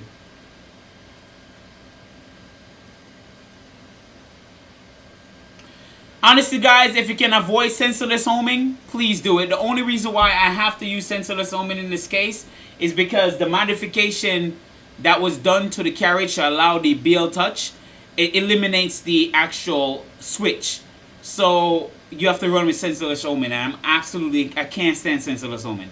It's, yeah, it's annoying. I rather switch.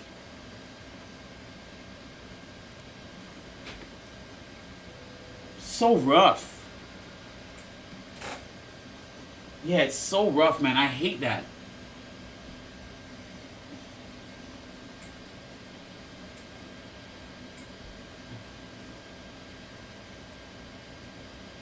Alright, let me go back to the site here and copy and paste back everything in.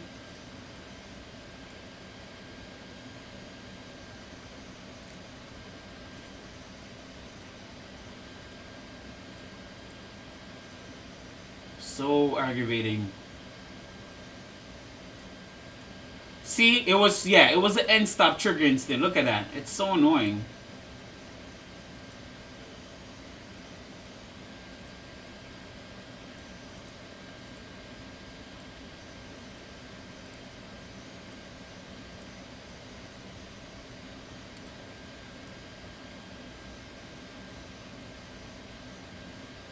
Alright, it should start in a second here.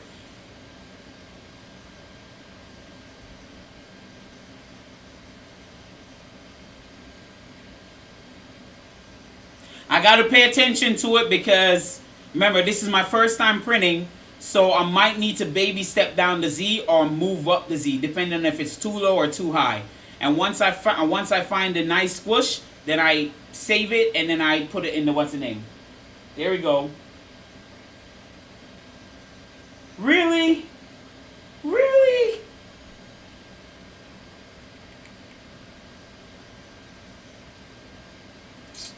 Oh man, this is so annoying.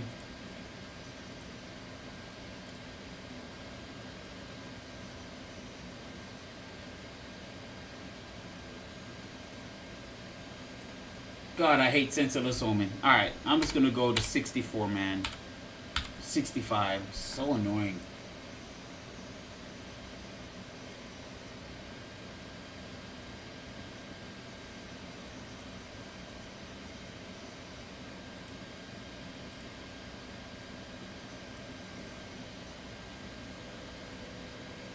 So annoying.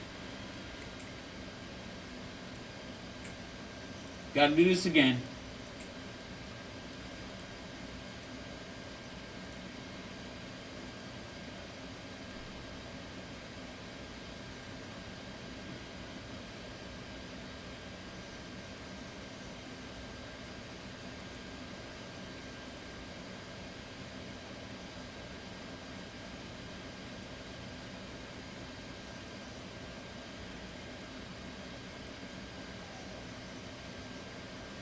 Alright.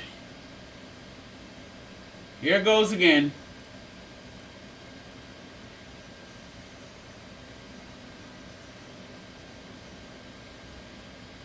Come on, man. Why is it doing that?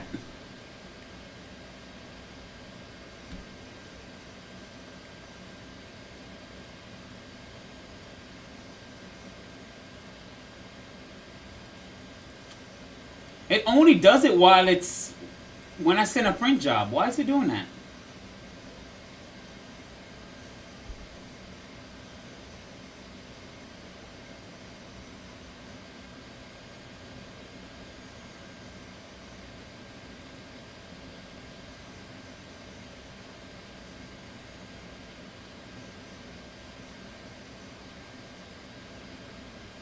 Alright, anyone of you guys familiar with sensorless homing? Could you tell me why is it's still sensitive? It's on the lowest setting. Like, it's on the literal lowest setting. But it's still triggering. Oh my god, this is absolutely annoying. It's on like the lowest sensitivity I can put it.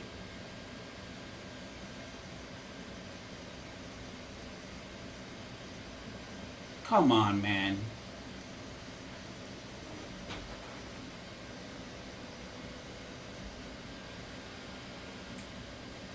Yep, that even threw off my prints. Oh my god, that's so annoying.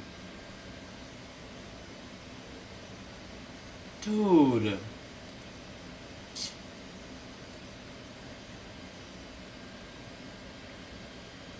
See, this is the error I'm getting. End stop X triggered after retract. Okay, so it's just triggering for no reason, because it works fine when I just ohm normally.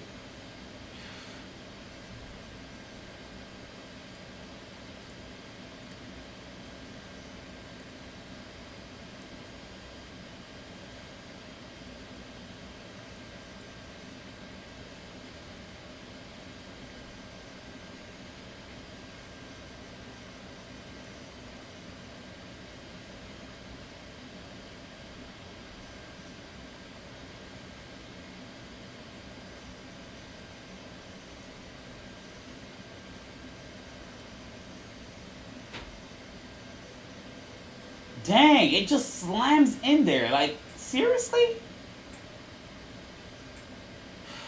Wow. No, it's working now, but it just... Here's the thing. You have to set sensorless ohming in let me actually activate these things. Hold on. Because I need to set these things. Stop it.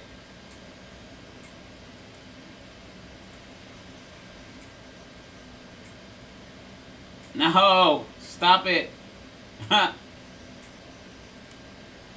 No. There we go. Okay, so here's the thing. With sensorless ohming, it is very it's very sensitive. So you got to find that sensitive point. Remember, you're using the diode pin of your stepper driver to detect stall. Okay, so you're basically taking the motor and hitting the side, and as if the motor is about to stall out, then the diode pin trigger and stop the motor. Okay, so the problem is if it's too sensitive, as soon as the vibration, as soon as there's some resistance, it's gonna trigger and stop it and stall the motor. If it's not too sensitive, it's gonna slam in the side of the gantry, right? And it's annoying because all you hear is cling. It's so annoying. I feel like I'm breaking something. So I'm gonna have to play with the settings to try to get a nice little, tap. But yeah, I'll play with it. It's no big deal, but it's just annoying. That's what I'm saying. Sensorless ohming, guys, if you can avoid it, it's a fancy feature, but just avoid it. Just use end stop. It's just easier. You don't have to worry about all of this and all of that. And it's not as accurate because look what, I just did that just now and it threw off my center point. So now my BL touch don't center in the bed anymore. It just throws it off. So that's why it is saying don't use sensorless ohming. It's not as accurate. It just doesn't. Yeah, so we'll see. I'll fix it. Victor, I tried 120. It's too sensitive. It kept on triggering. I tried 100. It was fine, but it kept on triggering as I tried to print. I tried 70, and look, I'm all the way down to 60, and that's just a little rough because it just slams in the side of my gantry. So I'm gonna have to figure out a way what's going on.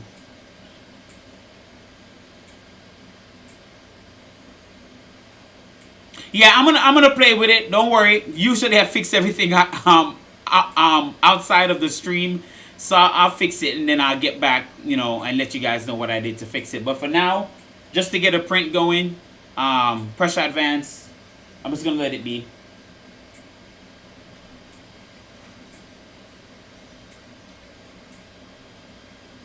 All right, I gotta watch this because I gotta see if I need to step it down, baby step, or whatever.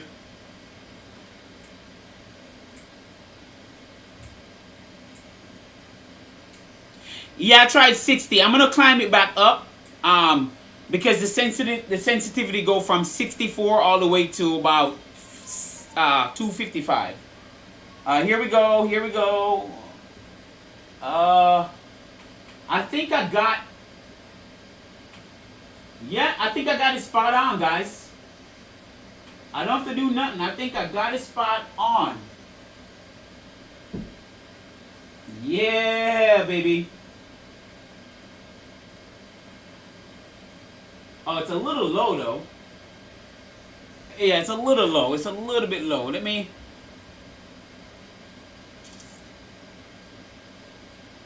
Where's my baby steps settings?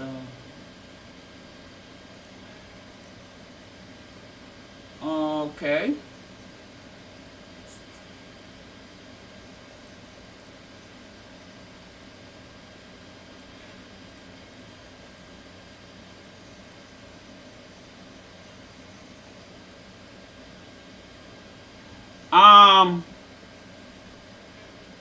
Can you guys look what's going on? I don't see the Z. Usually the Z up. What? I don't see it here. What's going on?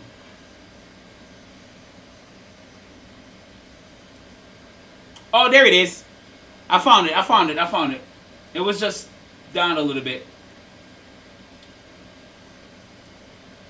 Go find 5.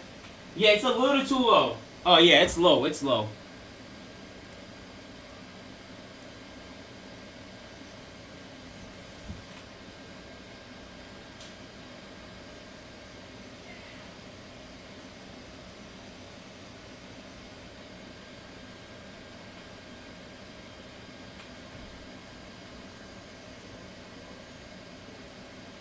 Alright, I'm gonna come down 1.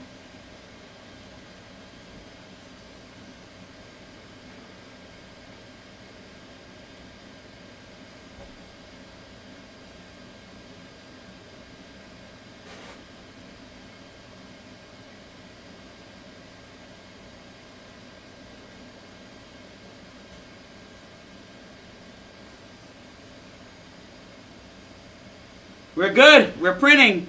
I'm gonna let you guys see. Can get you guys a little closer.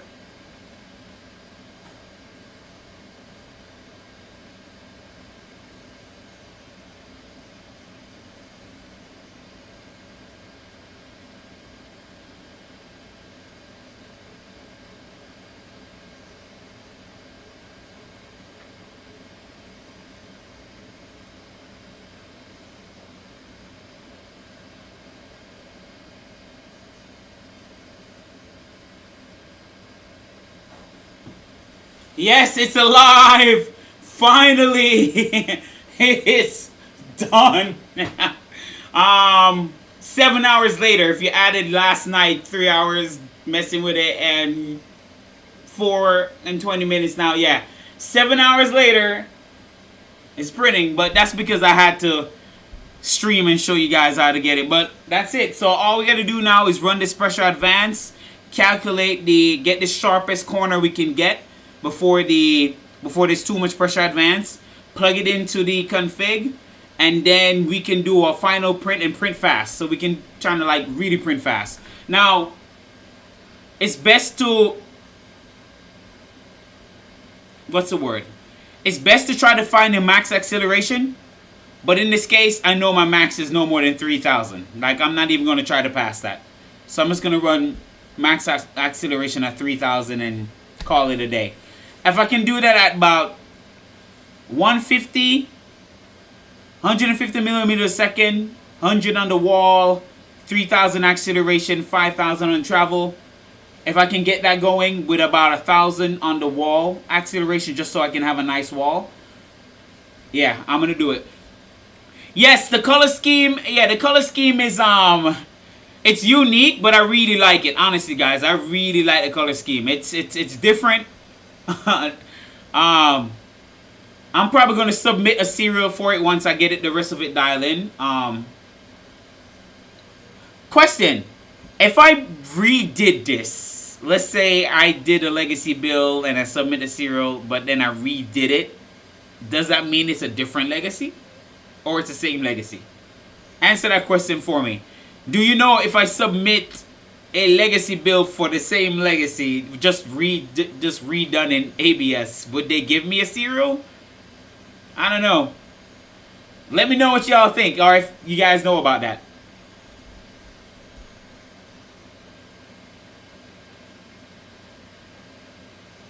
Alright. Here's why I went Bowden. You see how this is? Right now the tool head is super light.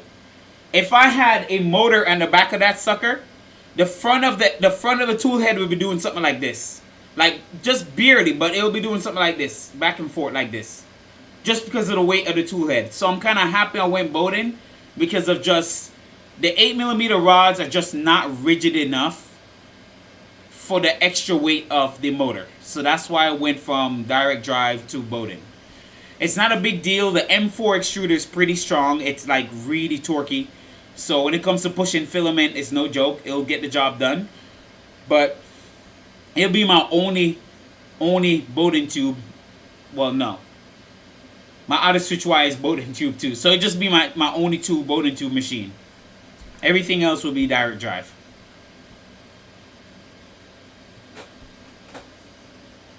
It's doing this thing though.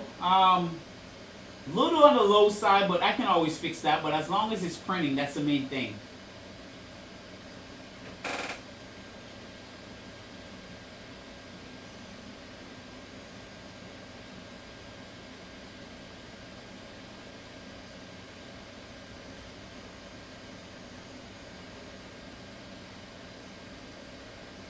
It's quiet. It's very quiet. You guys don't even hear it. It's very quiet at the moment. Very quiet.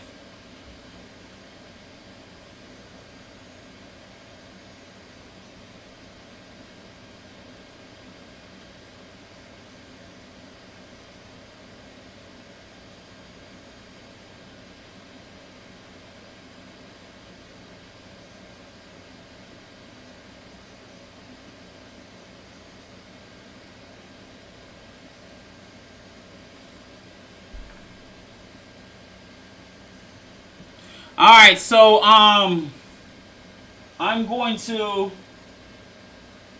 let me show you this print. So I know you guys have seen my print quality already, but I just like to show it off so you know I don't print shitty parts. So this is the print quality of my 1.8. Me kind of, there you go, very nice and clean. So you guys realize I don't print shitty parts. This was printed at 3,000 acceleration everywhere.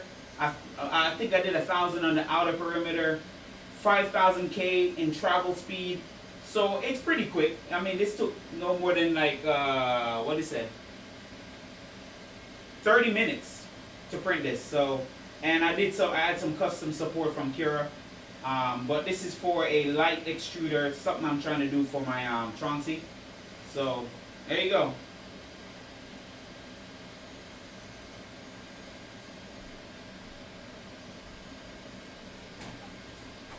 There you go. If you guys want to see, you can't see close up here because my phone kind of like camera is not the best, but it's nice.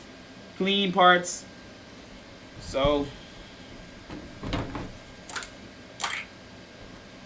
oh, look at that. Love it.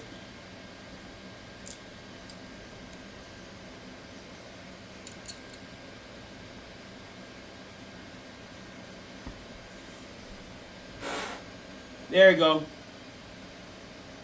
Can't see it right, but there you go.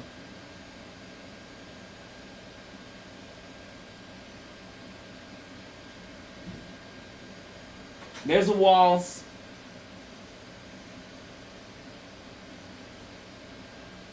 Not bad. So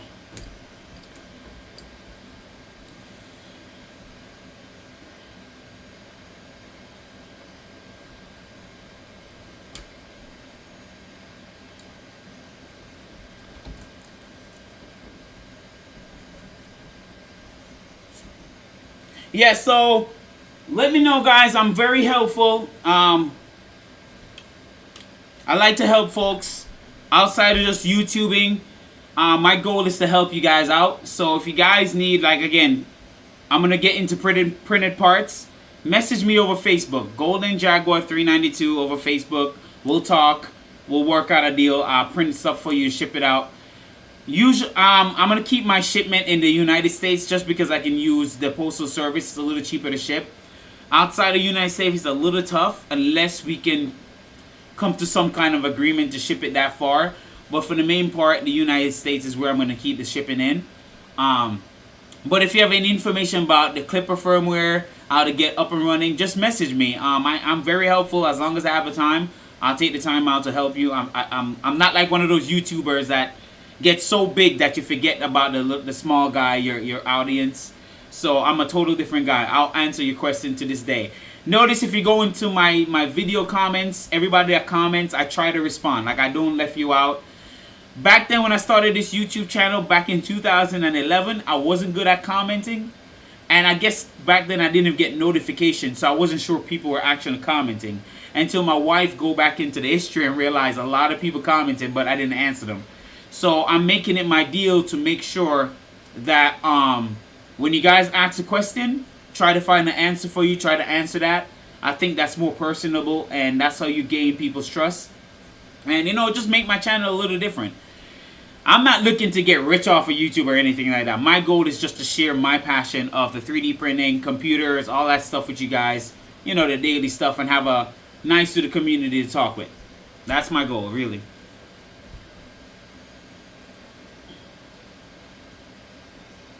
And of course, you know, if I'm getting funding, it goes right back into the channel to buy more fun gadgets and entertain you guys with.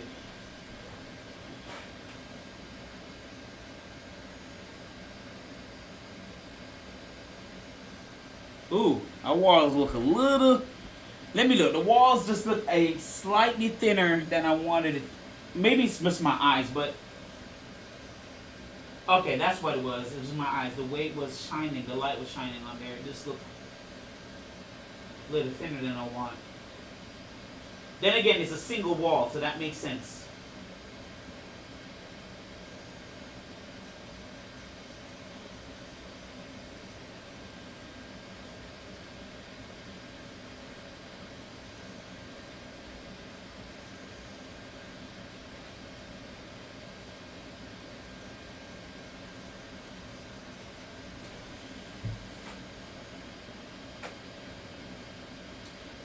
Looking good, guys. Looking good.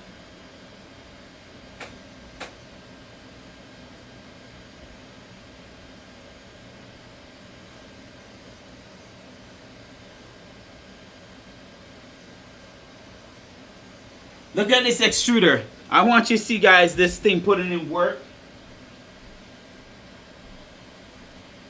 Look at the M4. This is why I like this stuff, man. Look at that. That sucker pushes filament.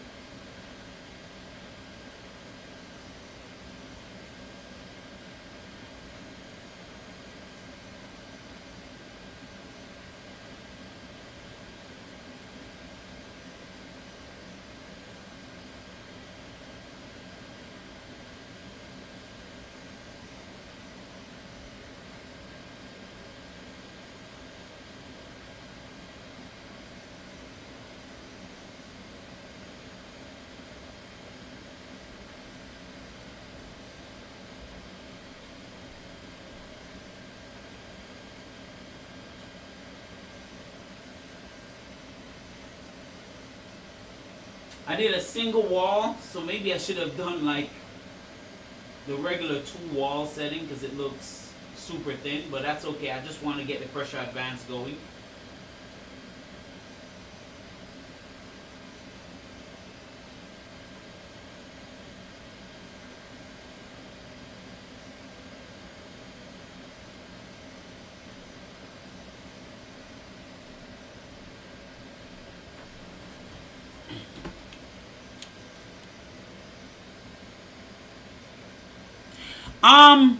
Orbiters.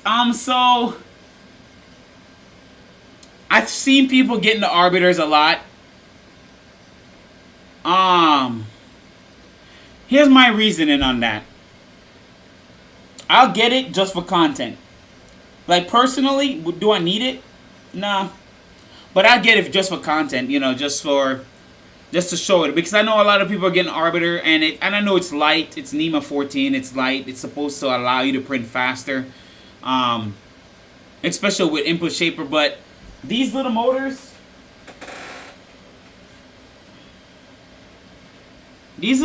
are not that bad. These are from Stepper Online. They have a little bit more torque than the Arbiter Extruder. The Arbiter Extruder just uses the planetary gearing to amplify its torque. These things just have decent amount of torque on them, so I don't know. I might check out an Orbiter Extruder. I don't mind buying one just to try it out, see what it does. You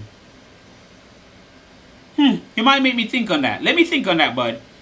Kyber, it's a good question. I might just buy it just for kicks and giggles.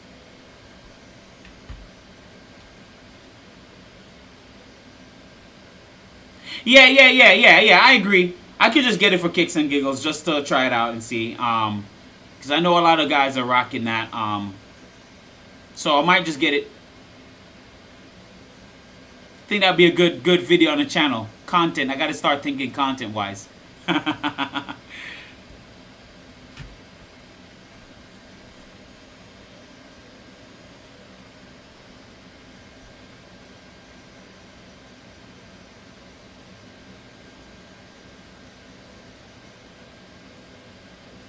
It's alive though. It's working, guys. From scratch.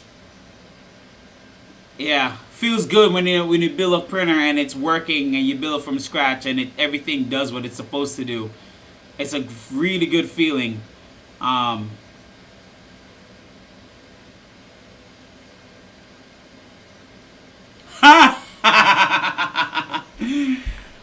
Zero. I don't know. The only reason why, you know what? I'm at all the collections because if I get the Zero, I will have the old Voron lineup because I have 2 switch wires. I have now the Voron Legacy, the Voron 1.8. I'm about to build the 2.4. If I add the Zero to the collection, I have the full-on collection. But then I won't have any space to build that monstrous Annex K3 that I want to build. Let me show you guys. This thing is insane. Like, you gotta see this thing, man. So that's why I'm debating about the Voron Zero because it's gonna take up a space I want to use. So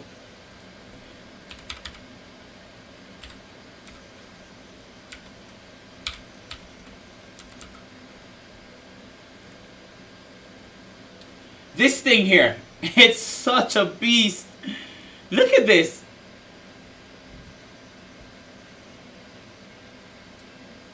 Dude, insane. 25,000 acceleration, 250 millimeters a second.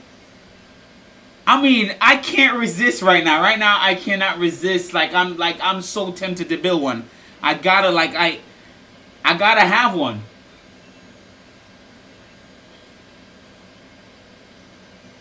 I want one of these so bad.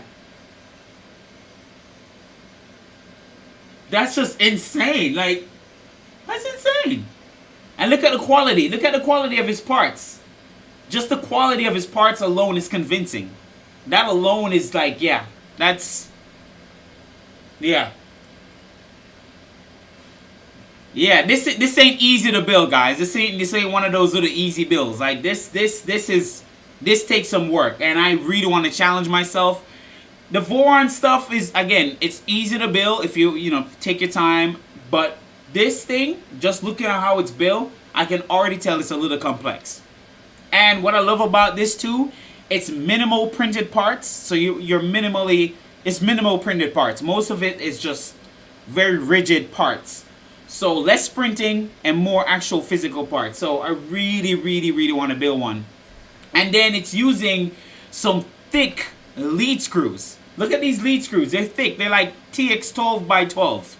They're massive thick lead screws. So you know there's no wobbling, no banding, no, you know, no issues. It's just straight. Yeah.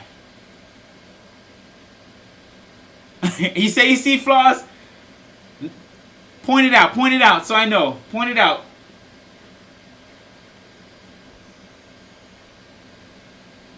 Point out some of the flaws. I mean, I'll tell you this. It's not aesthetically pleasing like a Voron.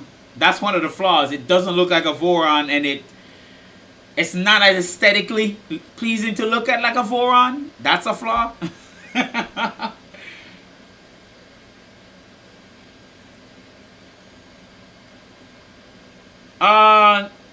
G Funny Money, I said 5x5. Woo.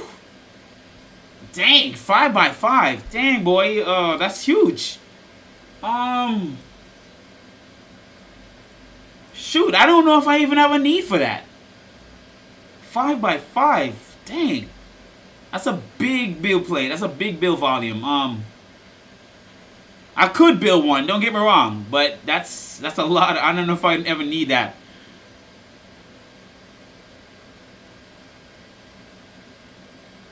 Yeah, I can see that. You're right. Yeah, due to that speed, yeah, you definitely need constant maintenance. You know, constantly printing at that type of speed, for sure. Yep. Yeah, the belts they're using for that is 9mm belts, which is thicker than the 6mm. So you know you're not gonna have as much stretching, especially if you're using a fiberglass reinforced Gates belt. It should last up a while. But you're right. In terms of maintenance, you're probably gonna need that for constantly printing at 25K all the time. But the fact that I can build one and print one like that, yeah, it's there. But V0. It depends. If you guys want a V0 build, I'll do it. If all you guys agree to a V0 build, I'll build one. I'll definitely do it. But y'all have to agree to see it first, you know?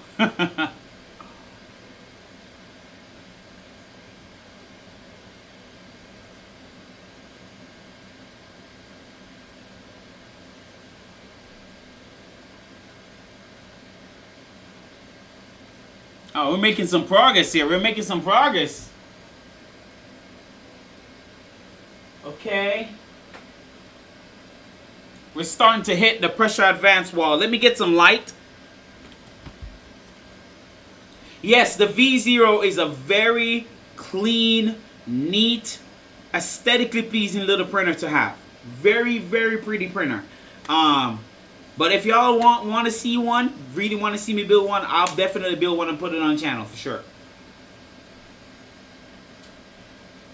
Let me grab some light, guys. Let me grab some light.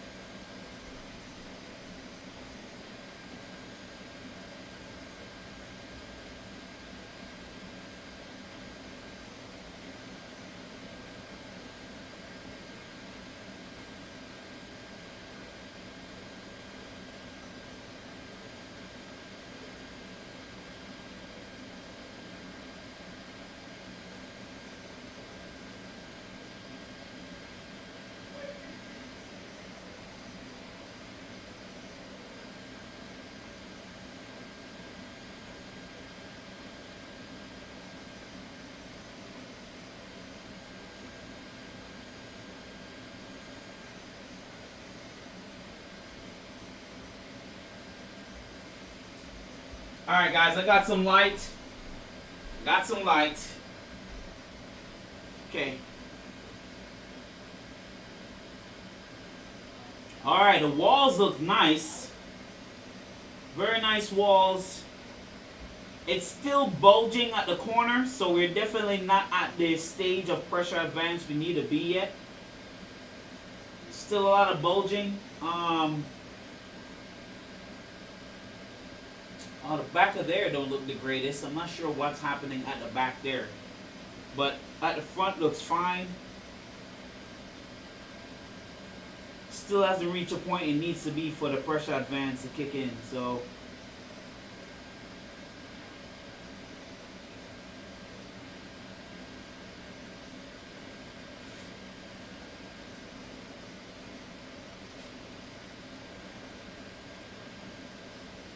I mean, it's doing pressure advance stuff, but it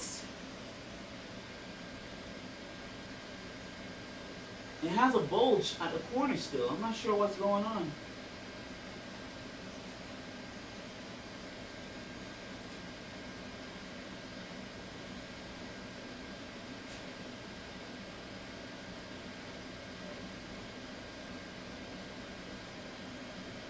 Still have bulging.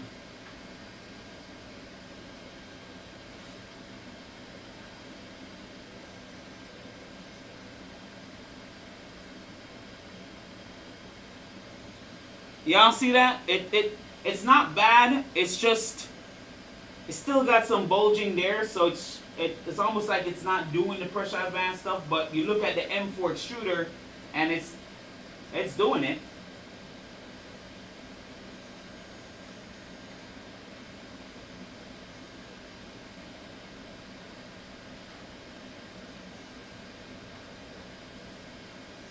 I'll just let it keep going for a little bit longer. Like at this point, if you're at direct drive, you would have already seen the pressure advance effect where the line with the wall clean up. But I'm hoping that I triggered it, because it's almost done and it's not showing me.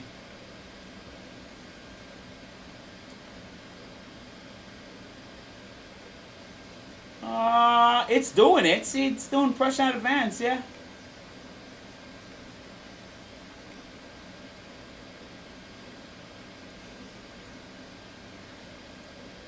It's doing it. So maybe this is just further up. Like the pressure advance is just much further up for the Bowden setup.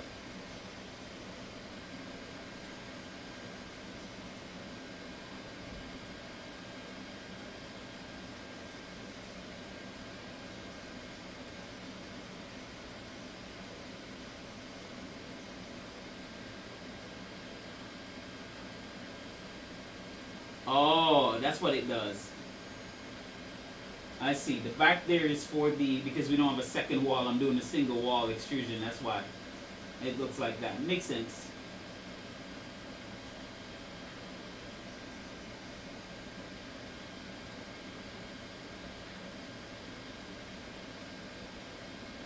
It's getting there. It's getting there.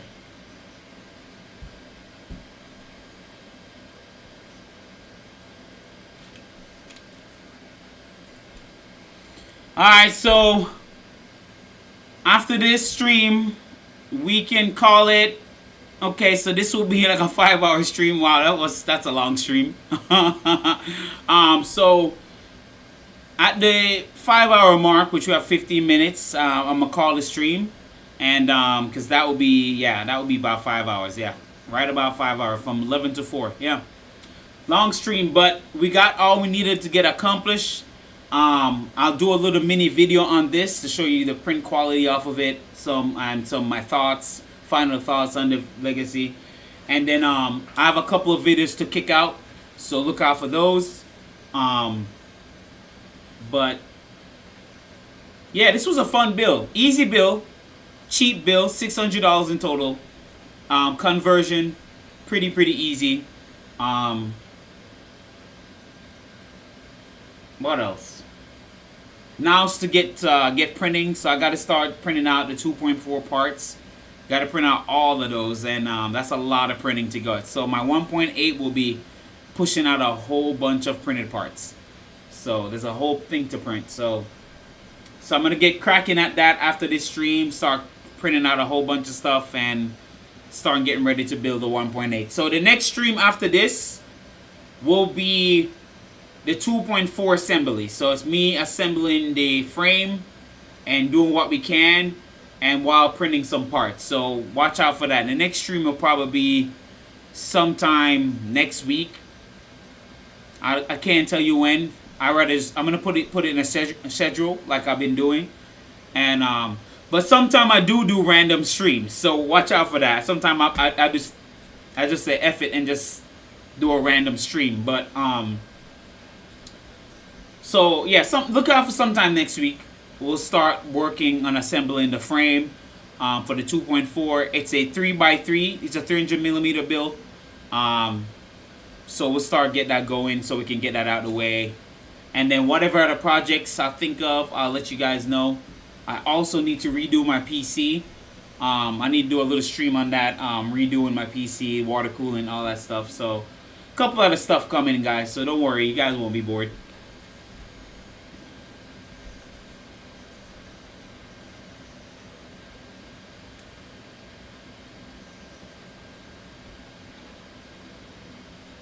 Any question you guys have? Any more questions? Just shoot.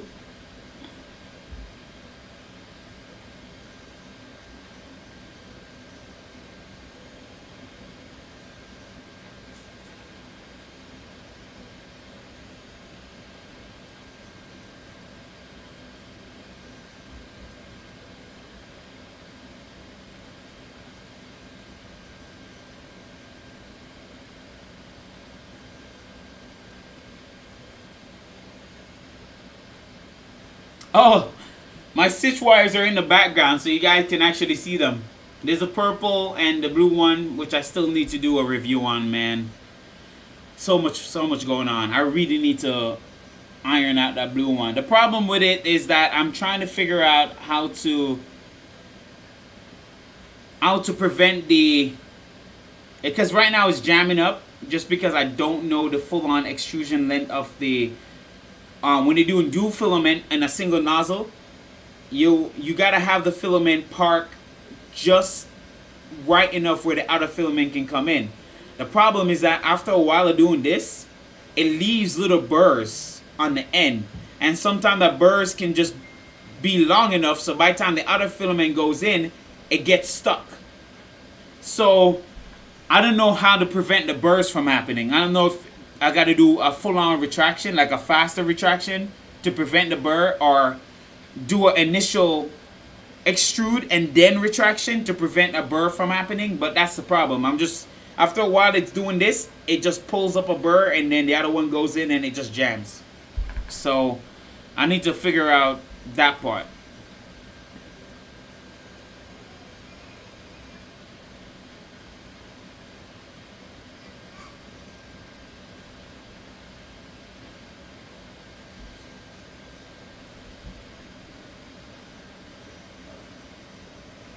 See what it looked like. There we go. Now it's starting to show. Looks much better now. There we go. Now no more of that weird corner. Now it's starting to sharpen up a little bit on the corners.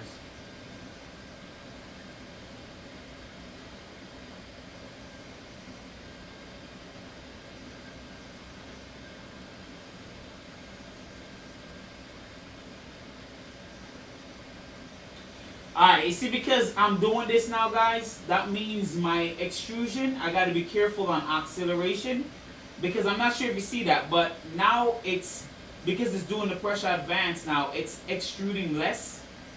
So you got to be careful here how much acceleration you put. So I might have to start out at a slightly lower acceleration than I thought, because I'm looking at it and the corners are okay sharp, not super sharp yet.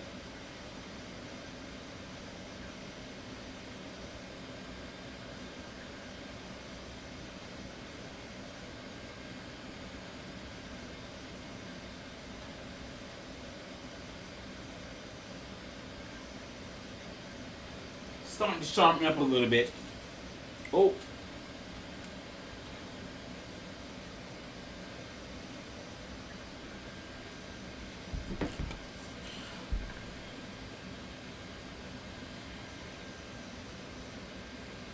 Alright, Victor. Nice to see you, buddy. I'm glad you enjoyed the stream. I'm about to cup out in 7 minutes anyway, so I appreciate you coming to the stream, buddy. Have a great weekend. Funny Money, you using Super Slicer or Pruz Slicer? No, I use Cura.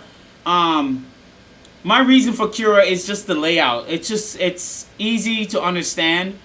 I've tried Super Slicer and Super Slicer. The problem is the layout. I don't like the layout of Super Slicer, Pruz Slicer. It's weird. You know, maybe because I've seen Cura first, but it's not intuitive. You know, it's just not intuitive how the layout is. If the layout was more simpler, then I'd probably use Pruz Slicer or one of them, but it's just not intuitive. The way things are, the way the setting is, it's not intuitive at all. And plus, I like the straightforwardness of Cura. I like how you can just go to acceleration, put the acceleration you want. You know, like how some people use Clipper and use Clipper itself to control the acceleration. I like to control the acceleration myself with Cura. So I can set where I want, how I want the travel to be, how I want the acceleration on the wall. I can do all of that with Cura. I'm pretty sure you can do it with Pruz Slicer too. But that's I like the fine-tune control with Cura. You know? Yes, there is. Is the fix Nero is talking about? Is the fix a printed part or the fix through the slicer? Let me know. I'm not sure. I know he mentioned that, but maybe I wasn't paying attention when he mentioned there's a fix for the dual filament. But if you can tell me what it is, I'll appreciate that, because I definitely need to dial this in because it sucks. I would like to print dual color and I can't.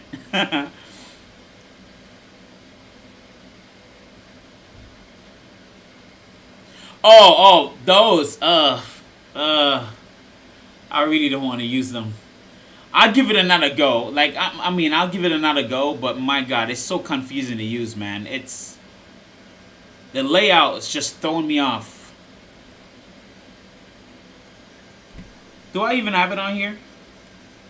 Let me see something. Super Slicer, let me see. Do I have it on here? No, I don't have it on here. Okay. I mean, I'll install the slicer again and try it again. But God help me, because I can't I tried it and I tried to navigate where the settings are, like maybe because I'm thinking the mind of Cura, but boy, it's like a bunch of stuff I don't even know. You know?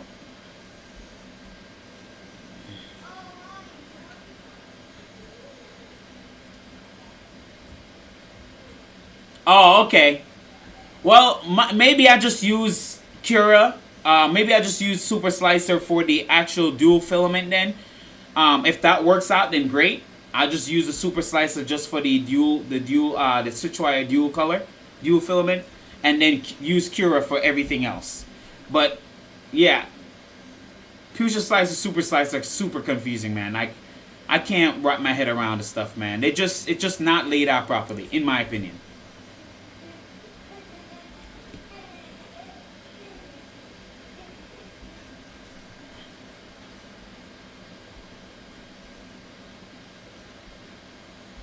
Alright, let's see the progress now.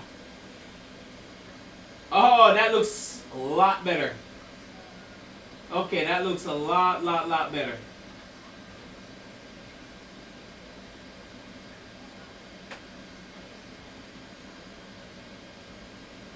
But now it's getting to the point where it's laying down less filament.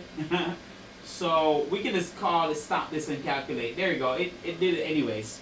So it's done.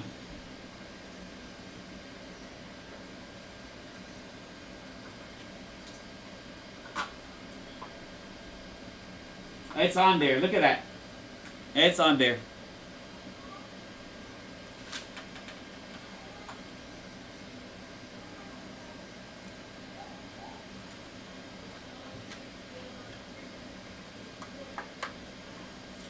Yeah, it's on there. I'm gonna spray some alcohol on it just to pop it off. Let it cool down a little bit.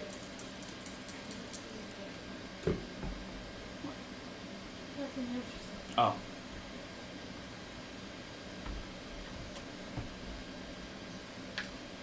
There we go.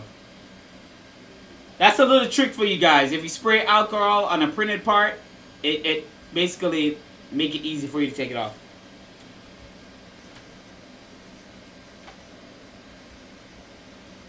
Alright. Let's check this out.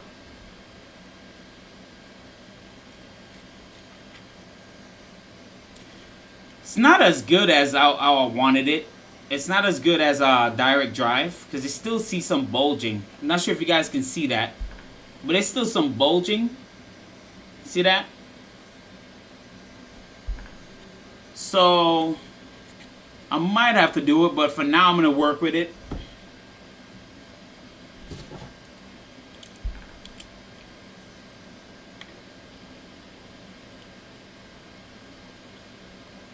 So we got to measure from here to here.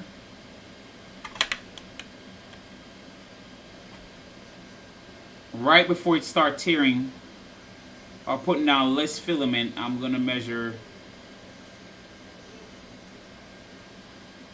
Oh, that's pretty big, man.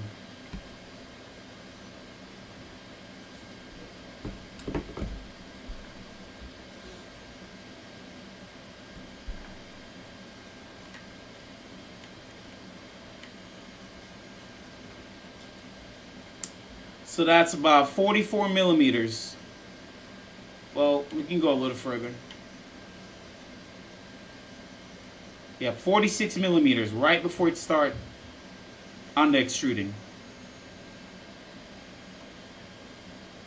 Yeah, that looks good. 44 millimeters. Alright, so we're going to calculate this and put it in the firmware.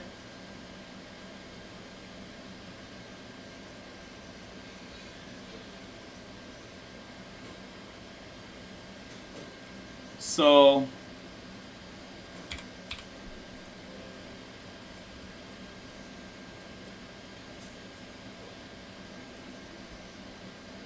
.46 millimeters. So we got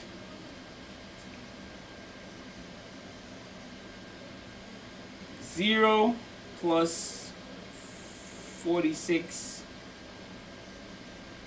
times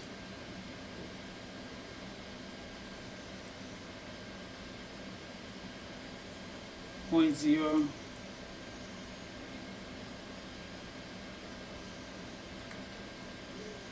Dang, that's up there. Wow. Okay.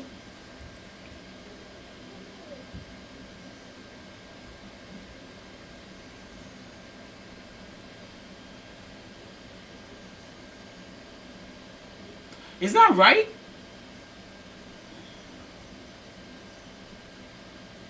I think it's right.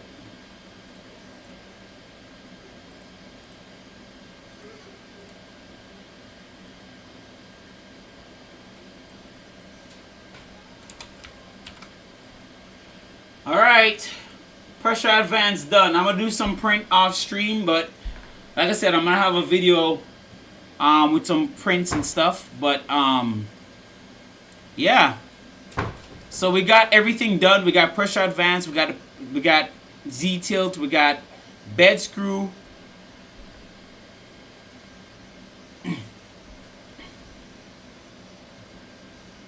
Yes, it's a lot because I'm using Bowden setup. So if you did the 0.05 that you're seeing there, that's for if you're using direct drive. So direct drive is much less. With the Bowden, it's quite a bit.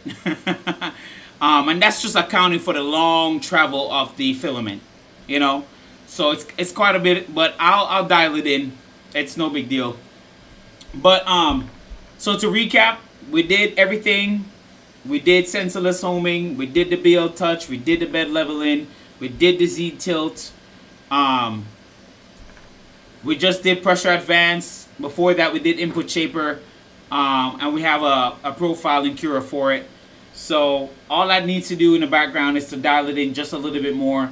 and I'm gonna make a little video showing you guys whatever changes I made. But it's 5 hours in. I appreciate you guys sticking with me. G Money, Kyber, Victor, you guys, Kang Lee, all you guys, BTH. I appreciate you guys. I'm just spouting off names that I remembered in the stream. Sling Gig, all you guys. I really appreciate you guys watching and staying around with me. Robert, appreciate you guys. But I'm gonna call it. It's been a long stream. Enjoy you guys' weekend. I'll see you on Nero's stream because I know he's gonna do a stream on Saturday. So I'll see you guys then. But appreciate you guys, and I'll see you guys in the next one. Peace.